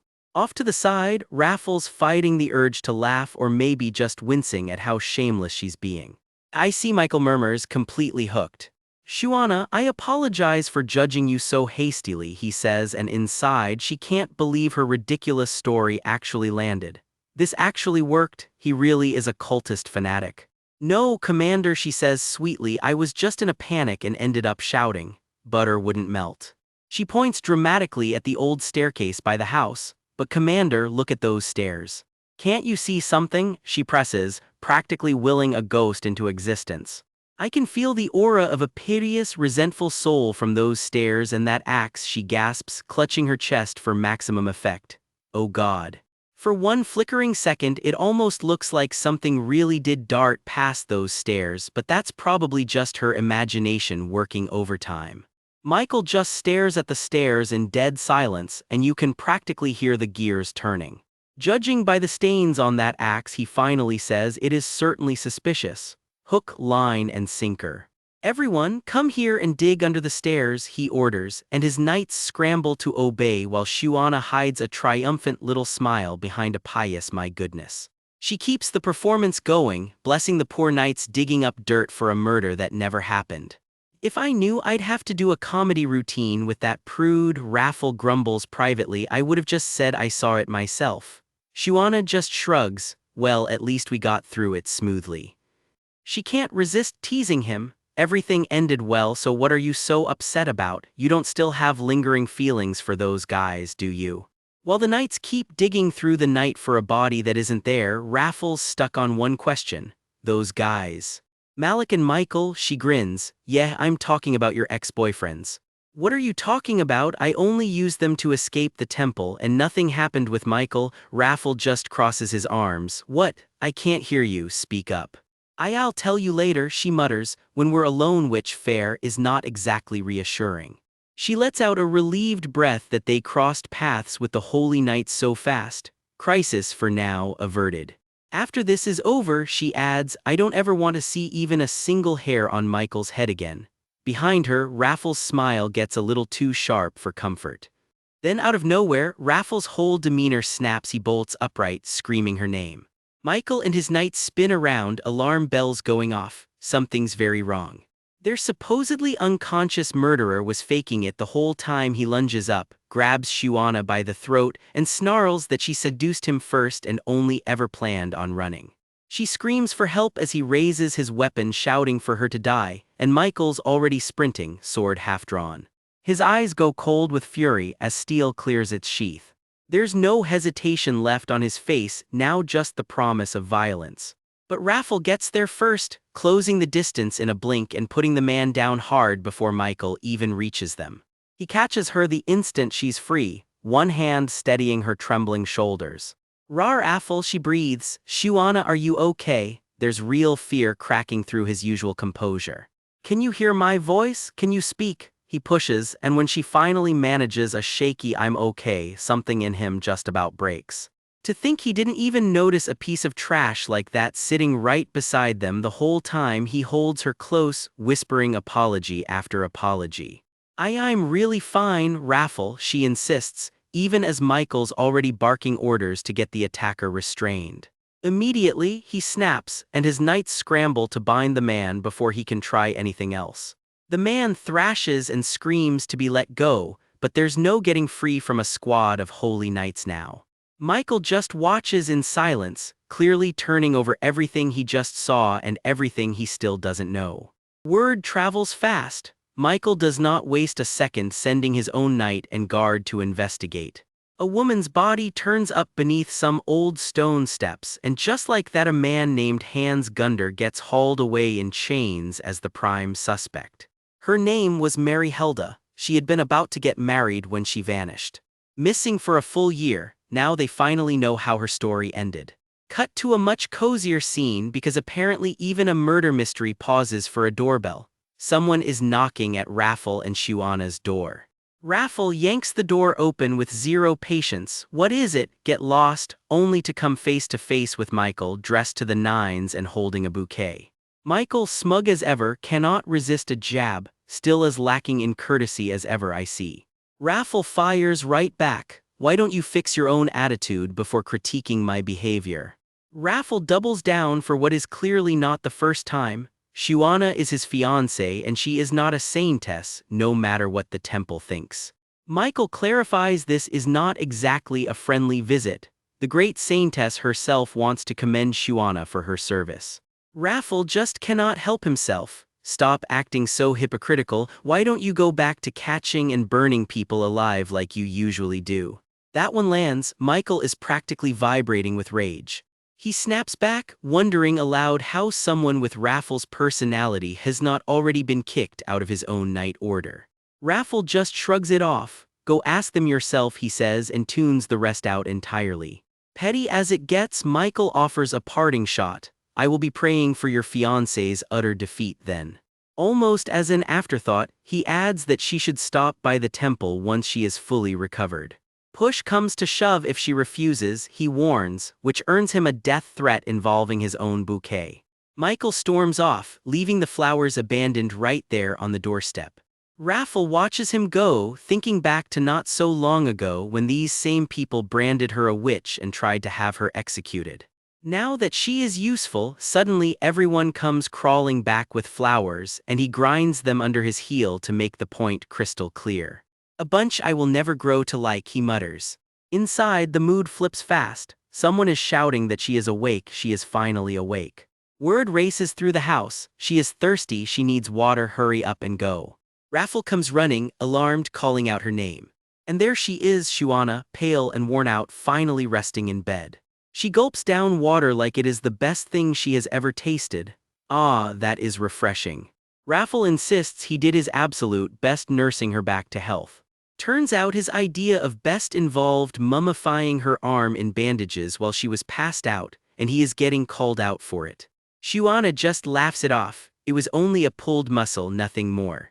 Cue the flashback, horrified onlookers catching him mid-overreaction, wrapping bandages around her neck like she just came out of a war. He vows he will not let whoever did this get away with it, then gently checks if anything else hurts. She thinks it over. Maybe I have a bit of a cold. A beat of stunned silence. That is all it takes. Raffle is already bolting out the door for medicine before she can even finish the sentence. She calls after him not to bother buying anything, she is just going back for another nap. Sleep is the best medicine after all. Walking off, Raffle mutters that he really was just trying to help. That is when a stranger stops him at the fence. You're Sir Raffle Winters, right? He is instantly suspicious, assuming she is here about that job flyer he posted. Apparently the house has turned into a marketplace. Turns out it is not about any flyer. She noticed the place has no staff and wants to know if there is an opening. He shuts her down flat. There is not one, leave. She does not budge. She has heard the lady of the house has been unwell. So much for the temple minding its own business, he grumbles, right as she casually mentions Shuana got hurt searching for Mary Helda. Undeterred, she rattles off her resume. Cleaning, laundry, cooking, gardening, accounting, nursing, she can do it all. Raffle weighs it. He cannot skip night training forever, and in his past lives every servant he ever hired eventually fled from his particular brand of baggage. He eyes her, unconvinced. Can this fragile-looking woman really hold up in this house? He makes his decision. Fine, you're hired, I will pay you weekly. Do you have a letter of recommendation? She is thrilled, thank you. She fumbles over her old reference and he just waves it off, says he does not care about formalities like that. One condition though, the second Shuana feels even slightly uncomfortable around her, she is fired on the spot. She snaps to attention. Yes, I will keep that in mind. One more ask, can she live in? Sure, he says, do as she pleases. She is over the moon. Okay, she agrees, and just like that the house has a new resident. Morning light spills through the curtains. Shuana sleeps peacefully for what feels like the first time in ages. Raffle just stands there a moment, watching her rest. She stirs awake. Raffle. He tells her he cannot skip night training any longer, so he is heading out. She cannot resist a jab. She had almost forgotten he even had a job since he is home so often. He fires back that he has hired her a maid, so just ring the bell for anything and stay put to rest. She smiles, sounds good, thank you Raffle. He starts to add that if anything makes her uncomfortable she should not hold it in just and trails off. She only murmurs back, yeah okay. Later she hears the swish of a broom, must be the new maid he mentioned, already hard at work. For once the house feels genuinely peaceful. Then out of nowhere, heavy footsteps come stomping closer and closer. The pounding just keeps getting louder, something is coming. The door bursts open and a sharp-eyed noblewoman storms in, furious. You're supposed to be getting married soon, how could you get yourself hurt like this? Get up now. Someone yanks her by the arm, demanding how she could move in with someone without telling them a thing, and all Shuana can manage is a startled wait. The woman is not done, where is Sir Winters, huh? She is ready to give him a piece of her mind and demand compensation for defamation, all while scolding Shuana for not even bothering to look presentable at home. A young relative chimes in, scandalized, asking if she has any idea what people are saying out there. A disgrace to the family, apparently. Shuana just stares back at them, completely over it. All she can think is, what are these people even talking about, barging in out of nowhere like this?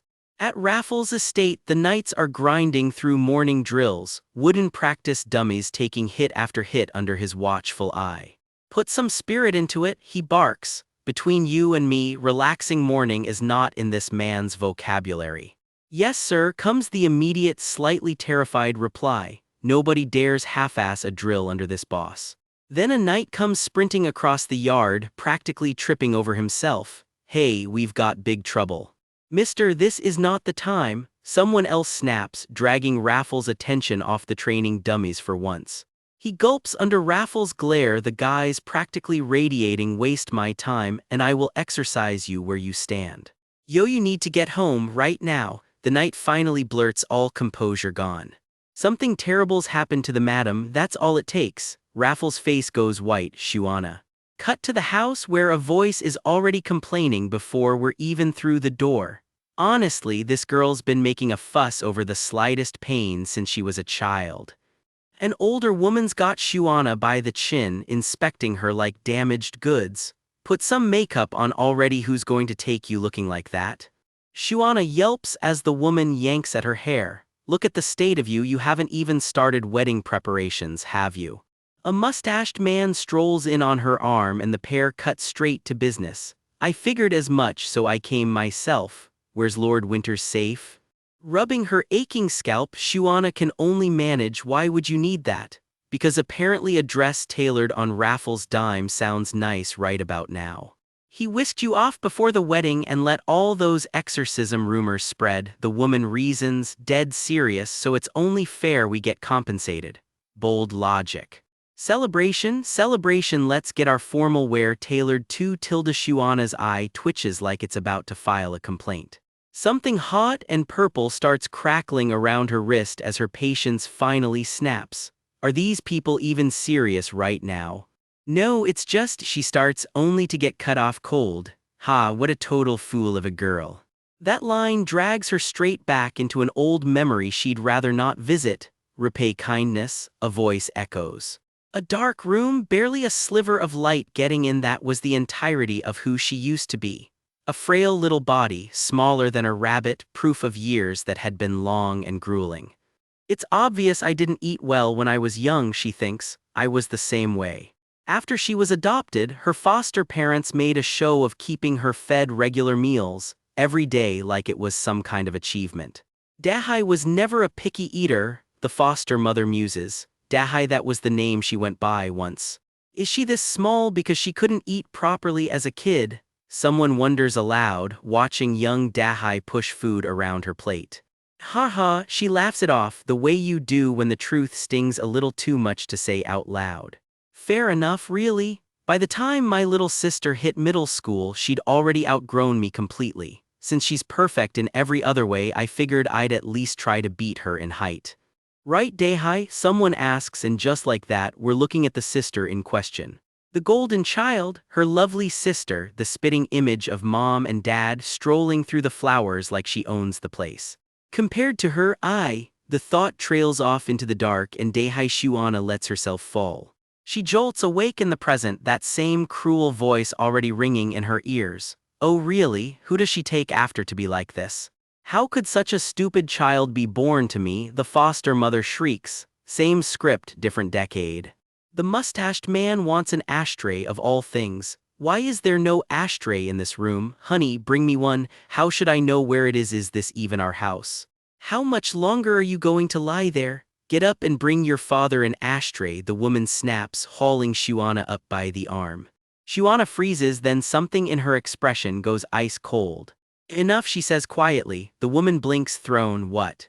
Shuana rises to her full height and drops the hammer. I said I'm done keeping filth in my house. Oh my, the woman sputters, then rounds right back on the attack. How on earth did you raise her to turn out like this? Why is this my fault? Someone cuts in. It's because somebody stuffed her in an attic, under her breath. What an absolute train wreck of a family. A blinding entrance, sunlight practically weaponized. I believe the lady is right. Turns out that's Michael and he's just getting started. Not only did you smoke in front of a patient, but you had the nerve to ask for an ashtray while doing it. The cigarette gets crushed out mid-sentence, no permission requested. There's a limit to how much common sense one person can lack, Michael says smoothly. Makes me wonder if it's actually you two who never got an education. Ugh, it's hot, the foster father suddenly shrieks. Funny how that happens right after mouthing off to a holy night. Da darling, his wife shrieks while Michael just stands there, the picture of innocence, definitely not radiating any suspicious holy heat whatsoever. Put it out, the fire, Shuana yelps, eyes wide. Somebody's about to get an unofficial exorcism. The foster father squints at Michael's uniform, the color draining from his face. Wait, that attire is definitely, aren't you the Holy Knight Commander? Haha, I should have introduced myself and asked you to look after our girl while she was at the temple, Michael says pleasantly, which somehow makes it worse. Since I heard she was wandering around so close to her wedding, as a concerned father I was worried. Michael echoes their own excuse right back, dripping with sarcasm. If you were actually worried, you wouldn't have been smoking in her room, he says flatly. If you've got something to say it once your daughter's actually well. Cornered, the pair backpedal fast. The wedding's coming up, I was just anxious is all. See you soon, my pretty daughter. I'll write, honey, let's go. And with that, the door slams shut behind them. Crisis, allegedly, averted. Shuana lets out a long sigh. Good grief, talk about a bolt from the blue. The second I wake up, they won't come back and cause another scene, will they? An uneasy quiet settles over the room, the kind that usually means the story isn't done with her yet. Michael leans in, all quiet concern. Are you all right? That burned cigarette memory flashes back. Ugh, it's hot, and it drags something much darker up with it. Flames and a girl in a fine dress screaming into them. I'm really not a witch, please believe me. Being burned at the stake tends to leave a mark. Back in the present, the cigarette stubbed out cold on the floorboards. Just smoke now, nothing more. Michael catches himself staring a beat too long, and Shuana gives him a knowing little look right back. He straightens his sleeve, voice going formal again. Former SAINTESS Shuana. If I've made you uncomfortable, I apologize. He starts, only to get cut off by a voice from the doorway. This kind of scene isn't very interesting. Raffle, arms crossed, watching the whole thing from the door with all the warmth of a closed bank vault. Do you have a habit of eyeing someone who's already taken? He asks Michael, ice in his voice. Raffle, this is, well, Shuana tries. Enough, my throat hurts, so don't make me say another word. Shuana cuts in, playing referee before this turns into round 2. Raffle leans in close, murmuring against her ear. I've already heard everything from those chatterboxes. She just about jumps out of her skin. Michael just stands there, dead silent, watching the two of them a little too intently. Now then, Sir Holy Knight Commander, Raffle says, all pleasant menace, why don't we go downstairs and have a chat? Shuana watches Raffle's back disappear down the hall, a bad feeling settling in fast. Downstairs the two of them go, the air between them thick enough to cut with a knife. Care to speak up? Why were you skittering around someone else's house like a rat? Raffle opens. You've got a sharp tongue, Lord Raffle Winters, Michael returns. I only came back to confirm you'd passed along the great Saintess's message, Michael explains. The door was open, it was loud inside, so I simply broke up a fight. I appreciate you breaking up the fight, Raffle says, but must the way you look at someone else's fiancé be so suspicious? Michael's eyes narrow, gold going hard and sharp. That particular insult is not going to slide. Somewhere, teeth grind audibly. This conversation is about 3 seconds from stopping being a conversation. You must be worried she'll realize how disgusting you are and follow me back to the temple instead. Michael needles, and that's the line that does it. A hand closes around a collar hard, so much for talking it out like adults. Down the hall, someone catches the noise and freezes mid-step, eyes going wide. This escalated fast. Blood spatters across pale fabric as the fight turns ugly fast. You crazy son of a bitch, someone mutters, and that's exactly where the chapter leaves us. Raffle yanks Michael by the collar, done pretending to play nice. Michael just smirks, needling him. Is he really too scared to throw a punch? Or is it because you already know you would lose? Michael goads, all teeth. He straightens his collar like nothing happened, then drops the real news. Word is a war is about to break out. Raffle does not even blink, just needles right back. It must feel awful leaving her behind to go fight. Michael has had enough. Piss off, home-wrecking bastard, and if he wants to call him that so badly, why not just move the wedding up a day? The door slams so hard, it rattles the whole house. Somewhere in his memory, a life that has looped hundreds, thousands of times always seems to end the same way. He once thought if he just kept her close, this miserable cycle would finally end. But a flash from that same tangled memory, a blade in someone's hand, a warning he cannot quite shake. Then Shuana, blushing and flustered over something silly. Or Shuana laughing, honestly happy for once, dressed to the nines. The memories snap and there is Raffle, jaw tight, staring hard out a window. He does not say a word, he just stands there stewing. Alone with his thoughts, he finally mutters the question out loud. What does he even want? The question just hangs there in the dark, unanswered. Out in town now, and Raffle is already fussing. Is she really okay to be walking around this soon? She waves him off. It was just a sore muscle, no reason she needed to stay bedridden that long. Awkward silence, he just glares at her, clearly unconvinced. She admits the real reason she is out. Some rumor has gotten bad enough that her cover family is asking questions and she needs to get ahead of it herself. He grumbles he could have just handled it for her. She shoots back that it is better for the person involved to set things straight. Something in the street stops her cold. Wait a second, is not that the wall she used to plaster with flyers? The gossip is already spreading, something about a cursed cottage tied to a man named Hans. Nobody would live there rent-free, they say, not since that murderer holed up in it. And with a sinking feeling, they both realize exactly which house that is. Turns out the curse is great for business. A merchant just paid a premium for the place to soak up the holy energy, and land prices nearby have tripled. There it is, folks, the property value joke this whole show is named after. Someone calls out for her, hesitant. Raffle rolls his eyes. Even someone as shameless as her should find this rumor mess exhausting. He figures that while he is off at war, she will just stay quietly at home. Sure she will. She is already taking off without him. She rallies the whole crowd around her, now everyone. And there it is, flyers plastered everywhere. The retired Saintess will exorcise your ghosts. Any troublesome building, any strange phenomenon, rates negotiable. The crowd eats it up, so the Saintess is not secretly some evil witch after all. Even Raffle can only stare, speechless. An older man drops straight to his knees, begging for her help and promising to pay handsomely. She hesitates. After everything that has happened lately, she is not sure she can take this one. He gives his name, Reuben Hobbs, the doctor who runs the village infirmary. Raffle steps in close, instantly on guard.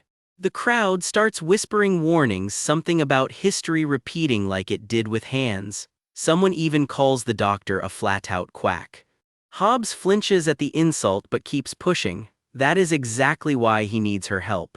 Raffle cuts in flatly, do not listen to a quack like him. But Hobbs will not give up, begging her again.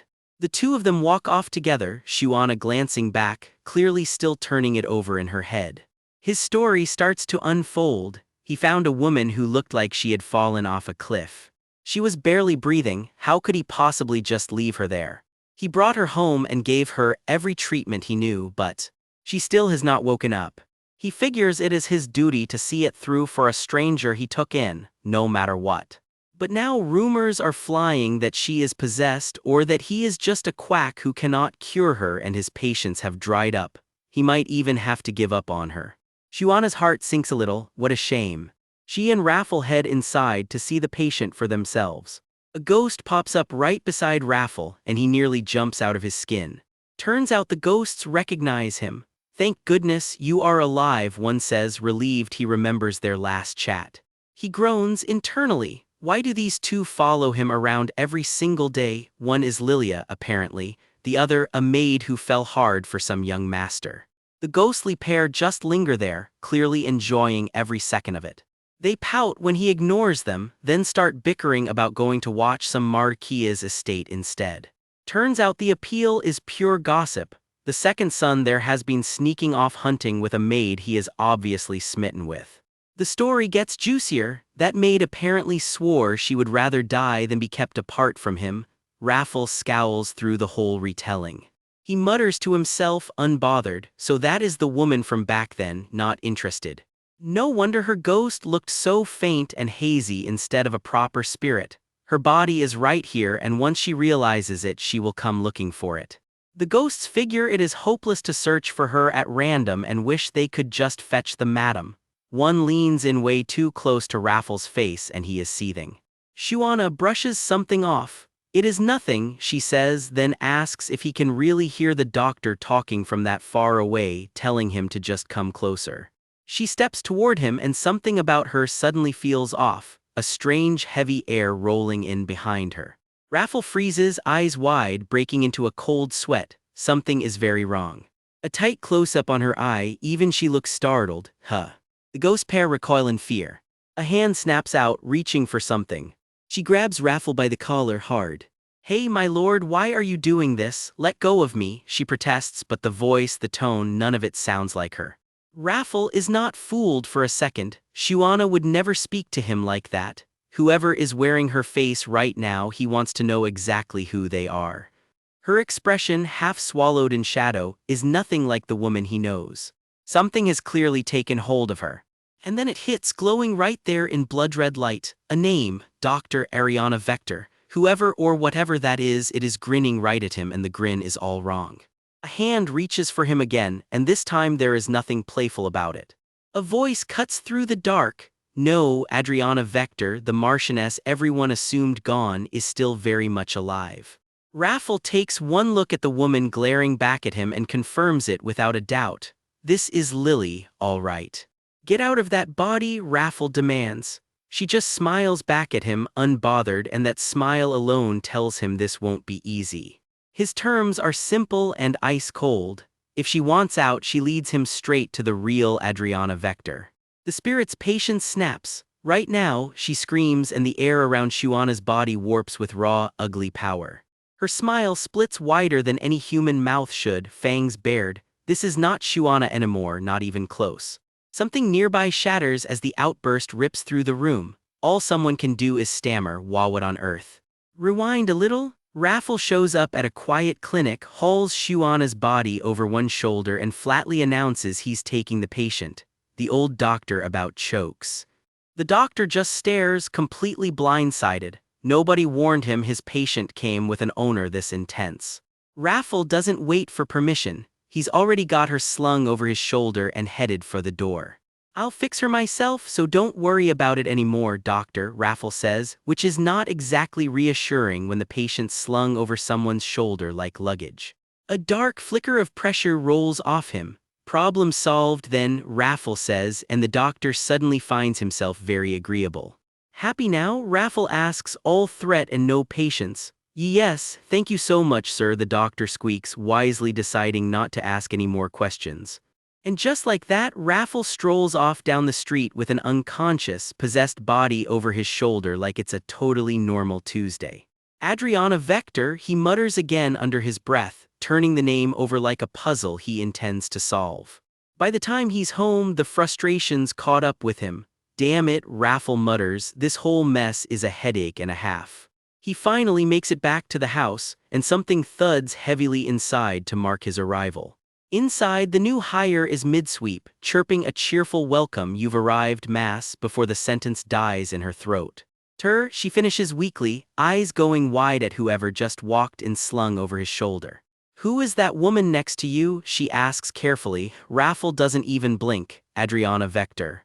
Something over his shoulder snarls, shut your mouth, and the poor maid can only squeak out a baffled master. She has clearly never been briefed on the talking possessed body clause of this job. Behind closed doors, the standoff turns physical. Shuana's body hits the floor hard, the spirit inside her in no mood to cooperate.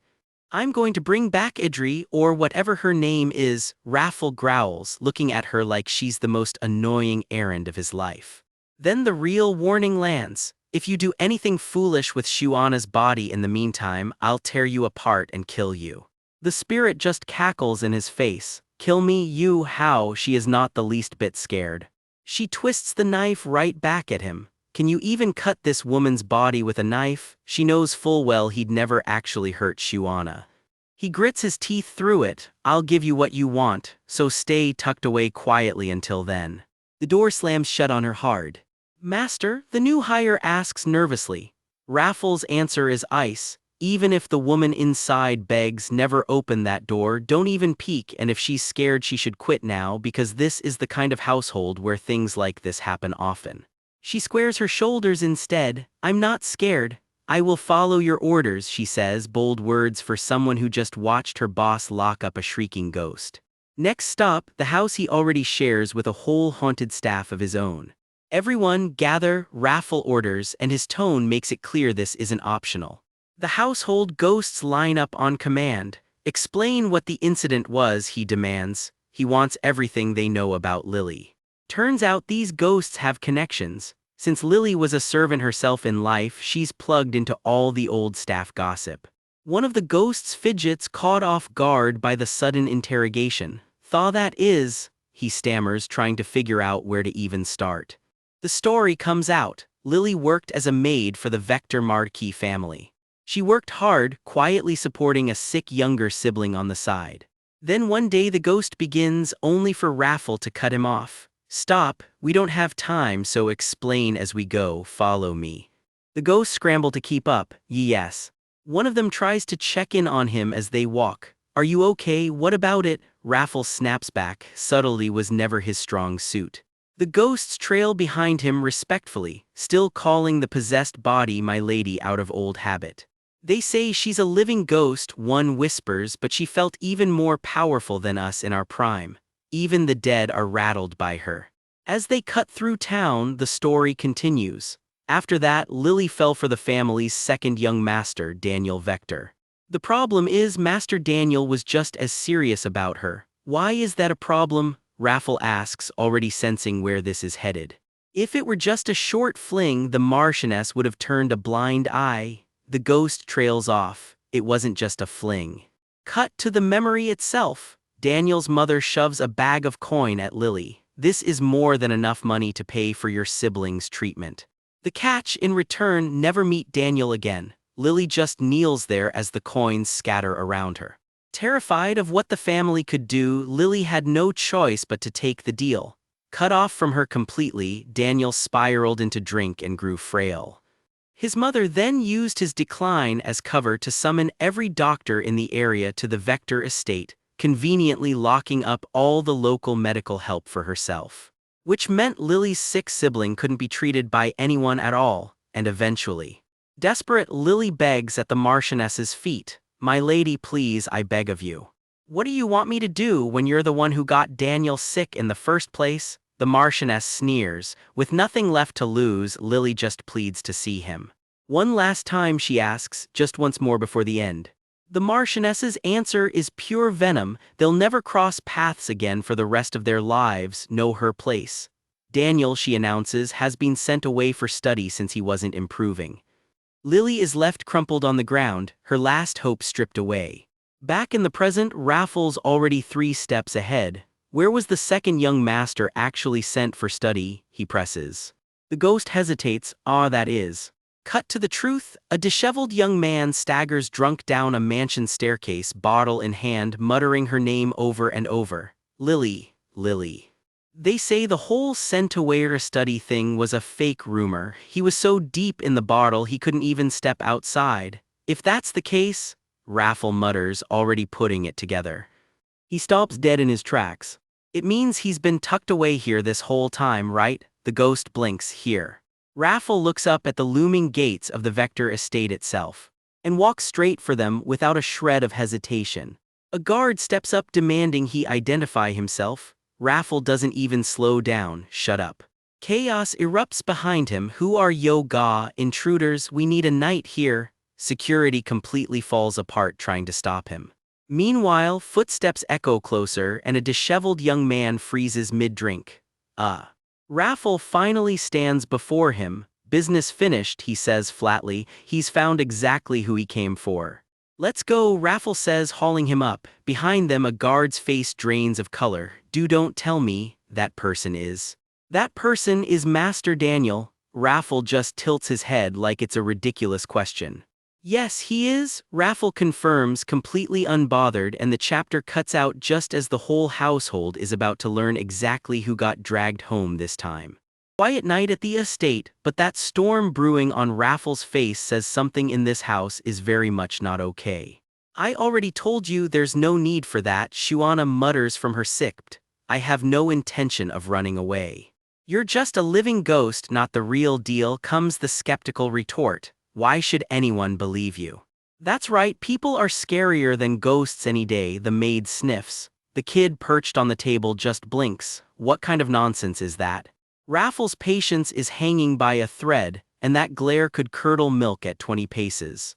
Does that actually make sense? One skeptic mutters. I'm telling you it does. Shuana just shrugs it off. Even so, I've got a hostage, so I'm not exactly shaking. She leans in with a butter wouldn't melt smile. She must be incredibly precious to you, huh? Oh, she is absolutely about to use that.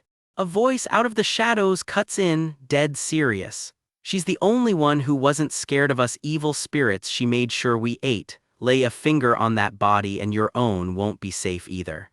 A nosy little spirit peeks in on the whole standoff, while outside the window life just keeps on going, blissfully unbothered. Shuana slumps against the maid's shoulder, looking genuinely rattled by whatever just crossed her mind.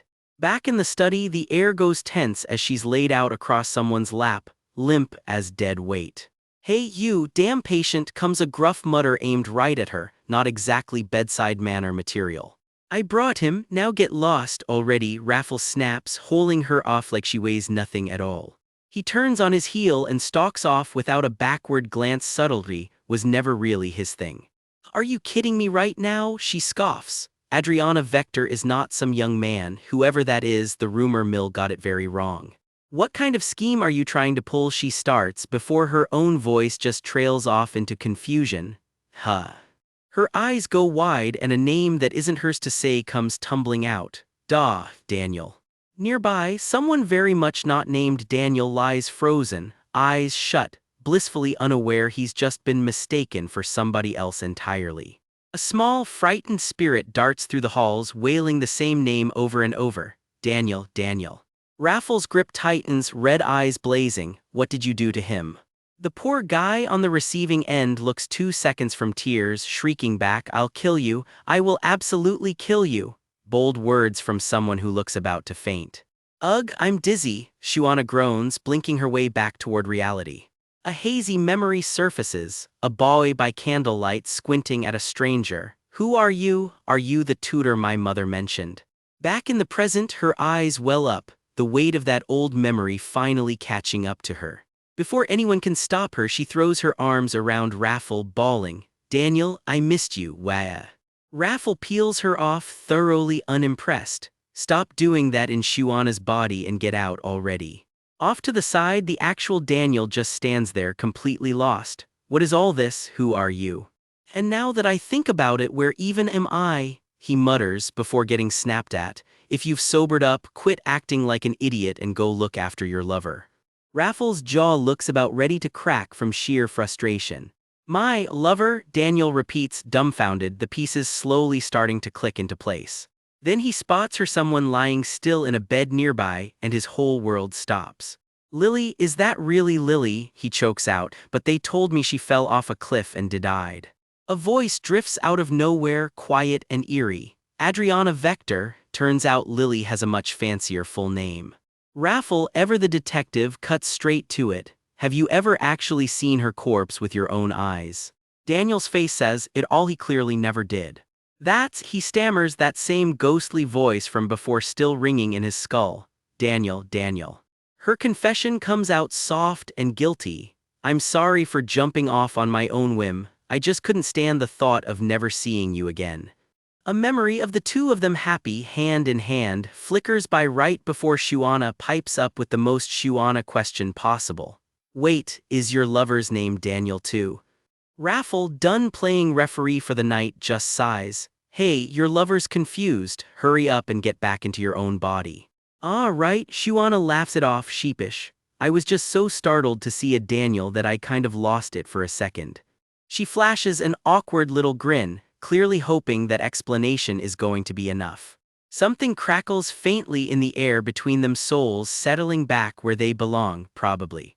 She goes soft and heavy in his arms with a quiet thump, out cold again for a beat.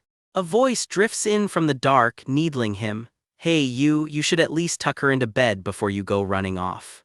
Do you want me to turn you into an actual ghost? Raffle snaps back, which, given the company he keeps, is a genuinely terrifying threat. Turns out there's a second unconscious body stashed in this house too, and Raffle's face says he is extremely done with today. I can't get back in, the little spirit admits. Raffle throws his hands up. What do you want from me? Do I have to personally stuff you back into your own body too? Just get out of here with your lover, he growls. Figure the rest out yourselves. Customer service hours are officially over. Back in his own body at last, Daniel blinks around, baffled. Wait, who exactly are you talking to right now?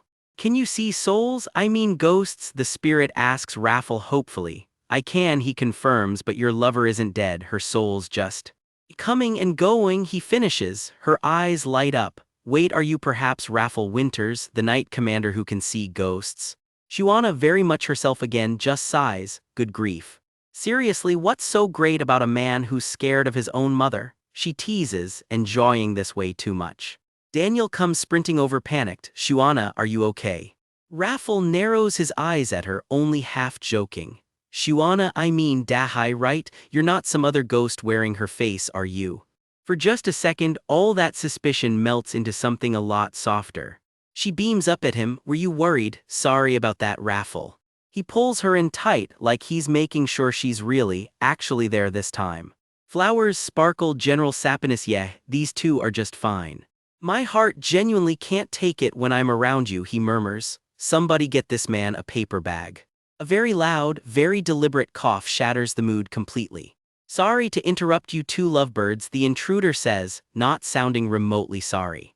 A noblewoman just pulled up outside in an obnoxiously flashy carriage, comes the report. Raffle blinks. What noblewoman? Daniel's whole body goes rigid. A noblewoman. His mind is clearly racing through a very short, very dreaded list of candidates. Could it be? Outside, an absurdly ornate carriage rolls to a stop right at the front steps. An elegant older woman steps down, fanning herself like she owns the entire street. Daniel's face drains of all color, mother, and that's exactly where this one leaves us hanging. A lone carriage rattles up a quiet lane toward a cozy, half-timbered house. Someone important is paying an unannounced visit. Out steps a sharp-featured noblewoman, fan raised to hide her scowl as she sizes up the place like it personally offended her. Somebody's about to have a very bad day. Meanwhile, in the shadows, someone watches through a curtain of branches. A single eye peers out, wide and wary, like it's bracing for something terrible. That eye belongs to someone hiding behind a locked gate. Through the diamond-paned glass, a familiar dark-haired figure keeps watch, red eyes sharp with suspicion. Raffle stands guard at the gate, arms crossed, waiting for whatever's coming next.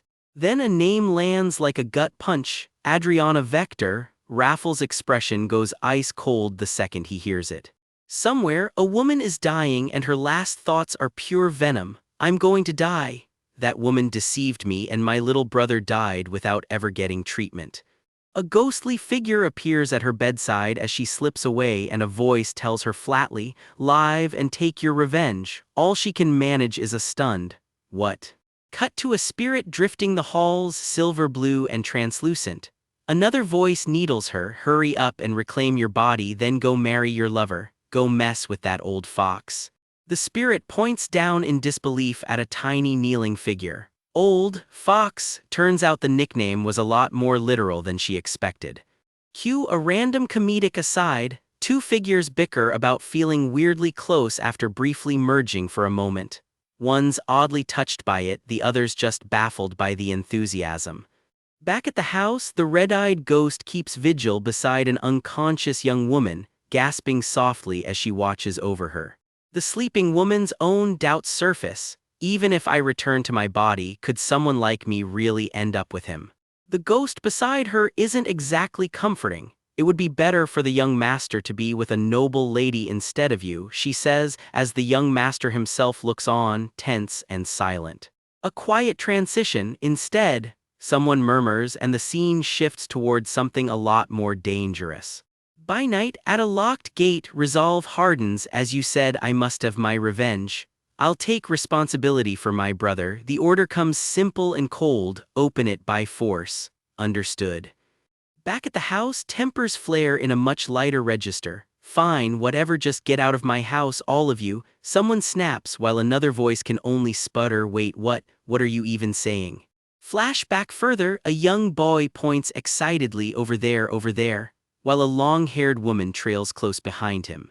"He was nearby, so I brought him along," she explains, though her sharp red eyes and unreadable stare make the moment feel anything but casual. The boy cradles a glowing blue orb in his small hands, beaming like it's the coolest thing he's ever held. The light pools around his bare feet, swirling into a soft magic circle as the spirit energy gathers. "Big sister," the boy calls out, and for a second everything else falls away. She freezes, disbelief written across her face. Josh, the brother she lost, is standing right in front of her. "Josh, I'm sorry," she chokes out. He answers just as gently, "Big sister is sorry too. Please forgive me." She kneels, cradling the glowing orb in her palms, and he stops her cold. "No, none of this was ever your fault, big sister." Tears roll down her face as she just whispers his name, "Josh," one more time, trying to hold onto the moment. "Big sister, I'm sleepy," Josh murmurs, his glowing hands starting to dim. "Now, it's..." He trails off, drifting toward whatever comes next. With one last soft "ah," the light in his hands fades out completely. He's finally letting go. He explains he'd overstayed his welcome in this world a long time ago but stuck around anyway because he couldn't stop worrying about her. "Is that so? I'm sorry, Josh," she says, reaching toward the fading light one last time.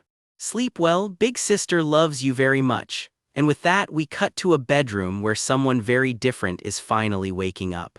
The room sits quiet in the early light, the calm right before things get emotional again. The woman in the bed bolts upright in tears, gasping. Someone rushes to her side, panicked. Lily, are you okay?" She grabs for him, choking out one word, "Daniel," before collapsing into his arms. Elsewhere, the noblewoman from the carriage is done waiting. "Danny, come out," she calls, "and you already know this isn't going to be a warm reunion." She sweeps forward in an outrageously extravagant gown, every stitch screaming main character energy.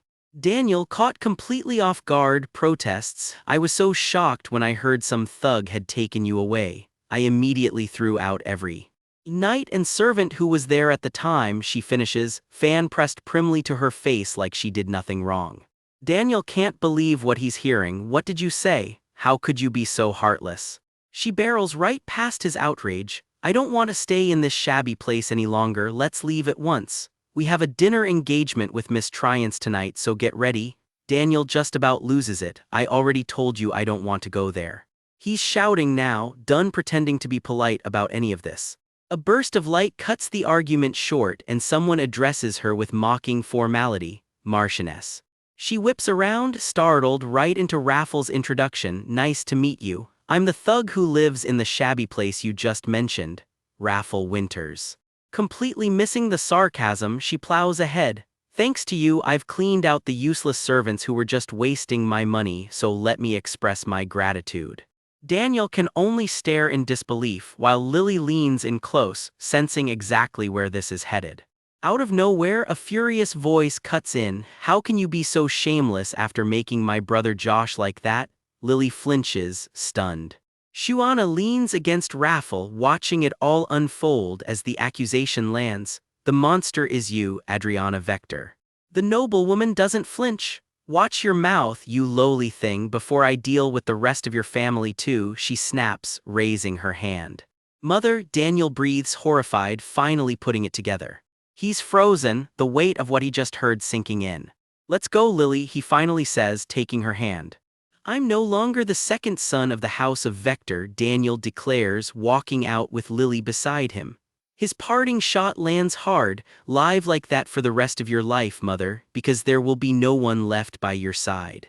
Danny, do you have any idea what you're saying? She stammers, her composure finally cracking. She can only watch, stunned, as the two of them walk away for good. Is it finally over? Someone murmurs with relief, already thinking 2 steps ahead. I'll need to triple lock the front gate. Shuana blinks, confused. We didn't seem to do much, yet it's resolved. Raffle just shrugs. That's because you were passed out. She narrows her eyes. It was you, wasn't it?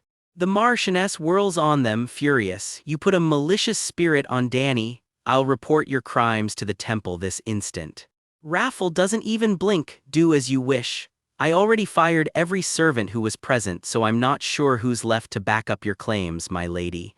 She sputters, furious and completely out of moves. You. And the coachman you brought, Raffle adds almost cheerfully. They just left, following the couple who walked out. Even her own coachman is done. It's too dirty around here. I'm quitting too, young master. All she can manage is a horrified wah-what. Left completely alone, the Marchioness has nothing left to threaten anyone with. Back at the house, Raffle and Shuana finally get to laugh about the whole ordeal. What a total mess, Shuana laughs, and honestly fair. She's practically glowing, clearly proud of how it all shook out. A few days later, the fallout hits. Convinced Daniel's running away was entirely his wife's fault, the Marquis of Vector reportedly throws the Marchioness out of the mansion for good. Word spreads that Marchioness Adriana vanished at dawn, sneaking off to escape the glare of everyone she used to look down on. Meanwhile, Daniel and Lilia's quiet, modest wedding is officiated by none other than Mr. Reuben Hobbs. With his name cleared of the quack rumors, Daniel's clinic starts pulling in several times the patients it used to. A whole little commercial district springs up around the clinic almost overnight. What did I do to deserve this? Daniel wonders, overwhelmed, before someone reminds him exactly who to thank. It's all thanks to the help of the retired SAINTESS, Shuana. Somewhere else a groan follows. It's her again. Back home, Shuana's name lights up the scene like a title card. Retired SAINTESS Shuana, she looks equal parts proud and completely done with the day. Then Raffle says something that catches her totally off guard. Raffle, she starts before snapping, what did you just call me? She's on her feet, demanding an answer, clearly rattled by whatever word just came out of his mouth. Raffle just smirks, red eyes gleaming, not the least bit sorry about it. Back at home, Shuana whips around on Raffle, absolutely floored. What did you just say to me? Uh-oh, somebody's in trouble. Turns out Raffle just got told to go get fitted for his own wedding suit completely solo, and he is not having it. You want me to go get fitted all by myself? He snaps back, half joking that maybe he should just go hit up some flashy dress shop instead. Cue Chibai Shuana, tiny fists raised. She does not want to go dress hunting with just her mom, she wants him there too.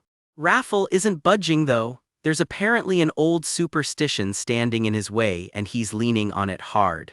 The story goes, if the groom sees the bride in her dress before the big day, the couple's happiness won't last.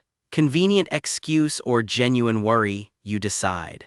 Somebody in the house cracks a joke about it anyway, ribbing some poor sap for still being head over heels for his madam after all these years. Superstition be damned. Fed up, Shuana threatens to buy the single most expensive dress in the shop if he skips out on her. Raffle's answer, a total shrug, do as you please. And with that, the argument fades into background chatter as the day rolls on. Ever since the spirit lily borrowed her body and slipped away, Shuana's noticed something off. Raffle's been keeping his distance. It's like he's scared something terrible will happen if he touches her. She can't shake the feeling he's pulling away. Alone in the quiet of their home, she just stands there, turning it over in her head. She crosses her arms, clearly annoyed she can't just ask him outright what's going on. A strange, unfamiliar ache creeps up in her chest and she can't quite name it. What is this? She flushes red, flustered by her own feelings as the carriage rattles along. Wait a second, is she actually hurt? By Raffle of all people? She refuses to believe it. Before she can spiral any further, a booming voice cuts through the moment. You're here, my daughter. It's her flashy, theatrical foster mother already laying on the guilt. I thought my neck would snap waiting for you, dear. Shuana eyes her warily. Since when is drama mama this friendly? Hello, she manages. Oh my, I never dreamed I'd see you wearing a proper dress, her mother coos as their carriage rolls into town. They head off together toward the dress shop, an escort in tow. Drama mama wastes no time laying it on thick. Do you know how much it hurts a parent's heart when their child pushes them away? I sent you off to the temple shedding a whole cartload of tears, she sniffs, conveniently forgetting how that actually went down. She keeps piling it on. You couldn't even eat properly there, look at the state of you, who'd ever call you everyone's saintess looking like that? Shuana blinks, everyone's saintess, what exactly does that even mean? Her mother just breezes past the question. This is your first time somewhere like this, isn't it? Don't embarrass me by acting unsophisticated. No, seriously, what did you mean by that? Shuana presses, but they're already walking through the door. A shop attendant greets them warmly and asks if they have a reservation. Ah yes, Shuana says, I'm here to look at wedding dresses. The attendant's whole face lights up. Wait, the saintess Shuana. Starstruck, she practically bows her way through, guiding them to a private room. Shuana tries to set the record straight, but I've actually quit being a saintess. I'm retired now. The attendant isn't having it. Are you only a saintess if you're at the temple? If you go out of your way to help people who are struggling, that makes you a saintess. Shuana squirms a little inside, thinking about how her whole ghost exercising side hustle actually started as a way to save her own skin. Still, that reputation's paid off in a big way. It's apparently what's kept her clear of the old burned at the stake ending this time around. A hopeful thought bubbles up. Maybe if she just takes good care of Raffle, this time she'll actually make it to the end without everything resetting. She goes a little pink just thinking about it. Drama mama naturally wants every single dress on the rack tried on, one by one. Shuana stares down the endless racks of gowns in disbelief. All of these. What are you talking about? The attendant chirps, practically vibrating with excitement. There are 2 more racks. Shuana's face says it all as dress after dress gets thrown at her. Ah. And so the parade begins. Now Tilda, this is dress number 1. Ages later, her mother's still nitpicking. Number 13 had too deep a neckline, didn't it? A completely drained Shuana can barely remember which dress was which. She rambles on comparing gloves and waistlines across a dozen different dresses while the poor attendant just nods along. Then it finally hits her. Oh my, look at my mind, I actually came here to pick out my dress today. Somewhere along the way she completely forgot the whole point of the trip. The staff exchange a look the second drama mama storms off again. Did she just leave again? Saintess, is your mother really the Baroness Hartone? The attendant asks carefully. Yes, well, Shuana admits. My goodness, I never could have imagined everyone's saintess came from that woman. She's an incredibly demanding customer. Shuana just laughs it off. Yeah, I think so too. Left alone for a moment, her thoughts drift somewhere darker. How are the 2 of them so completely unlike each other anyway? She recalls the old gossip that her foster sister is the spitting image of both their parents. Practically a carbon copy of their father back in his day, people always said. Unlike Shuana, who never looked like either of them at all. Maybe, she thinks bitterly, she really was just picked up from somewhere. Saintess, saintess, the attendant's voice snaps her out of it. Yes, she stammers. The first one, the 24th dress, and the second to last one all looked amazing on you. What would you like to do? The attendant mentions offhand that the groom-to-be really shouldn't be the one picking out wedding dresses. Why? Shuana asks. There's a superstition if he does, you two won't be able to stay happy together for very long, the attendant explains. It clicks for Shuana. Was that the real reason she sent Raffle off to get fitted all on his own? She quickly waves the thought off. No way, there's absolutely no way that's actually it, right? By the time she finally steps back outside, her mother's already fuming. Where on earth were you dawdling? You're only coming out now. Well, did you pick a dress? Yes, Shuana answers simply, too tired to argue. Phew, I'm honestly worried whatever you picked won't be decent enough, her mother sighs, but I don't have time to check, I'll just head back. And just like that, mother and daughter part ways, that same nagging question still hanging in the air. How did two people end up so unlike each other? The day finally winds down as Shuana makes her way back home. Their cozy little house comes into view, warm light spilling from the windows. Exhausted, she steps inside, her dress trailing behind her. You're here, she asks, catching sight of someone waiting for her. There's Raffle, apron and all, having clearly spent the whole day on housework. Raffle, she calls out, delighted. Do you have any idea how many dresses I tried on today? She groans, reaching a tired hand out toward him. Raffle freezes for a beat, that same guarded, conflicted look flashing across his face. But this time, he pushes past whatever's holding him back and takes her hand anyway. Something about it hits her harder than expected, and her eyes well up before she can stop it. Raffle pulls her close from behind, voice catching. Shuana, why are you? Did something happen? He asks, worry written all over his face. For a long moment, neither of them says anything at all.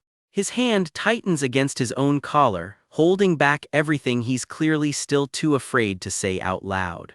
We open on Shuana, alone in her room, perched on the edge of the bed and glaring out the window, clearly still replaying an argument in her head. Cut to Raffle, arms crossed and dead unimpressed, repeating back whatever request just landed on him. So now he's supposed to go where exactly? Turns out it's a fitting at some flashy tailor shop, and apparently that has never once happened before. The man looks personally offended by the idea. A hand glows and the answer comes down flat, never. Raffle's eyes flash red as he grips his own collar, jaw tight. Whatever just got said, it hit a nerve. The sheet gets yanked back like an exclamation point, ever, argument apparently over. Cut to Shuana faceplanting straight into her bed, fed up. The more I think about it, she groans, the more ridiculous this is. She can't get over the whiplash. Since when does he treat her this gently? The same guy who used to haul her around like luggage is suddenly acting delicate. And here's the kicker, he insists on holding her hand so she doesn't get possessed, yet won't get near her for a simple dress fitting. Make it make sense. Seriously, she grumbles, the man is a grown adult, not a moody teenager, so why is he acting like one? She sits there fuming, arms crossed, radiating pure irritation. A little scoff escapes her, she is still not over it. Truth is, she admits to herself, she was just feeling down and wanted someone to talk to. How, she wonders, can two people be so wildly inconsistent with themselves? She knows he's got a temper, and deep down she knows he meant well, but still. The scene jumps somewhere completely different, a modern hallway where a dark-haired girl in a school uniform nervously peeks through a doorway. She perks up and steps inside, eager, clearly hoping to be included in whatever's happening. Inside a photo studio, a staff member waves off a customer with a polite "one moment, please." The photographer calls out for the family to gather round picture time. The studio wall is lined with framed family portraits while the photographer explains who goes first. A boy steps up for his passport photo while another family poses together nearby. Our girl watches from the sidelines. Her eyes go wide with hurt as she realizes she's being left out of the picture entirely. What are you talking about? I'm family too, she blurts out, desperate to be counted only to be met with cold silence and stares. Someone mutters a stiff apology while she's told, none too gently, to hurry up and get out of the way. Sorry, I mistook her for not being part of your party. The excuse stings worse than if no one had said anything at all. Standing apart from the group, cracks spreading through the frame around her, she thinks, whether it's this world or that one. It seems like she's just destined to never be accepted as family. That one lands hard. Back in the present, under the covers, Shuana is quietly crying, the old memory clearly still raw. The sniffling continues, soft and unguarded in the privacy of her room. Outside, the sharp-eyed new maid catches herself getting choked up too, wiping at her own face. She steps out and quietly reports to someone waiting nearby, "Master." "It's quiet inside the room," she says. "It seems she's asleep." Raffle, back to us, just listens. Cut to Raffle looking genuinely troubled, dragging a hand through his hair while the maid needles him. "Master, you went too far. It would have been nice if you'd welcomed her more warmly." Turns out the tough guy cooked. There's a homemade dish sitting on the counter, and the maid isn't about to let that slide unnoticed. "You even prepared the meal yourself for the lady." "Shall I bring it to her?" the maid offers all too innocently, "and tell her the master made it with his own 2 hands?" "No, just leave it," Raffle snaps back, clearly mortified at the idea.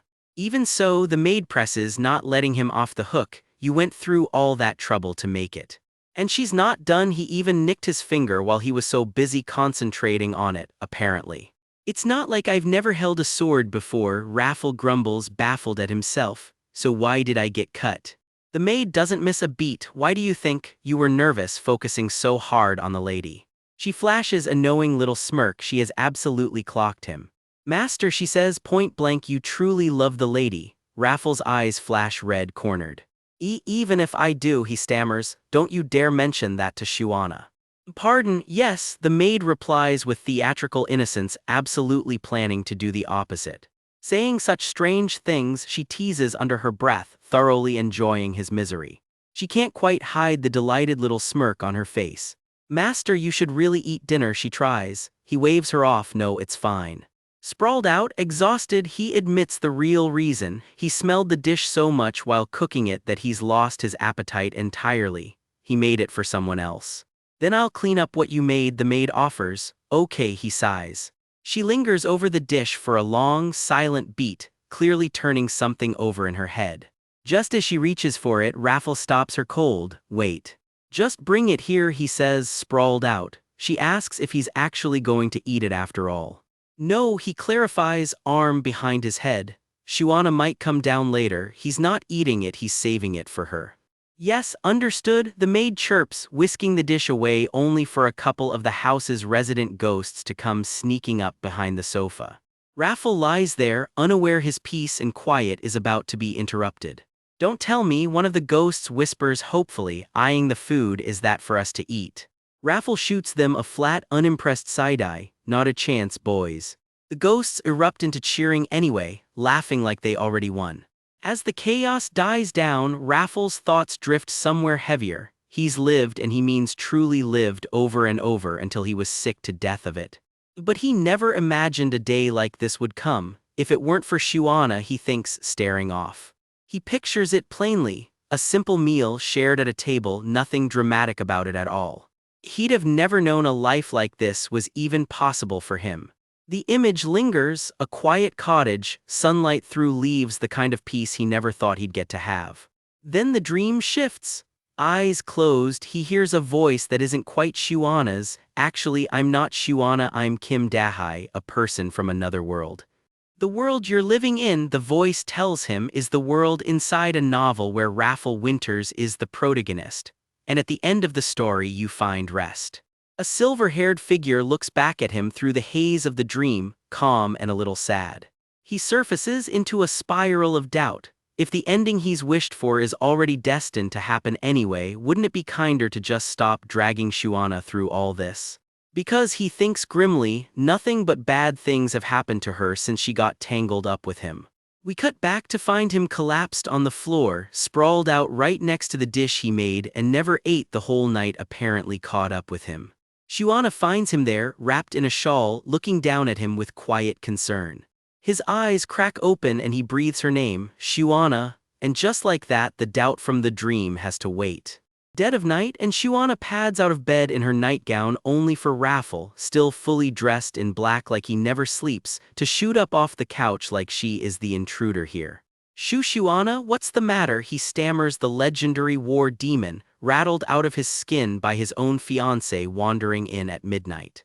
She hesitates, going pink, like she is about to confess to a crime. Turns out the terrible confession is, she tried to sleep but she was too hungry to manage it. Raffles' brain short circuits. Of every confession he braced for, "I'm hungry" was not on the list.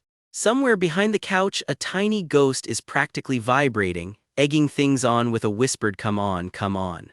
Yeah, that is definitely one of the household ghosts, way too invested in whatever is about to happen in this kitchen.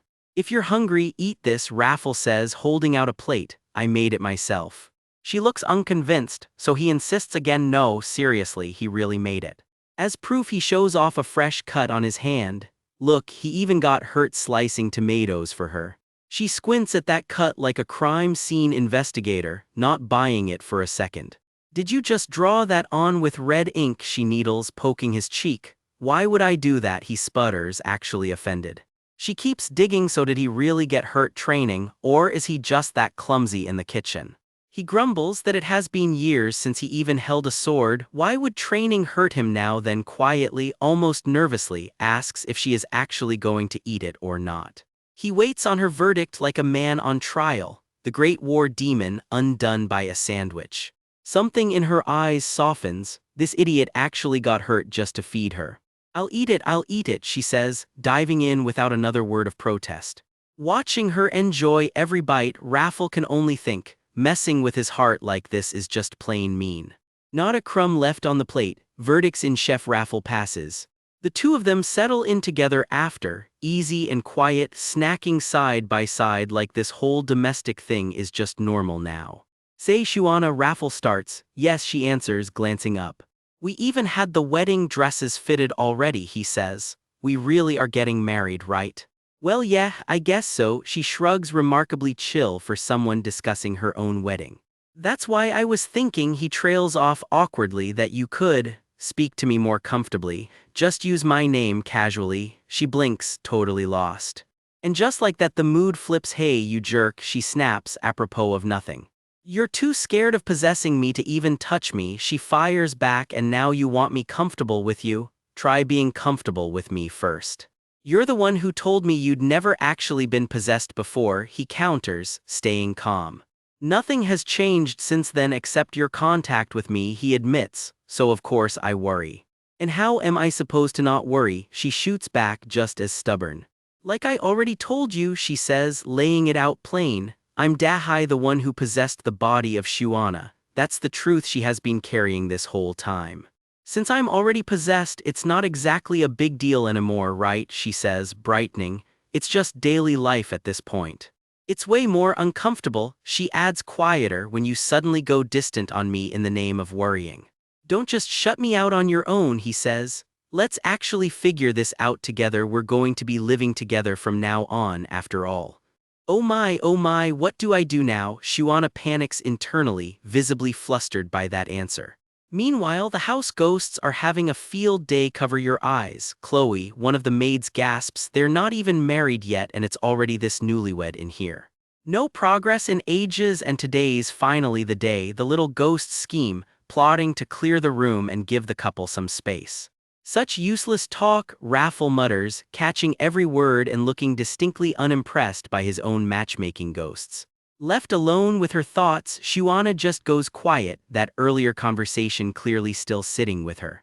She glances over at him, puzzled, like she can sense he's about to say something. And Raffle is clearly nerving himself up for it, jaw tight, working up the courage. Then he finally says, barely getting the word out. "Can I hold your hand again like before?" he asks, and just like that, the tough war demon sounds like a nervous teenager. Haha is all Shuana manages, laughing it off while turning distinctly pink. "Yeah," she says, striking a deal. If he acts like he used to, she'll speak comfortably with him too from now on. The air between them goes charged, faces drifting closer than either of them planned. Hearts are absolutely pounding now, and it is very much mutual. "Eek, what is it, what is it?" the ghosts squeal from their hiding spot, absolutely losing it over what they're witnessing. Raffle, Shuana breathes, caught completely off guard. He just smirks, heart hammering, but finally not backing away. "Actually, about that comfortable speaking thing," she stalls, suddenly getting cold feet. He says, not letting her wriggle out of it. "No, you won't," he says, lacing his fingers through hers. "You said it yourself, hold your hand, and you'd talk to me comfortably from now on." He's collecting on that promise right now. She looks at him then, really looks, all the earlier fight melting out of her expression. Alright, she manages, then softer still. Yeah. You're asking for an awful lot, she thinks, half panicking, wondering since when he got this bold. He just goes quiet, dead serious, and does not look away. If you hate it, curse me out and run like you always do, he tells her. What, she stammers, thrown completely off balance. His hand reaches for her instead, slow and certain, giving her every chance to pull away. Oh, she breathes as his hand finds her cheek. She does not pull away. Her eyes flutter, drawn in despite herself or maybe exactly because of herself. And then he kisses her slow and sure, like a man who has waited through more lifetimes than he can count just to get here. She starts to say against his lips, and honestly the sentence never really needed to finish.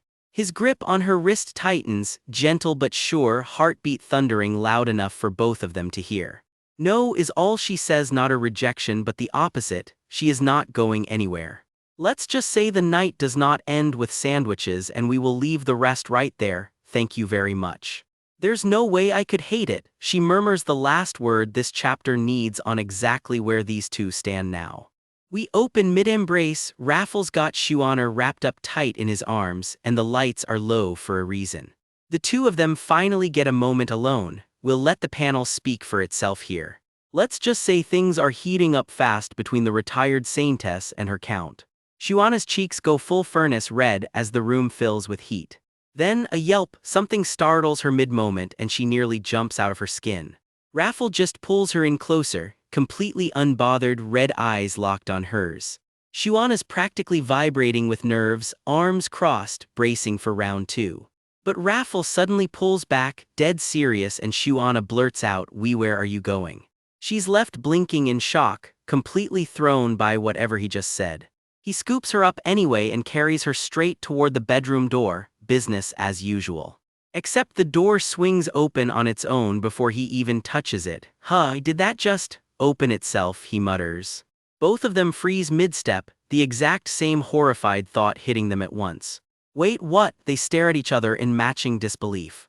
Slowly, painfully, it dawns on them. They are not the only ones living in this house. Turns out their ghostly roommates have been rooting for this romance the whole time, practically throwing a party over it.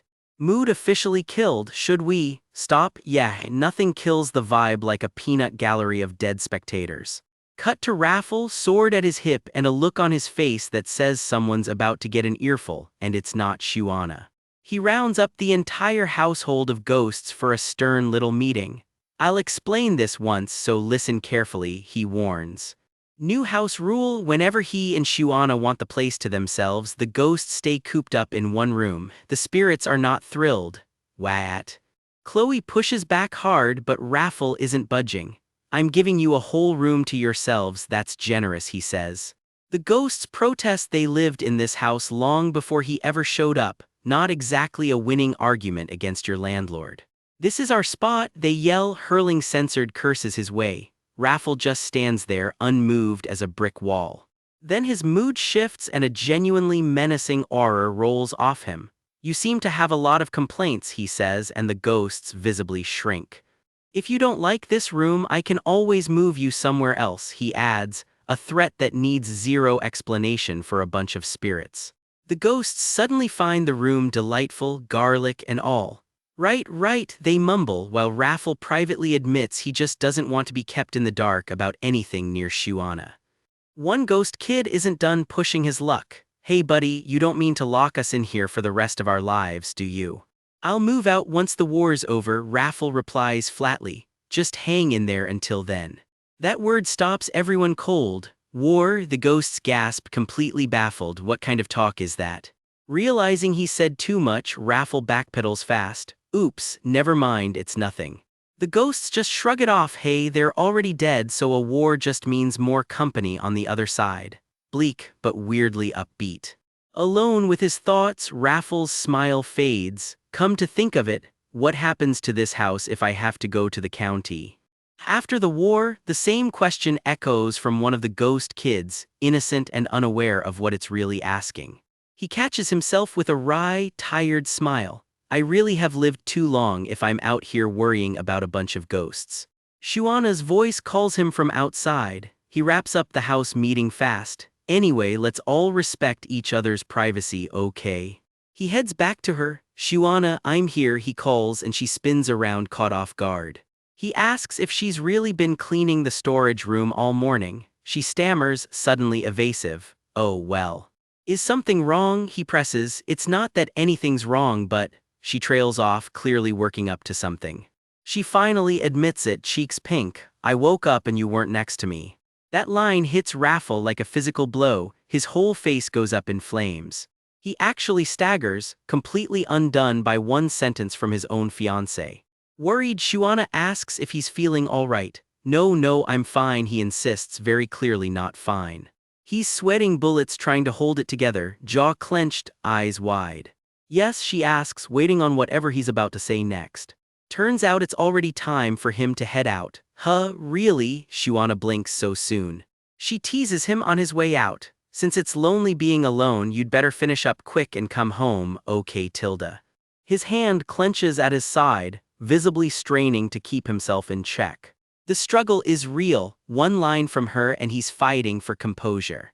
Noticing the tremor, Shuana asks gently what's wrong. He smirks, half joking, half not. No, just, I can feel my rational side slowly fraying. What's the problem now? He presses. Didn't we already decide not to hold back?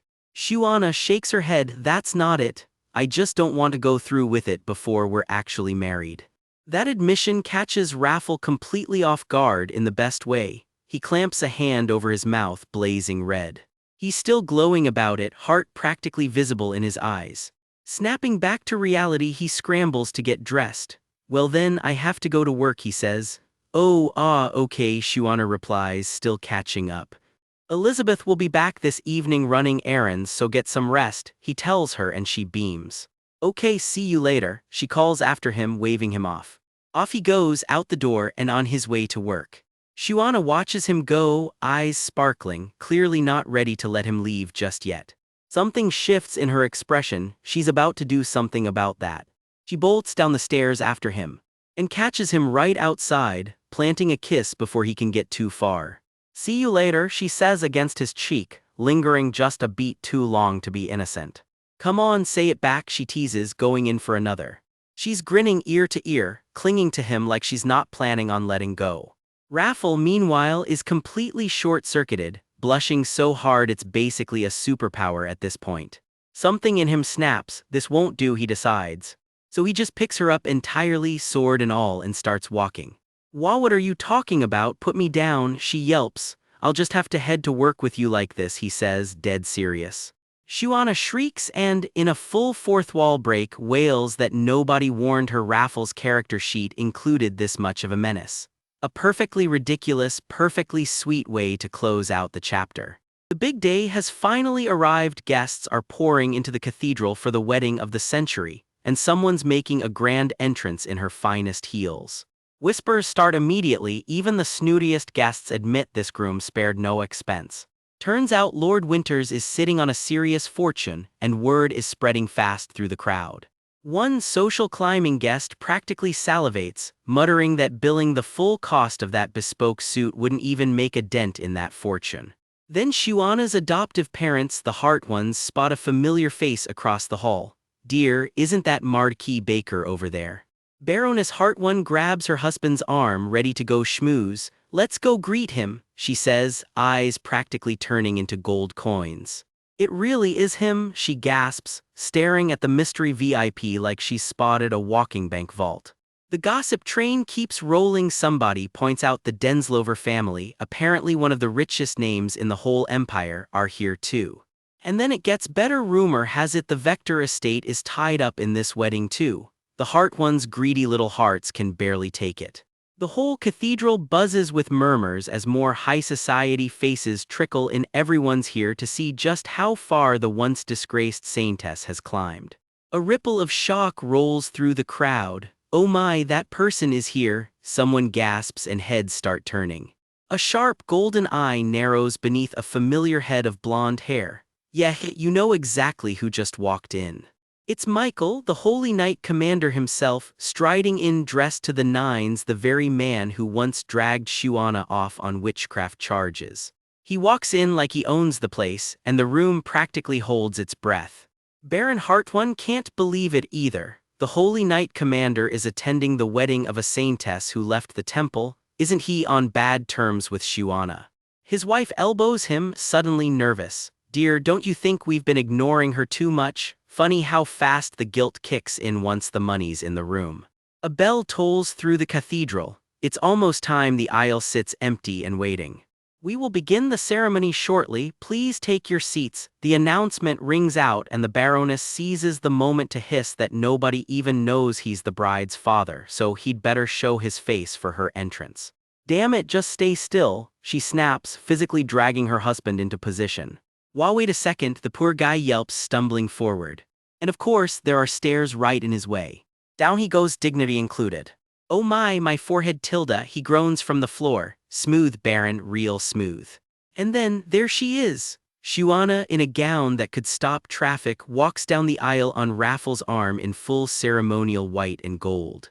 From the crowd, Michael watches quietly, expression unreadable as the bride passes by. The two of them walk together toward the altar, side by side at last. Raffle leans in close. Did you see that just now? Your father's stunned face, he murmurs, clearly enjoying himself. He's grinning like a man who just won something. I saw it, Shuana beams back, it's so satisfying. Petty, absolutely, earned, also absolutely. Take a good look, she adds, glancing at her mortified adoptive parents. You won't get another chance to see their faces ever again. Raffle straightens his cuff, cool as ever. As he fixes the pin at her collar, Shuana tells him this, watching her old family squirm, is truly the best wedding gift she could have asked for.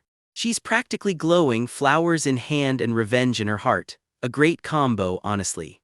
Cheers of congratulations roll through the hall as Raffle takes it all in.